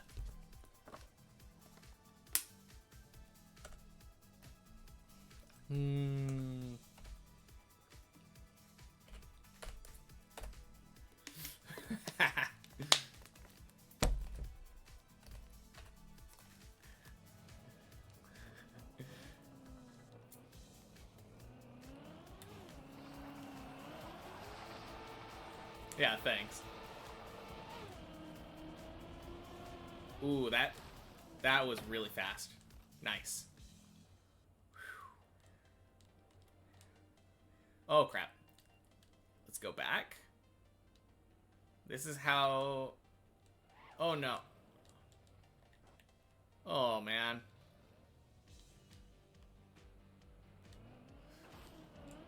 Rip.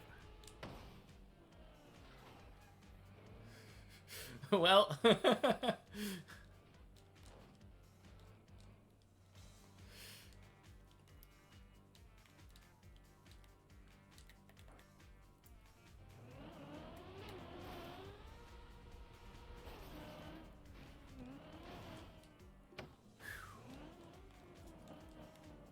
We got one clean ice slide. We can get another.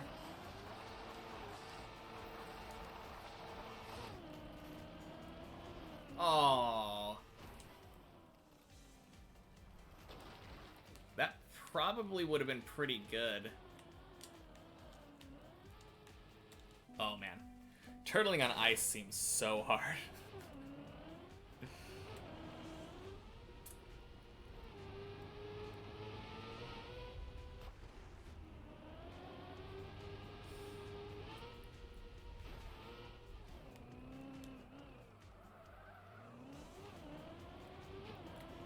Oh, yeah, I forgot to say, I had kind of a weird story. So a door-to-door salesman came to my door the other day, and he was selling like quantum fiber internet. And he was like, yeah, we're offering it currently for like $35 a month, today only. First of all, not today only. Like, a couple days later, we got a bunch of little papers on our doorknobs. I saw them like on every neighbor's doorknob, and it was advertising that $35 price. But that's just a salesperson thing, so whatever. But we were like, yeah, sure. That's less than we pay right now, and they're offering like a way faster speed, like probably 10, 20 times faster speed than what I have. I don't remember the exact numbers. It was like 900 megs or something.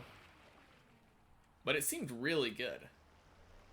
And the guy was telling us that, like, he was saying that it was either that they had already had plans or had already installed the fiber underground. So we were benefiting off of, like, the pre-existing infrastructure. So I was like, yeah, why not? Let's do it. The installation tech came in, and he was like, hey, do you have permission to do this installation? And I'm like, I don't know. I live in an apartment. and like, you talk to the apartment manager, and they were like, yeah, no, we tried doing this before, and we're not allowed to do it or something. Didn't get permission. So yeah, it was kind of a weird thing. Like, waste of probably an hour. It's a little bit of a bummer, though. I could have had such good internet speed if it was actually available. Ooh. Plus, it wouldn't have been with Comcast. Not that I'm using Comcast right now, but, like, screw Comcast. Comcast is the worst. Unless they want to sponsor me. In which case, they're the best, and I love them.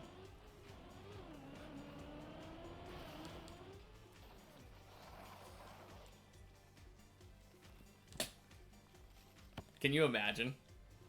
Trackmania streamer, sponsored by Comcast, not using their internet.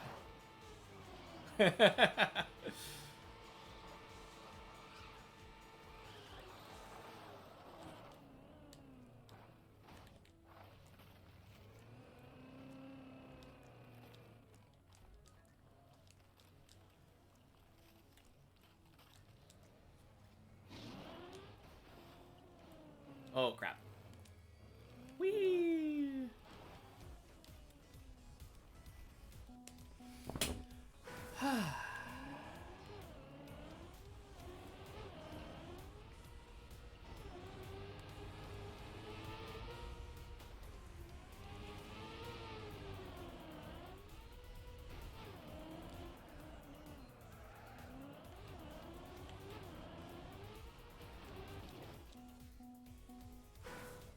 Caught Comcast?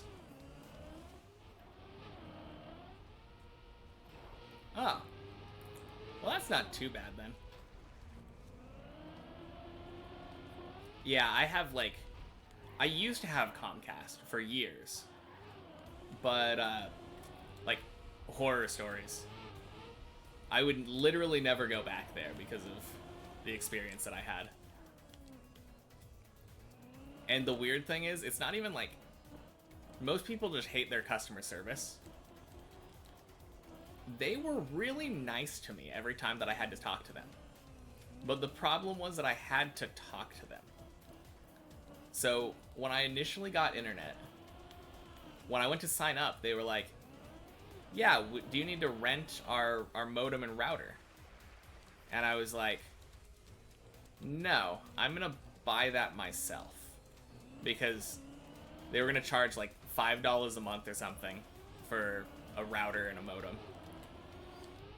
Which, like, isn't a big deal. It's not like a large expense, but that money adds up. That's like an extra $60 a year. So I was like, no, I might as well just buy my modem and router.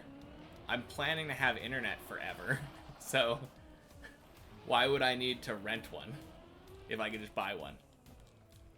So I went and bought one, and I got their internet. Got their internet plan, and then for the first couple months, everything was fine.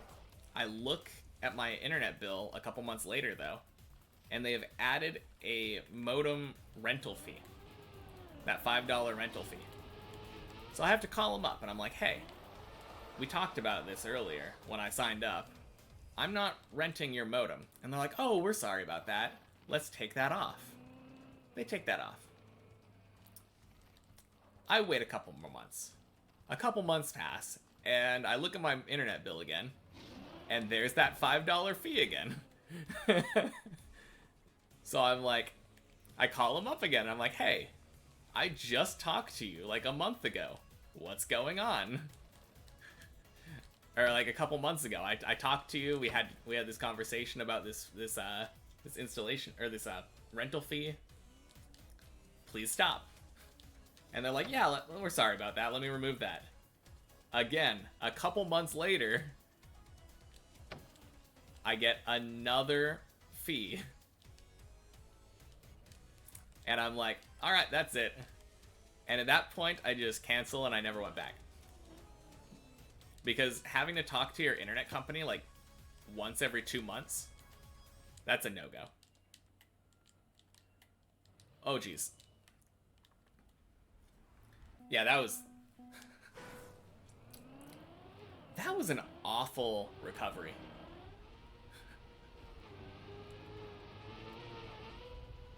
Yeah. Like, it's ridiculous to me that Comcast is allowed to have a monopoly on certain, like, areas. Because the entire point of capitalism is that, like, there are options to choose from.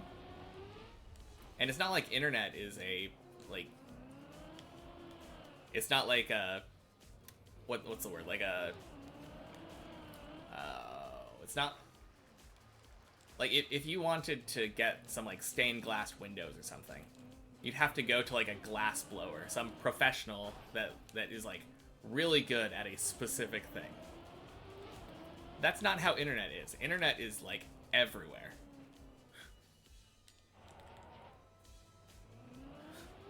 Oh, yeah.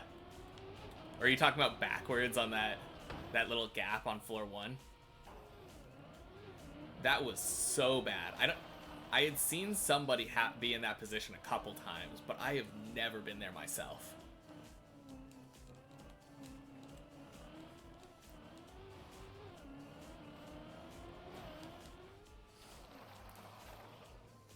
But yeah, internet is like the most common thing now. Like, everybody uses it.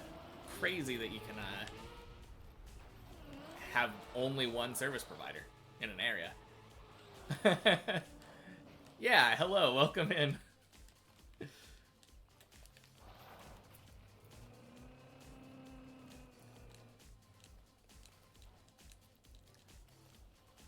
I'm hoping to get a PB before the end of the day.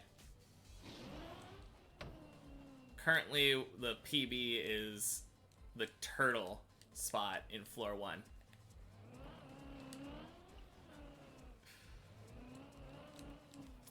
I tried that before learning how to turtle, and just failed it miserably. Dead turtle.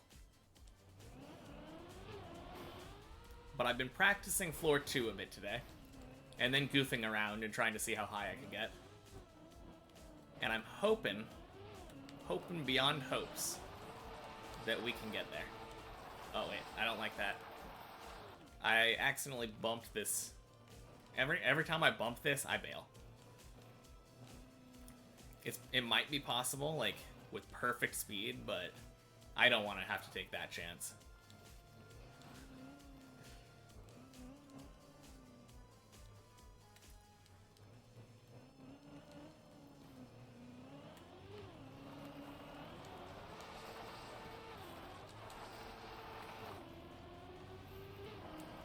Oh boy. Oh, that is such a garbage jump. Oh. No, I could have turtled there. Man, I could have saved that one. Could have saved myself a minute and a half. I wasn't expecting to be as wiggly as I was there. Still not used to all of the different intricacies of falling into plastic.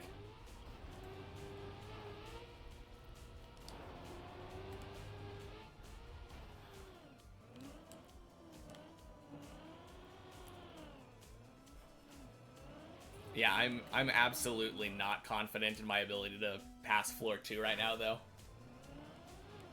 I have been able to do up until the messy jump a couple times on the checkpoint floor.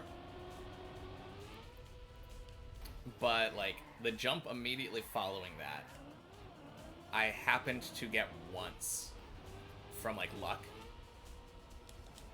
And then I actually feel like I had way more trouble with the one immediately after that one.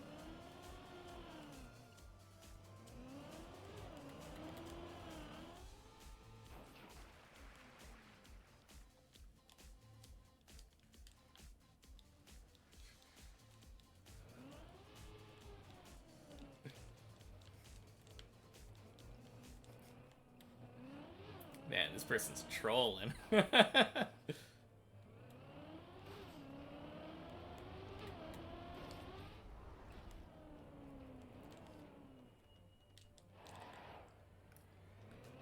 Makes you feel typewriter? What does that even mean?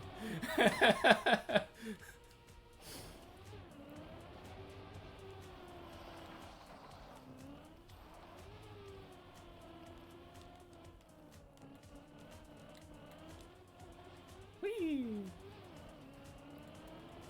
Man, that was kind of trippy.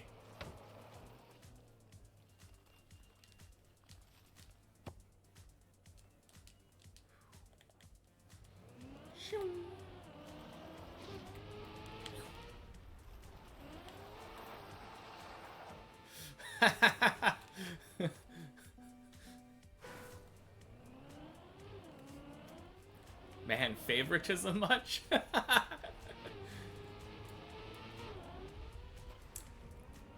Don't worry, Bifta. I liked your oops.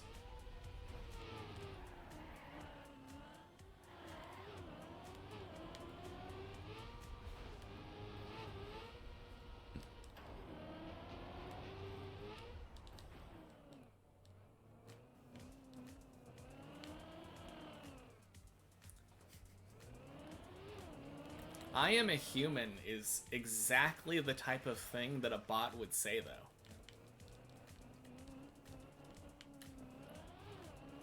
I think we need to get several pictures of motorcycles in here. That's the only way we can tell.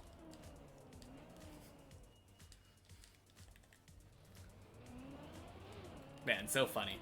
There was like this flower shop that had a sign that was visible from the road.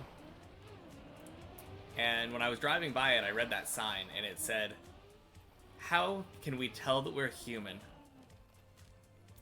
And then the answer was that we can identify the pictures of motorcycles.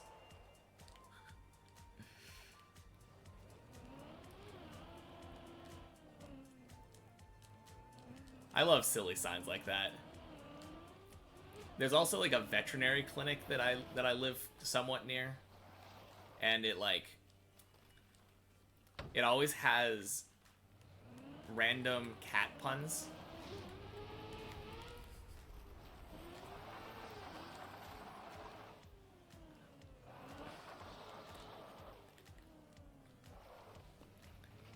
That's the type of thing that we need more of. We need more like advertisement spaces that just have jokes.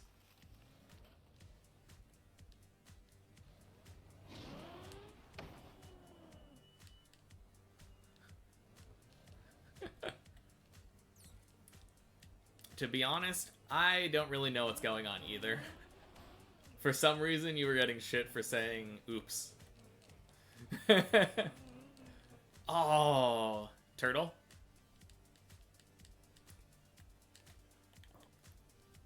Rip. Oh, the bot knows philosophy. They're evolving.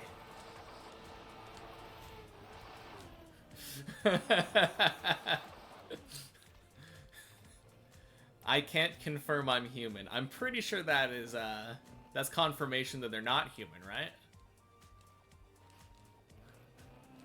Oh no, Seth is human. Seth isn't a bot.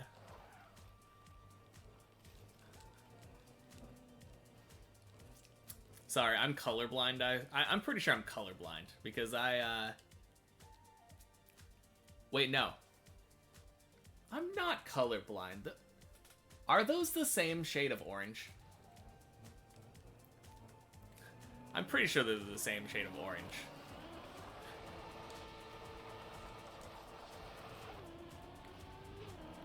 Oh no, the gear. Not the gear. Oh, get in. Oh, feels bad. Yeah, no, not you and Bifta. Bifta has like a darker red. I was talking about you and the bot.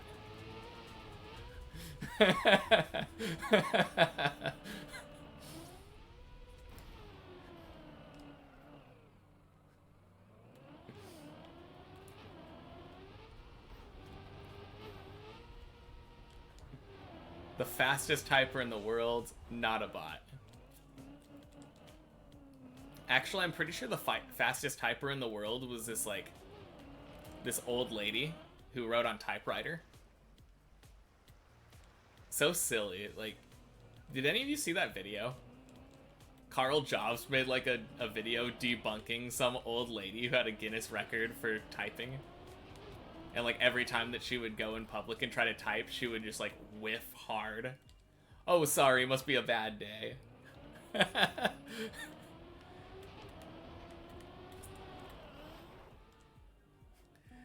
That video was so dumb. I loved it, but it was just like, who is asking for this? Where is the typewriter speedrunning content?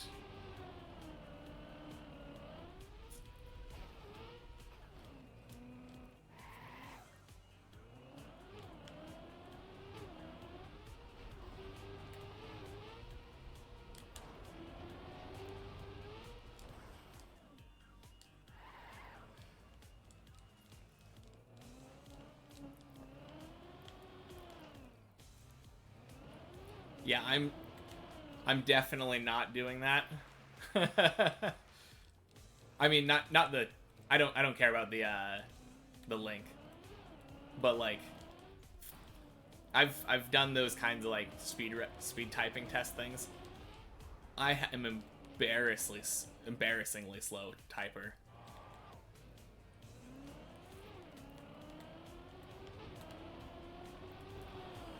For someone who grew up around computers and like spent so much time on them, I don't know why I'm so bad at typing.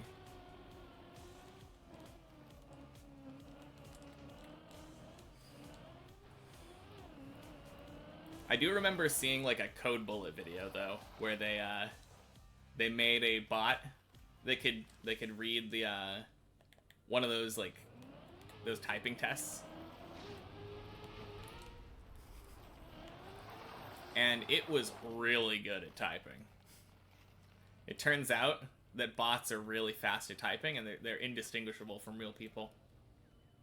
Aside from the fact that they type at like 1,000 words per second.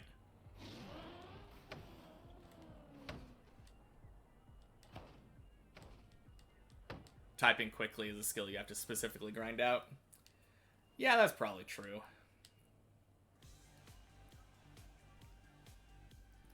I mean, we did it a little bit like in elementary school, where we'd go to the computer lab and like learn to type, but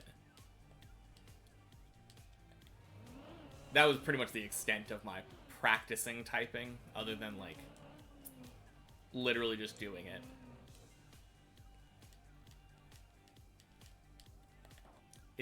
I guess it's the same kind of thing as speed reading, because speed reading is the same way, where you have to practice. You got really fast in 8th grade. I don't think I ever had to type in class, like, for a test kind of thing. Oh, crap. Since, like, elementary school. I think the last time I remember doing that was like 5th or 6th grade. But yeah, I'm like really bad when it comes to not like type 1%. Yeah, yeah.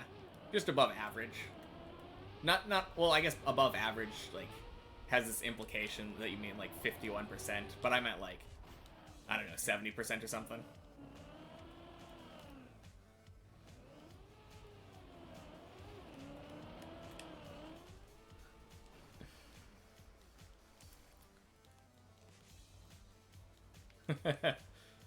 Rather twisted character. Yeah. He does seem a little bit unhinged, but like that's a sign of a entertaining YouTuber, I feel like. My words per minute. Oh, I haven't tested in like a long time. Probably like between 60 and 80.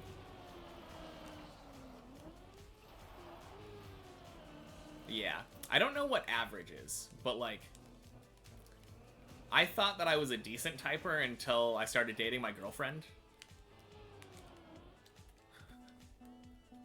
Yeah, she does like 120 or something. It's ridiculous.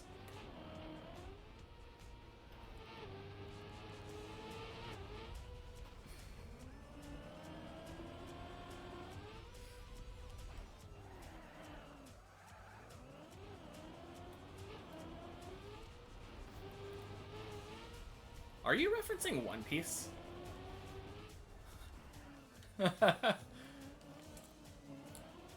that it feels like these really I hated them, these little mer people in One Piece. They would repeat questions and they would repeat it like 5 different ways, but it was always the same question.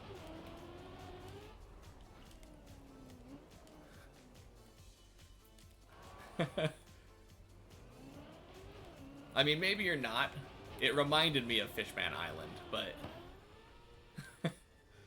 yeah, I mean, I guess I'm not ridiculously slow. Just did 68 words per minute, 98% accuracy. I think my problem is that I go for accuracy more than speed. I think if I didn't care about speed as much, or accuracy as much, I would go faster. But when it comes to, like, typing for me, all those typing tests, I refuse to, like, stop. In school, anyway, they would let you just keep going, and it would just count it as an error. I would always immediately, like, backspace and... Oh, crap. It made you backspace and fix things. Okay. Okay.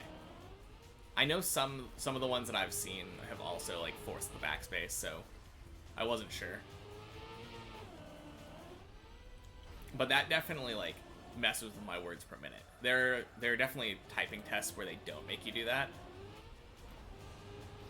You did go back every time. Oh, okay. Typewriter does require you to finish.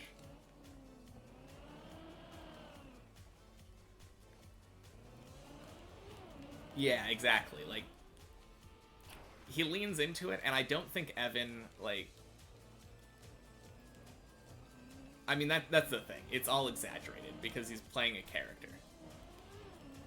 I don't think he probably has, like, some kind of split personality disorder.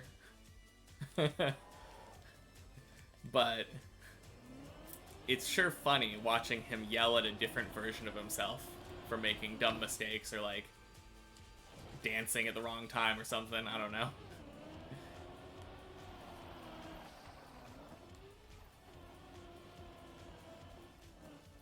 Oh, you always have to go over to the numpad. Yeah. I watched this Sudoku YouTube channel called Cracking the Cryptic. And one of the guys on there, Simon, he does Sudoku with the top bar. And it kind of just blows my mind that anyone can do that. Because I always use numpad. Numpad is just so convenient if you are only typing numbers. I mean, surprise, surprise. The thing that is explicitly numbers clumped together is good for that. But I mean, whatever works for you, works for you. So it's not like hindering his ability to do Sudoku. But it just kind of like, it's crazy to me.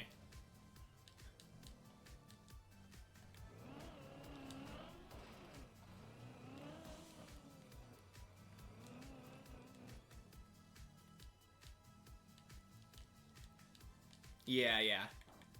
I also had a data entry job that required like a specific speed. They literally made you do one of those speed tests and put in what your speed was for numpad. Oh, that's not fast enough. And this is right at the edge. Yeah, it's going down. Dvorkian keyboard. I assume that's I'm pretty sure I've heard of that kind of keyboard. Is that the... Actually, is that the one from the Carl Jobs video? It might have been. Because I know there was like a whole thing where they used a different type of keyboard in order to go faster. It just seems so inconvenient to use that. You don't know that video? I mean, the main thing is that the keys are oriented in a different location, right?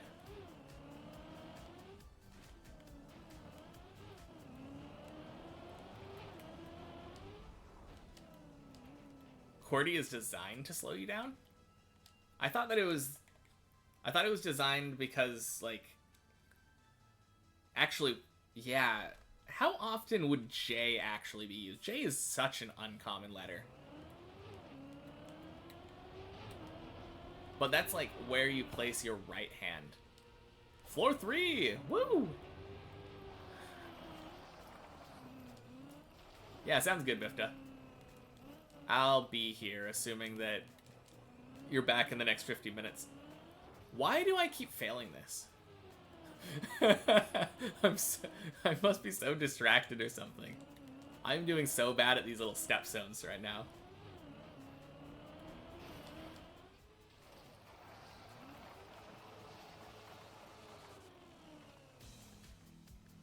Using the same finger in 2 places in a row is allowed.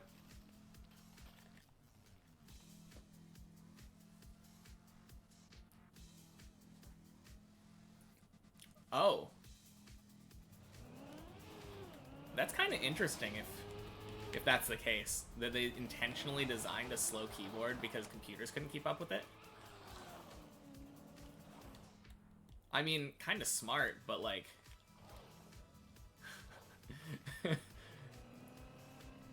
that is like the most lazy design choice that I've ever heard, though.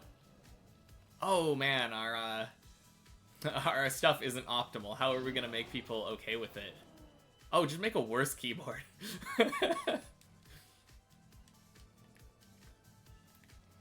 That is really funny, though, if that's the reasoning behind QWERTY. Because it would definitely make more sense for the keys to, like, the 8 keys that are your default finger locations to be way more accessible.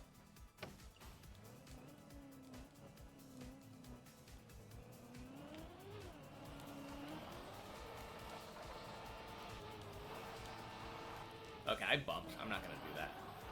Almost tied PB. Dang. Dvork is designed to minimize distance for keystrokes relative to keys after and be fast.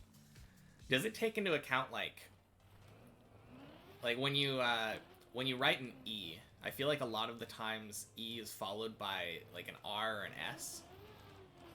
So I would assume that E, R, and S would be kind of similar together.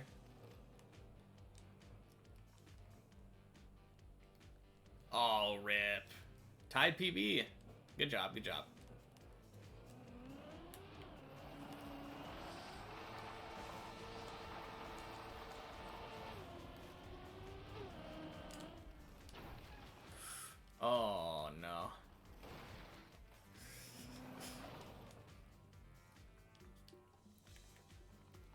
It's kind of an interesting, like, an interesting thing to think about, though, because you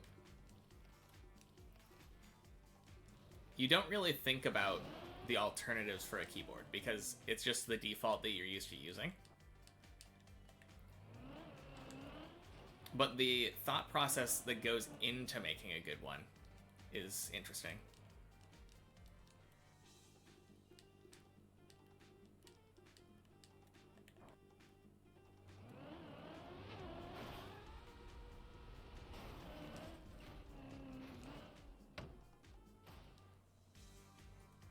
R or F, S is left hand, or right hand. Oh, yeah, because ideally, I was thinking close together would be good, just like QWERTY is, because ER and S are right next to each other. But I think I saw the point earlier in chat that you want to alternate hands as much as possible.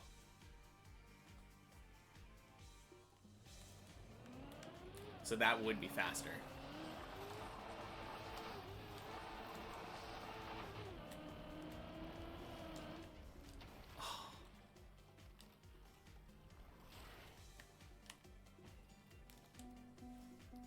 Yeah, not fast to use one finger for all of them, especially, yeah.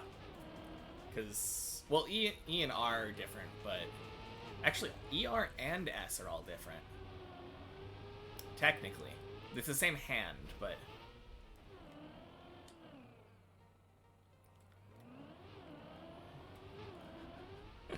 yeah, I tried reading that for a second, and I was also just completely confused.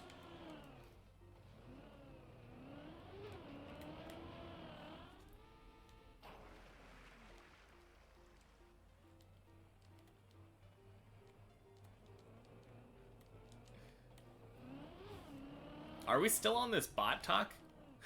I don't think anyone in here is a bot. Or they're the most, like, complex bot that I have spoken to. On the other hand, like, you could just put everything that I say into like ChatGPT or whatever and try to get a response from it.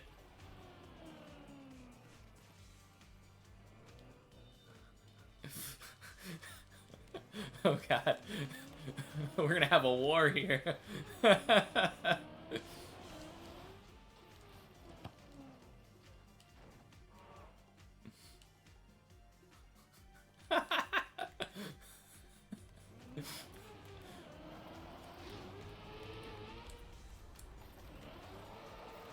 Perfect. While they're all distracted, none of them will realize that I was the bot the entire time.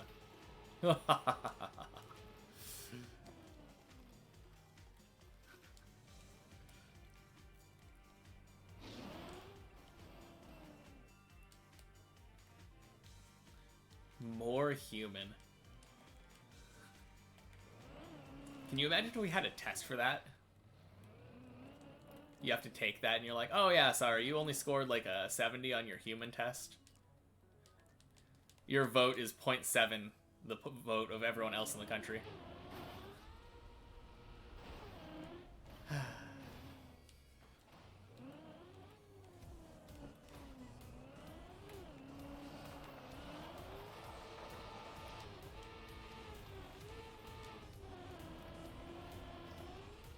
Oh, that felt really fast. Same thing for intelligence. Oh god. No. I mean, I'm not I feel like that would be very dangerous. I'm more worried about who would be deciding what questions are there. Especially since there's like different types of intelligence. Imagine if it's like social intelligence.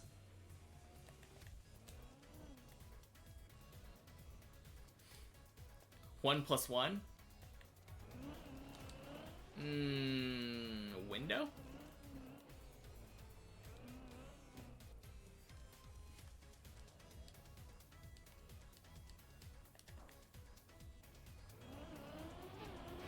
Correct. Yes, I'm human. I did it.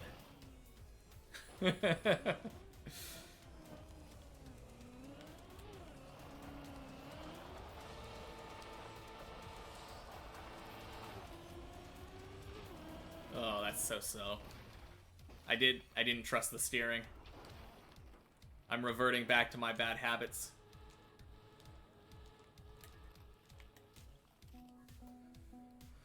Whew.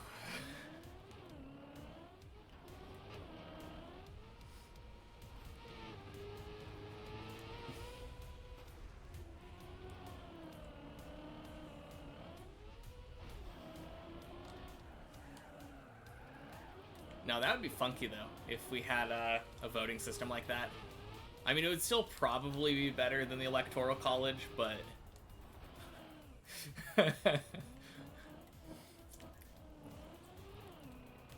I really like the idea of, There's this idea that went around, and it was like... all of the people in the Electoral College agree to vote for the popular vote if half of the states agree to do it that way. If more than half of them agree to do that. And then it just, like, automatically changes our vote to a popular vote.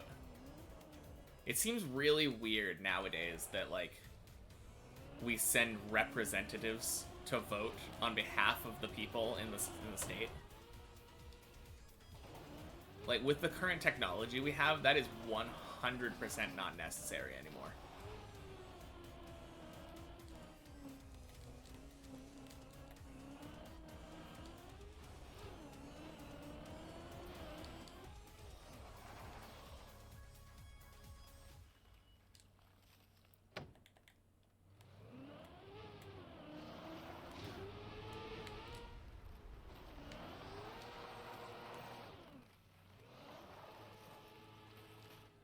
Whoop.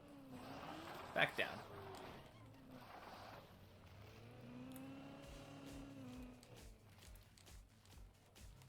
You wish politicians were anonymous. That would be the worst thing. I think that is an awful idea. All I have, like, my only argument against that is look at internet trolls.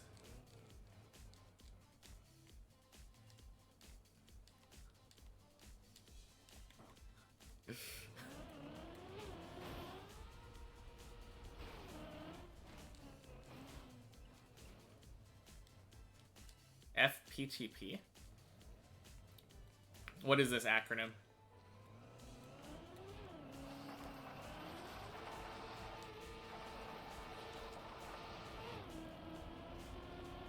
Ooh, that is so fast. Base judgments off their ideas. Oh, you mean like... You just mean like there is a physical person, the people in the background know everything about it, but then like... Instead of having, like... Like, when you have a presidential debate, you have the silhouettes and all the people sound like this, like those true crime videos. That way, instead of, oh, first past the post. Yeah. Yeah, I mean, there's problems with all of them, but, like, I think the easiest, like, the one that makes, like, the most sense is the allowing you to vote in order of, like, what your preferences are. So that when you put in your ballot, you're like, this is my favorite person, this is my second favorite, this is my third favorite. And then it just eliminates, like, the person with the least favorite votes just is out of the race. And everyone who has their favorite out of the race, their second favorite is now, yeah, ranked choice. I didn't know the name of it, but that one. I really like that idea. I think that is, like, a super solid way of voting.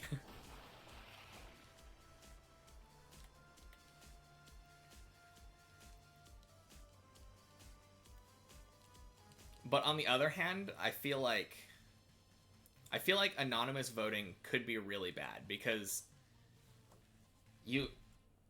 anyone can say literally anything.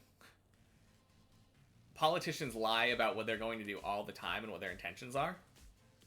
So being able to not fact check them and look at what their history of their behavior is would be terrible. Like, you could never trust that you're making a correct choice.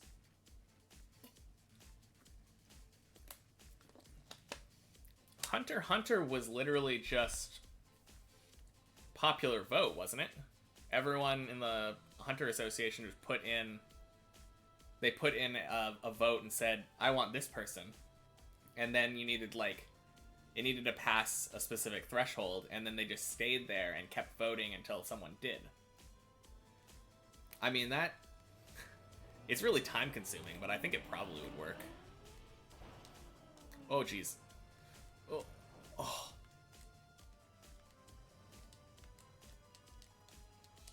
Oh, no, no, no, no. Ah. Well.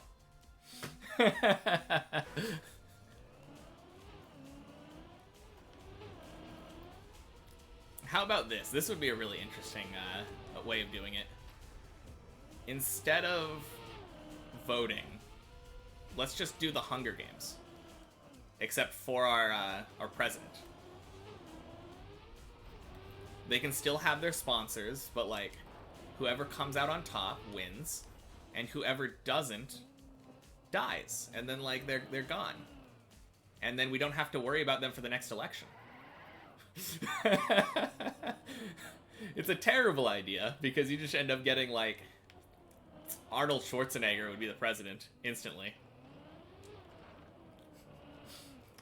But I think it would be interesting. At the very least, it would be a lot more entertaining than our current elections.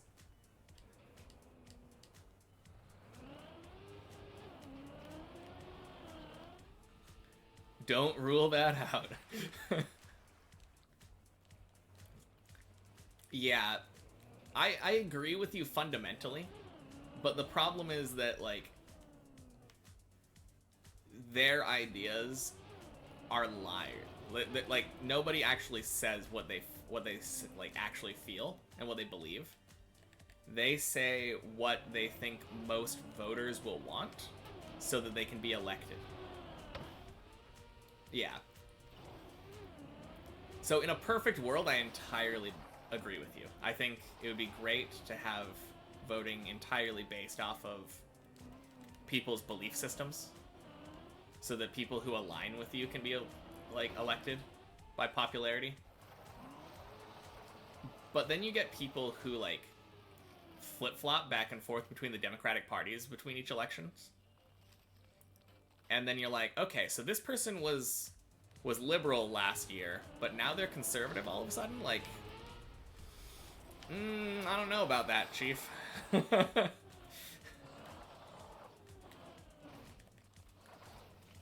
They were all about freedom of choice last year, but now they're very against abortion. Because it's more popular now.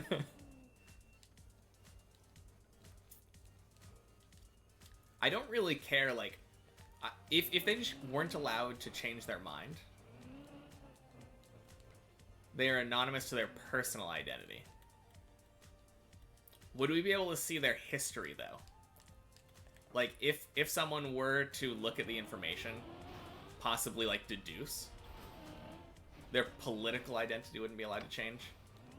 So when we got their information, we'd be like, okay, so in the past they had these viewpoints. This is how they previously voted. Politician 105. Would they remain anonymous once they were elected? Once we got a new president, instead of having Bush or Clinton, we'd have President 105.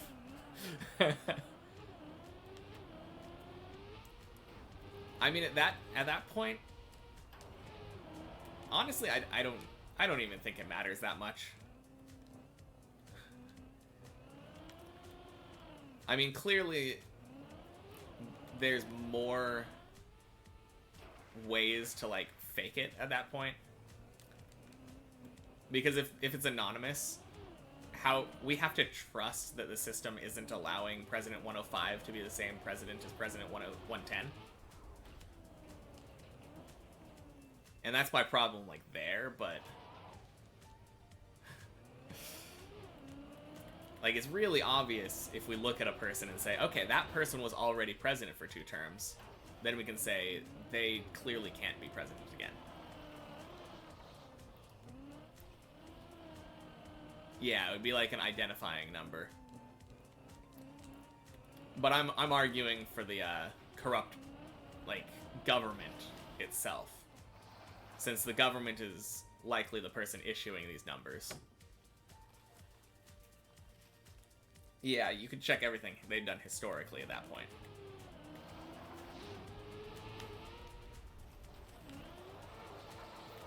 No, I like the idea though. Given a a truly just and like perfect world.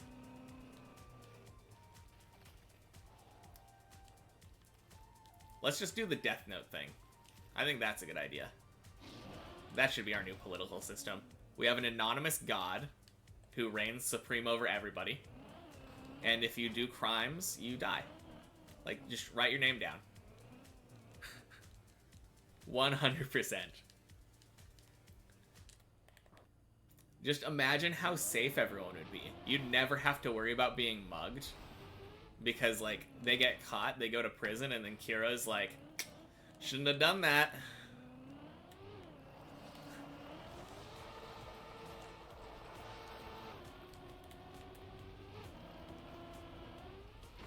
Ooh, that was so close.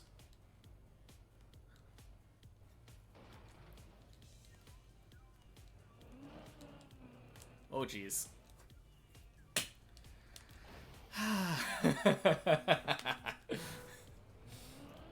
Oh, I think I was doing it early again, right? Like, yeah, go later. I thought that as soon as I fell down. Yeah, I went down right away. Yeah, I think it probably would have been a good idea to practice that more. Not because I didn't understand it, but to, like, get my muscle memory down for that. Because that's super important. I don't want to have to, like, think about that jump necessarily.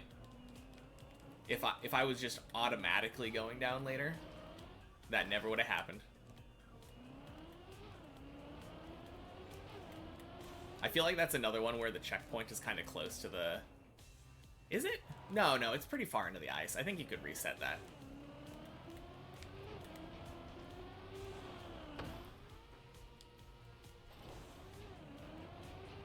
But yeah, good call.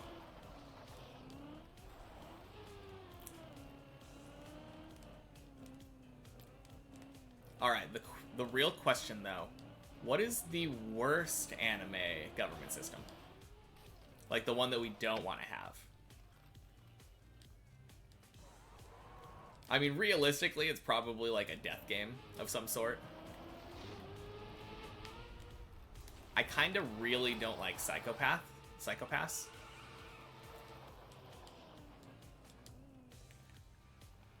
That system seems really bad.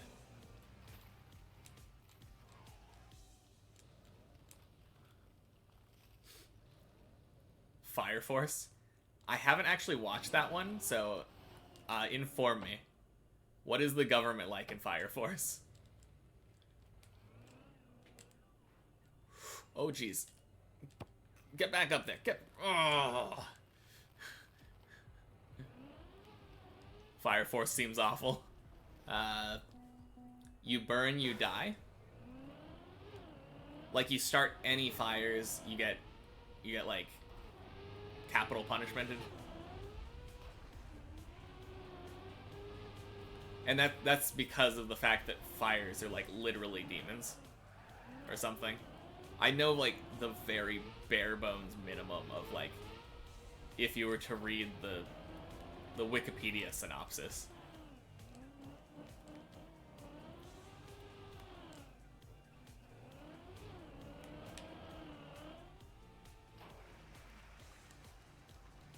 People catch on fire from internal combustion.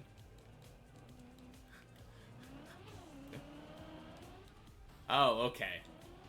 So it's literally like you could just be going about your day and then catch fire, and then the firefighters come and kill you. Yeah, that seems kind of awful.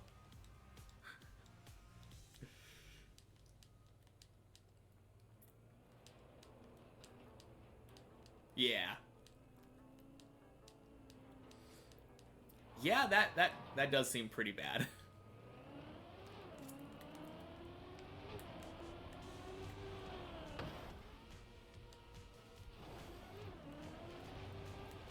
Yeah, I think Psychopaths is probably worse to me because, like, you have powers and are strong. Oh, if you have powers and are strong. Go ahead. Oh, crap.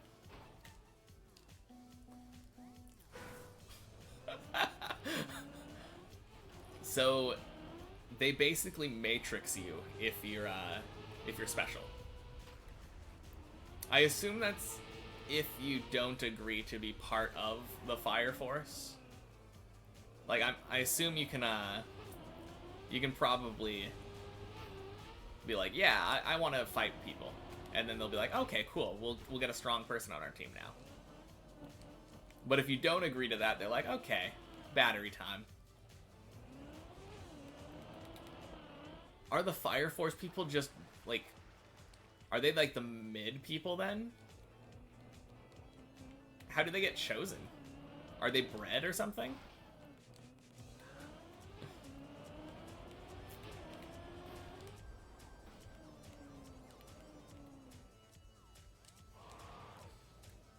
Man, that is, that's pretty sketch. Boink.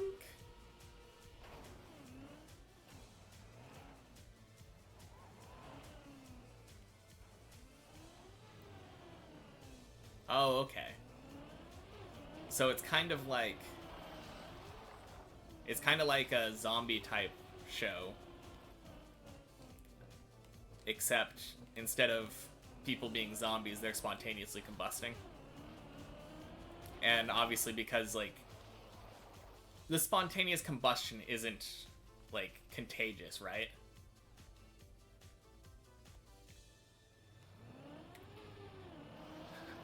He's clearly talking to me. Yeah, so I guess that's the main difference then, that the spontaneous combustion isn't contagious, so as long as the fires are being fought, like, you can continue having society normal. Like, society won't necessarily shut down. It would obviously restructure a lot. Yeah.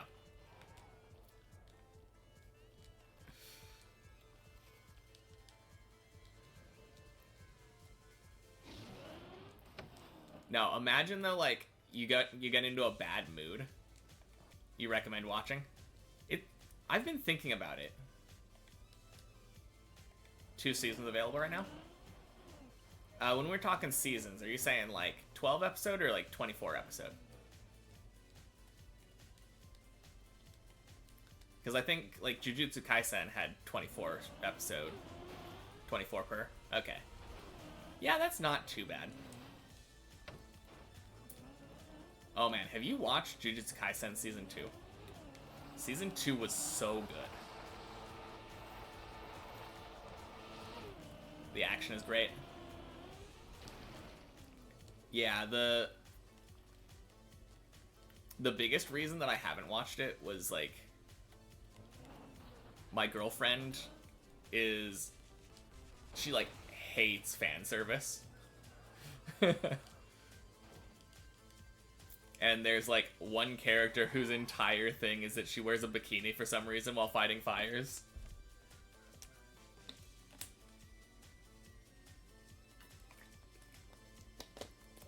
I I feel like with JJK, I'm a little bit stuck on it.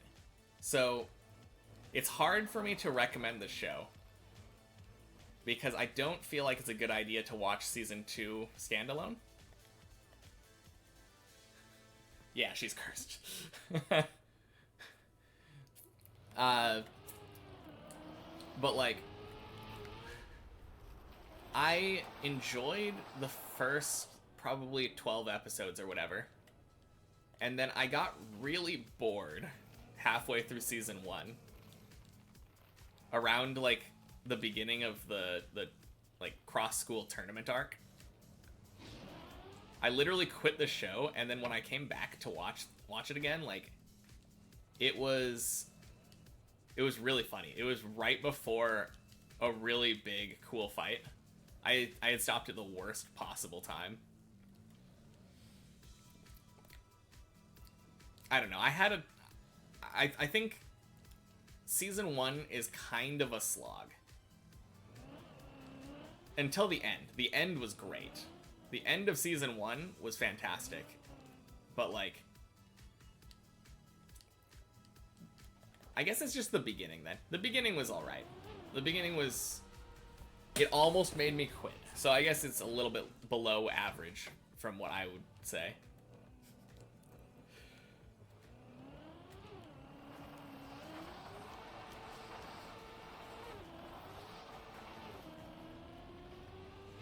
Oh no. Okay, that's good, that's good, that's good. Oh no, no, no, don't turtle, don't turtle! But yeah, I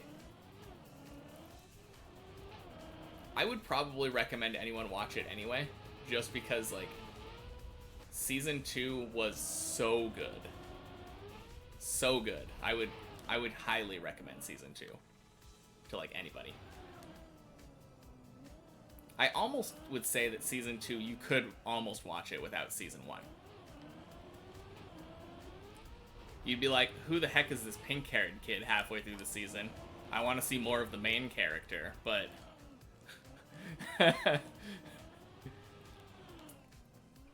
But yeah.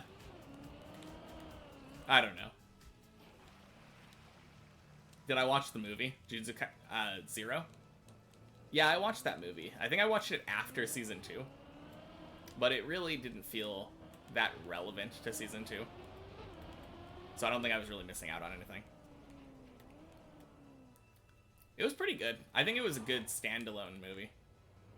Also, it's really easy to commit to anything if it's just a movie, because it's like, you sit down for an hour and then you're good.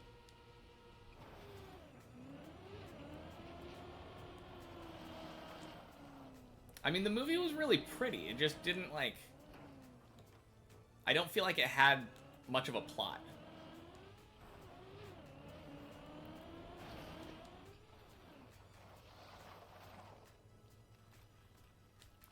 Am I wrong? I mean, obviously, like, dude shows up at the end of season 2 or whatever, like, the beach thing or whatever. Weren't they in, like, a different country? But, yeah, that, literally, it's just, you see a guy. I'm sure that, I'm sure that, like, they would have explained who that guy was in season 3. They're not just gonna leave him.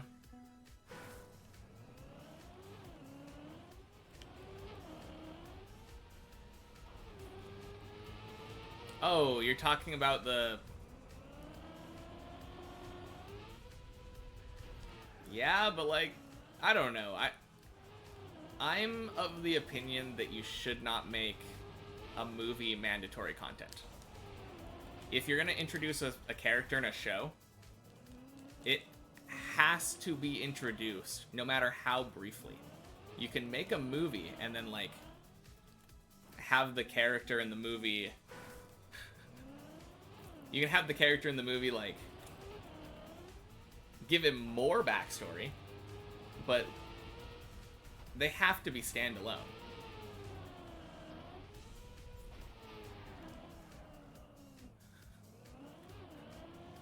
I mean, sure, people are allowed to do whatever they want. It's their creativity. Like, clearly they were allowed to do whatever they wanted, but, like, imagine someone goes, watches season 1 of a show, comes back, having not heard that there was a movie, watches season 2 and has no idea what's going on because of that? That's ridiculous. Because, like, TV and movies are just separate things.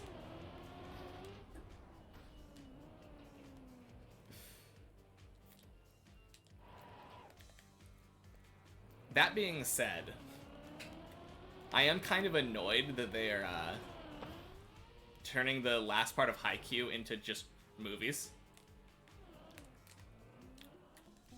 You don't agree? That's fine.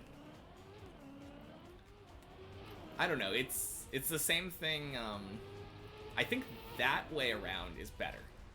Don't get me wrong. I think it is better to have a TV show and then have a movie tie-in that is, like, that you have to watch that in order to understand. It's better, but I don't like it. But, yeah, I don't think I would have had any problem understanding, like, 99% of season 2 if I hadn't watched the movie. Because I'm pretty sure I did watch season 2 before, and I understood what was going on. The only thing that I didn't really know was, like, who that?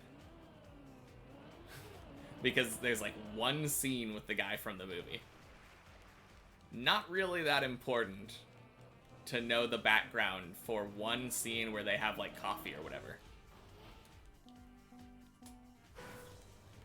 No, I'm not saying the movie's, like, completely irrelevant. I'm saying that if you watch season 2 having not watched the movie, you're not, like, you aren't missing stuff. Like, you watch the cool fight between Itadori and the dude, like, in the bathroom or whatever, where he, like, shoots blood out of his hands. You didn't need to watch the movie. You understand what's going on. Like, you get more having watched, like, the end for that one scene. If you watch the movie, you're like, oh, sick, it's that guy from the movie. But someone who isn't a movie watcher, who didn't watch it, will be like, oh, he's with that guy in Gojo in a different country. I wonder who that guy is. And then you, like, ask somebody about it, and they're like, oh, that guy's from the movie. And then you watch the movie.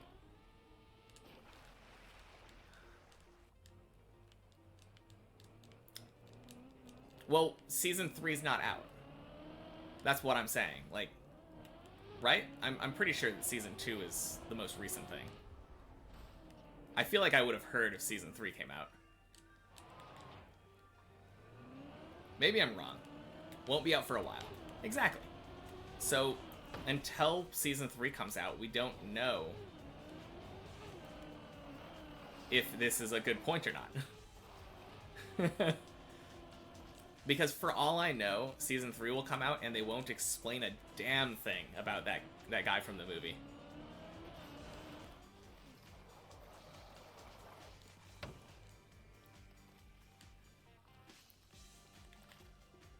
Yeah, the manga exists, so we know, like, what's going to happen next, but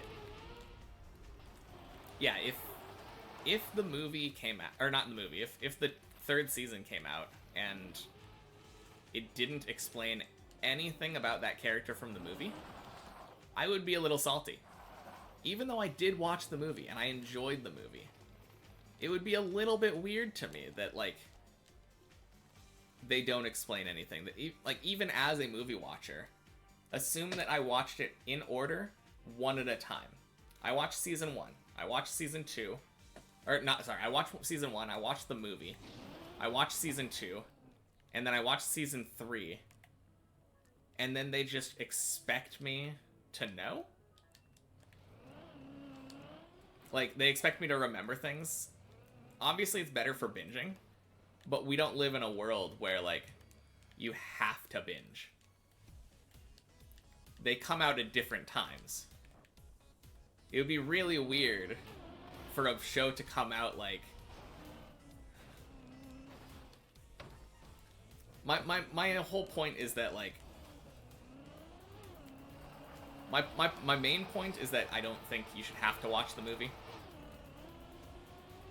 You should be able to understand the show by watching the show. But also, like... No, I've watched it. I have watched it. I'm not saying I haven't.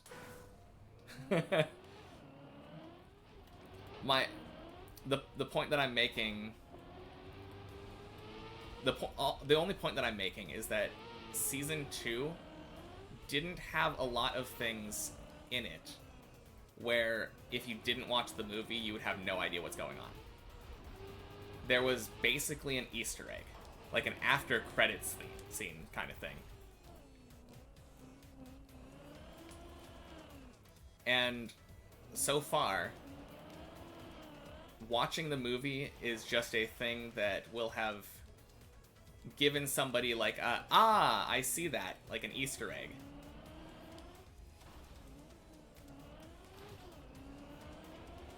Yeah, pointless movies are bad, but I mean, that's not what we're arguing about here. Like, I'm not saying Jujutsu Kaisen Season 0 was a pointless movie. I'm saying that the overall plot of Season 2, the most recent season of the show, where the character would have shown up and, like, done anything, is... You can watch that by itself without having watched the movie.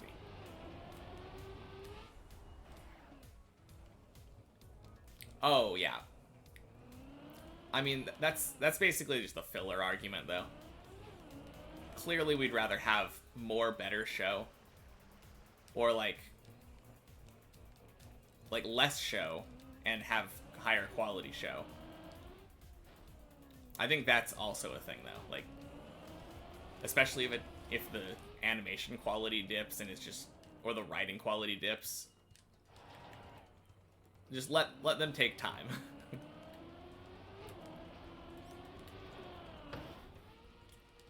But I'm not convinced yet that Jujutsu Kaisen 0 will be a mandatory watch if you need to, like, understand. Like, the character gets reintroduced at the end of Season 2. I think in Season 3, they will introduce that character again. Because at this point, Itadori's never met him. So he's going to get the exposition. He's going to be like, oh, who are you? I'm this person. And then, like, anything that we need to know, like, more details about how his powers work, like, we will get that in Season 3. When it becomes relevant.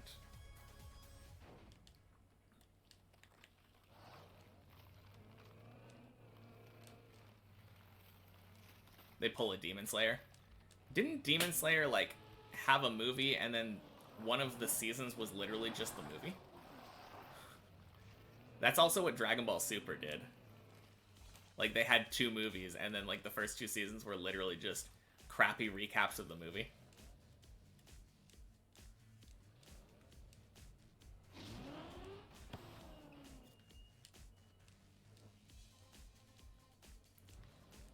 I mean, the nice thing with Demon Slayer, at least, is that the animation quality doesn't seem to dip just because it's a TV show.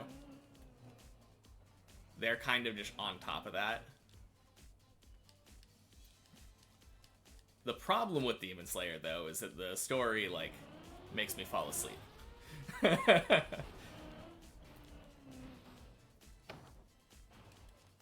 Yeah, top tier animation through and through.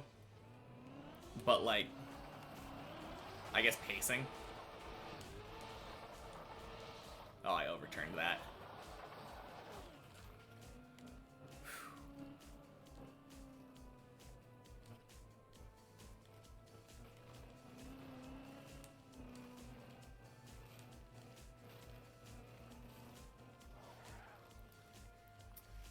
How far did I watch? I haven't watched that far into Demon Slayer.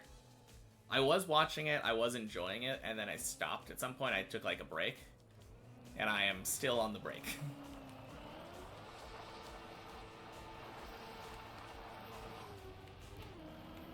Uh-oh. Blink.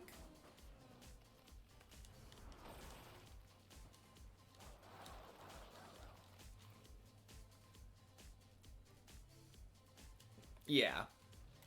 I'm not saying that it's not a good show. I'm just saying, like, it has flaws, and one of the flaws is that the pacing is kind of bad.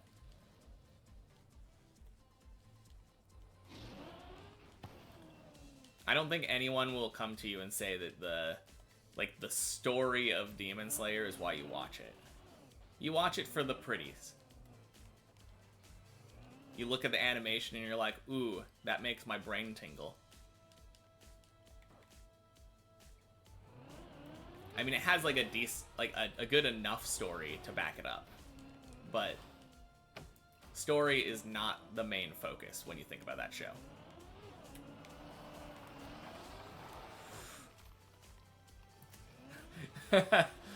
See? That's my point. You say, I don't mind the story.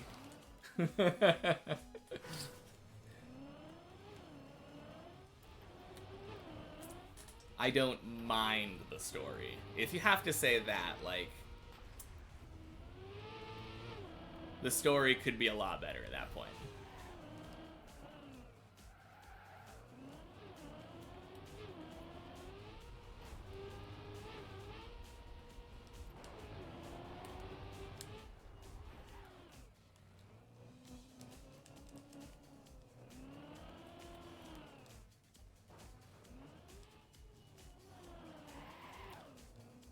You think the story is good?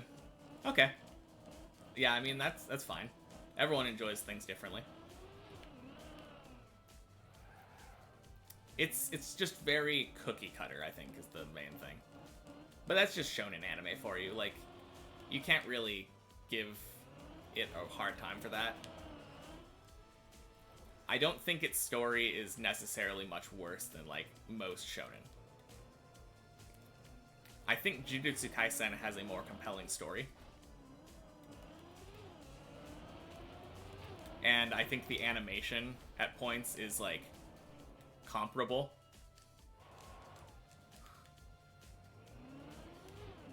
Oh, I've watched, like... I don't remember. I've watched, like, 6 episodes or something. I haven't watched, like, a tremendous amount.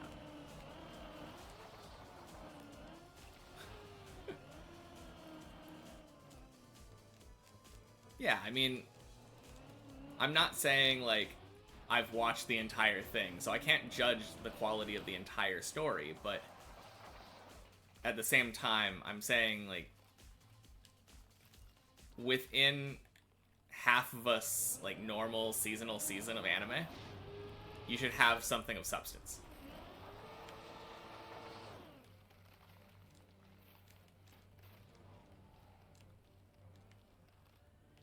Uh-oh.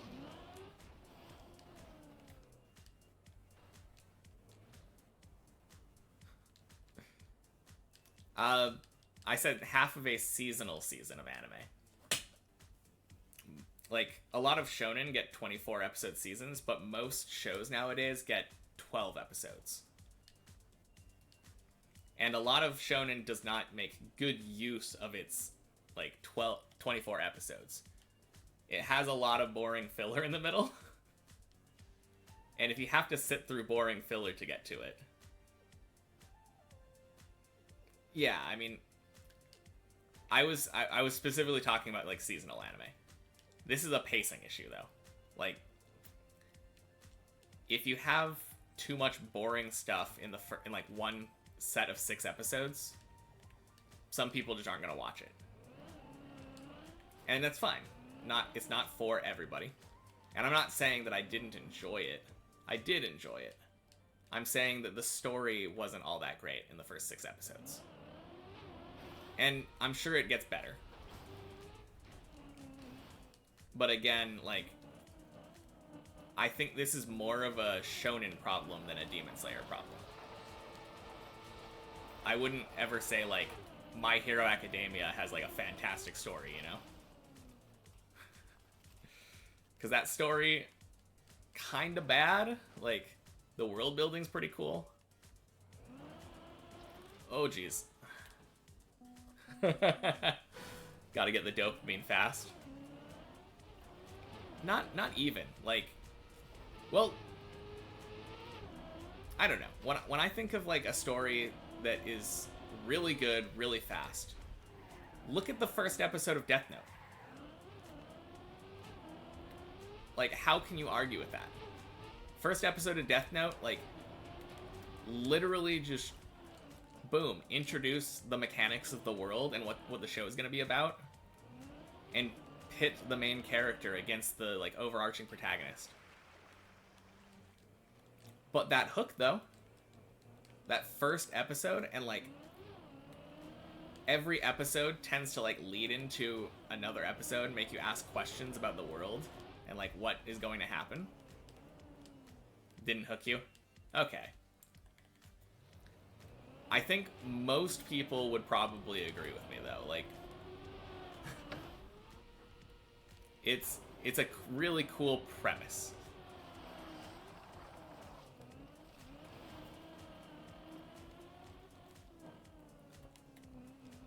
Main character was annoying. Yeah, he's an arrogant little, like, he's kind of an idiot too. Everyone always says that he's really smart, but he makes a lot of stupid mistakes that allow the plot to happen.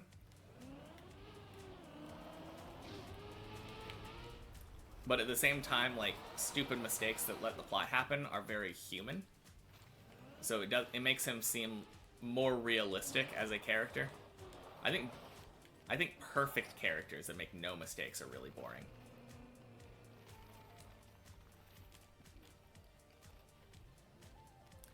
In fact, most shonen protagonists are really boring. Like, I feel like most of the time in their shows, they're the worst character.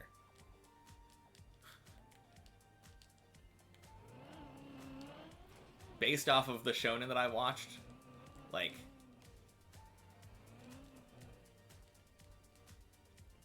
I'm not saying realistic, I'm saying compelling. I want my show to, like, make me ask questions and introduce an interesting world, like...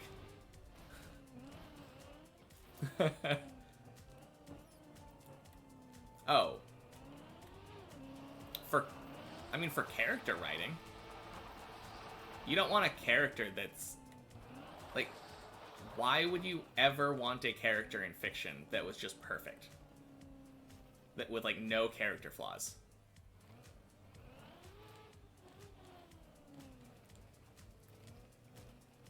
Because, yes, character flaws make a character more realistic. And why would you not want... No, I know you never said perfect, but, like... I said that, like, the big downside that I see in Light is that... that he is kind of dumb and lets the plot happen.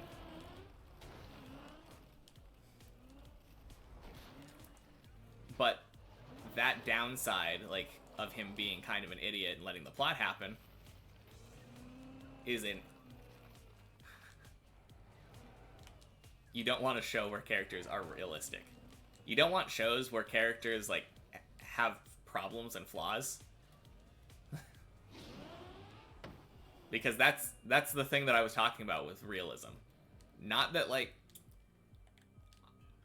obviously no one's gonna say, oh yeah, Goku's a realistic character. He can shoot beams out of his hands and make his hair blonde on command. But, like, that's not the part that I'm talking about with realism. I'm talking about, like, motivations.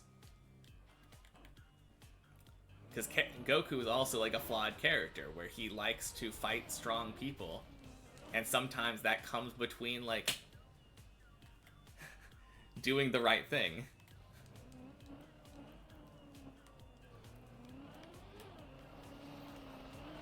So you don't want flawed characters?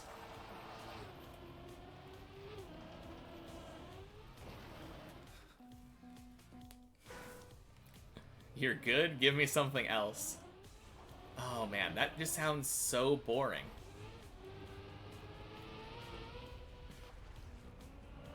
Well, that's all I've been saying. I haven't been saying, like, realistic characters, because most of the character traits are not realistic. But I'm saying that, like, having a more realistic character, because they are not a perfect character and have flaws, that element of realism is what I like in a character. And I don't see that in a lot of shonen protagonists.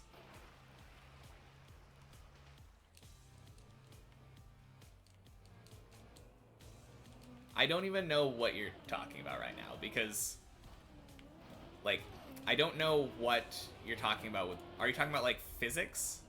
Like, physics things being realistic? Because we were talking about characters. I was literally talking about characters having flaws, and those making them better characters because, like, they're not boring. A perfect character is boring. Flaws like real people, yeah. I mean, real people do have flaws. But a flawless character is really boring. Unless it's literally just played for comedy.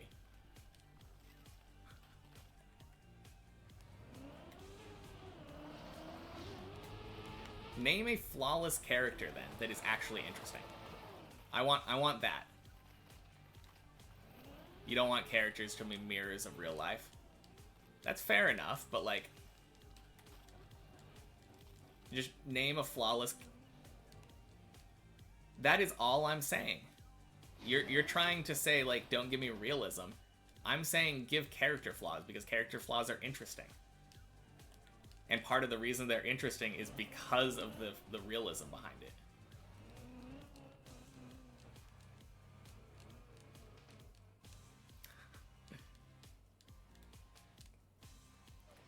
Yeah, I mean, obviously new concepts, but I'm saying, like, when you're writing a character, having character flaws is interesting. That is literally the only thing I've been saying. I don't know why you would have an argument with that. Like, I'm not saying, like, don't use your imagination. I'm just saying, like, write interesting characters. And shonen protagonists are generally not. Shonen protagonists usually are boring. Can we agree on that much at least? Like, I've been saying that flaws make a character more realistic, and, like, realistic character flaws make them relatable. They make them interesting. Yeah, that is an interesting aspect. What? No, I haven't been moving my goalpost at all. This is literally all I've been saying. Just characters with character flaws.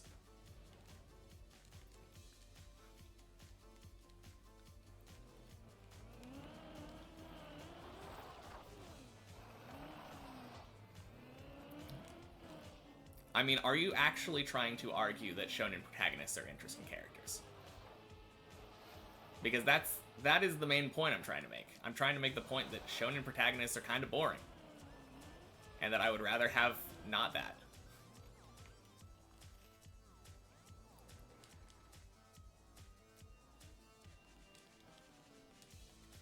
Pretty much the entire point that I've been trying to make is that I don't want Deku to be the main character.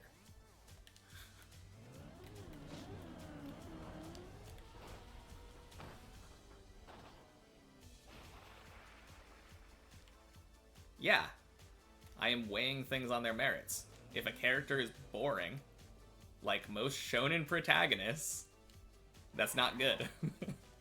That is all I'm saying. Shonen protagonists be boring.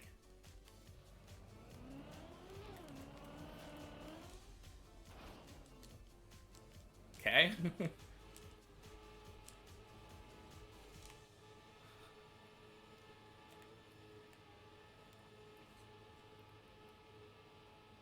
I mean, do you disagree? Like,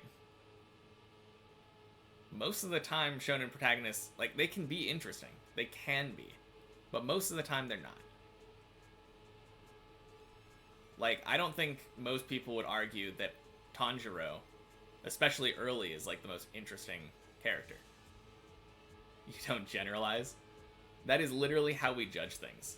We group things into, like, things so that we're able to understand them better. I just asked you a specific.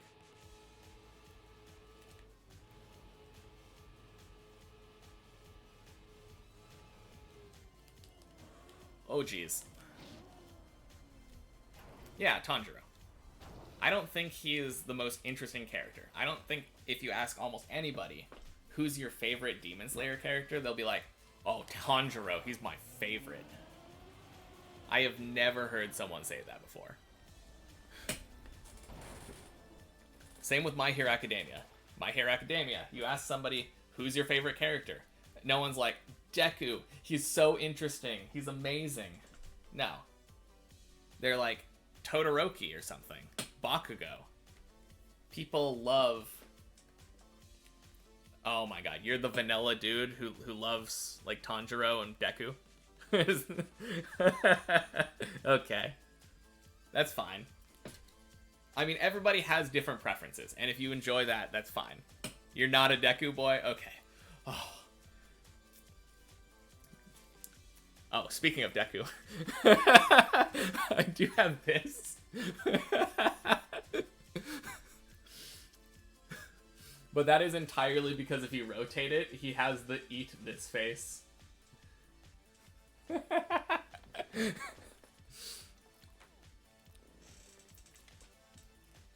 Tanjiro pulls at the heartstrings.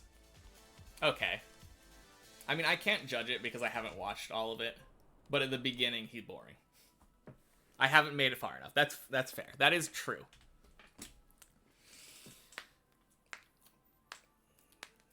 I just like it when I am able to care about a protagonist early. And that's a personal preference thing, like, and that is a problem that a lot of shonen has. I loved Luffy because the very first thing that he does is say, "Man, Kobe, you're kind of a bitch. I don't like you." And I was like, "Okay, I'm on board." But like, I don't know, like there are characters like that though, like Luffy, like Goku. The first thing that Goku does is see a car and say, "Oh no, that monster is trying to eat you," and he slams it and like destroys the thing. Yeah, I mean, it's fair that I haven't made it far enough into Demon Slayer to like judge it based off of its merits, like the entirety of its merits. But I think it's also fair to say that something should be interesting earlier. Is that not fair? Like, obviously you're going to develop the character over time, but if it doesn't pull at you in the first moments, it's not going to keep you there to watch the full thing.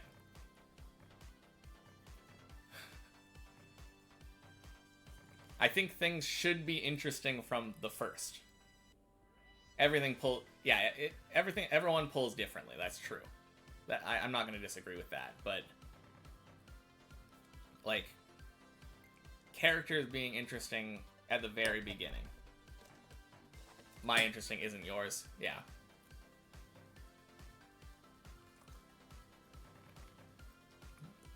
Yeah.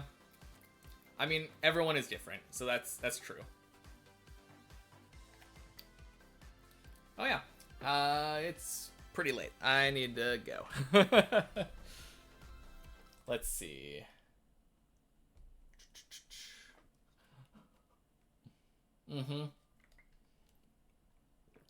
She's not gonna be happy.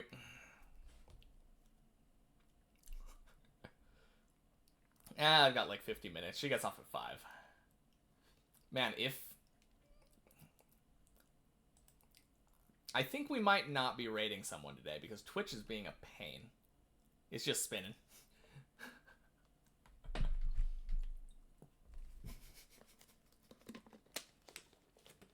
Sorry, can't pick you up today. I'm binging for your in. True. Yeah. But yeah, Freeren's definitely not. Oh, watch with her. Yes. That is also a good idea.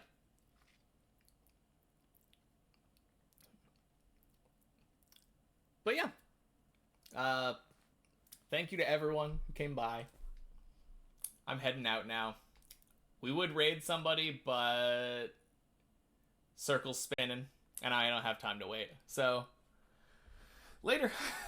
Be here. What day is it today? Wednesday? Yeah, I'll be here tomorrow.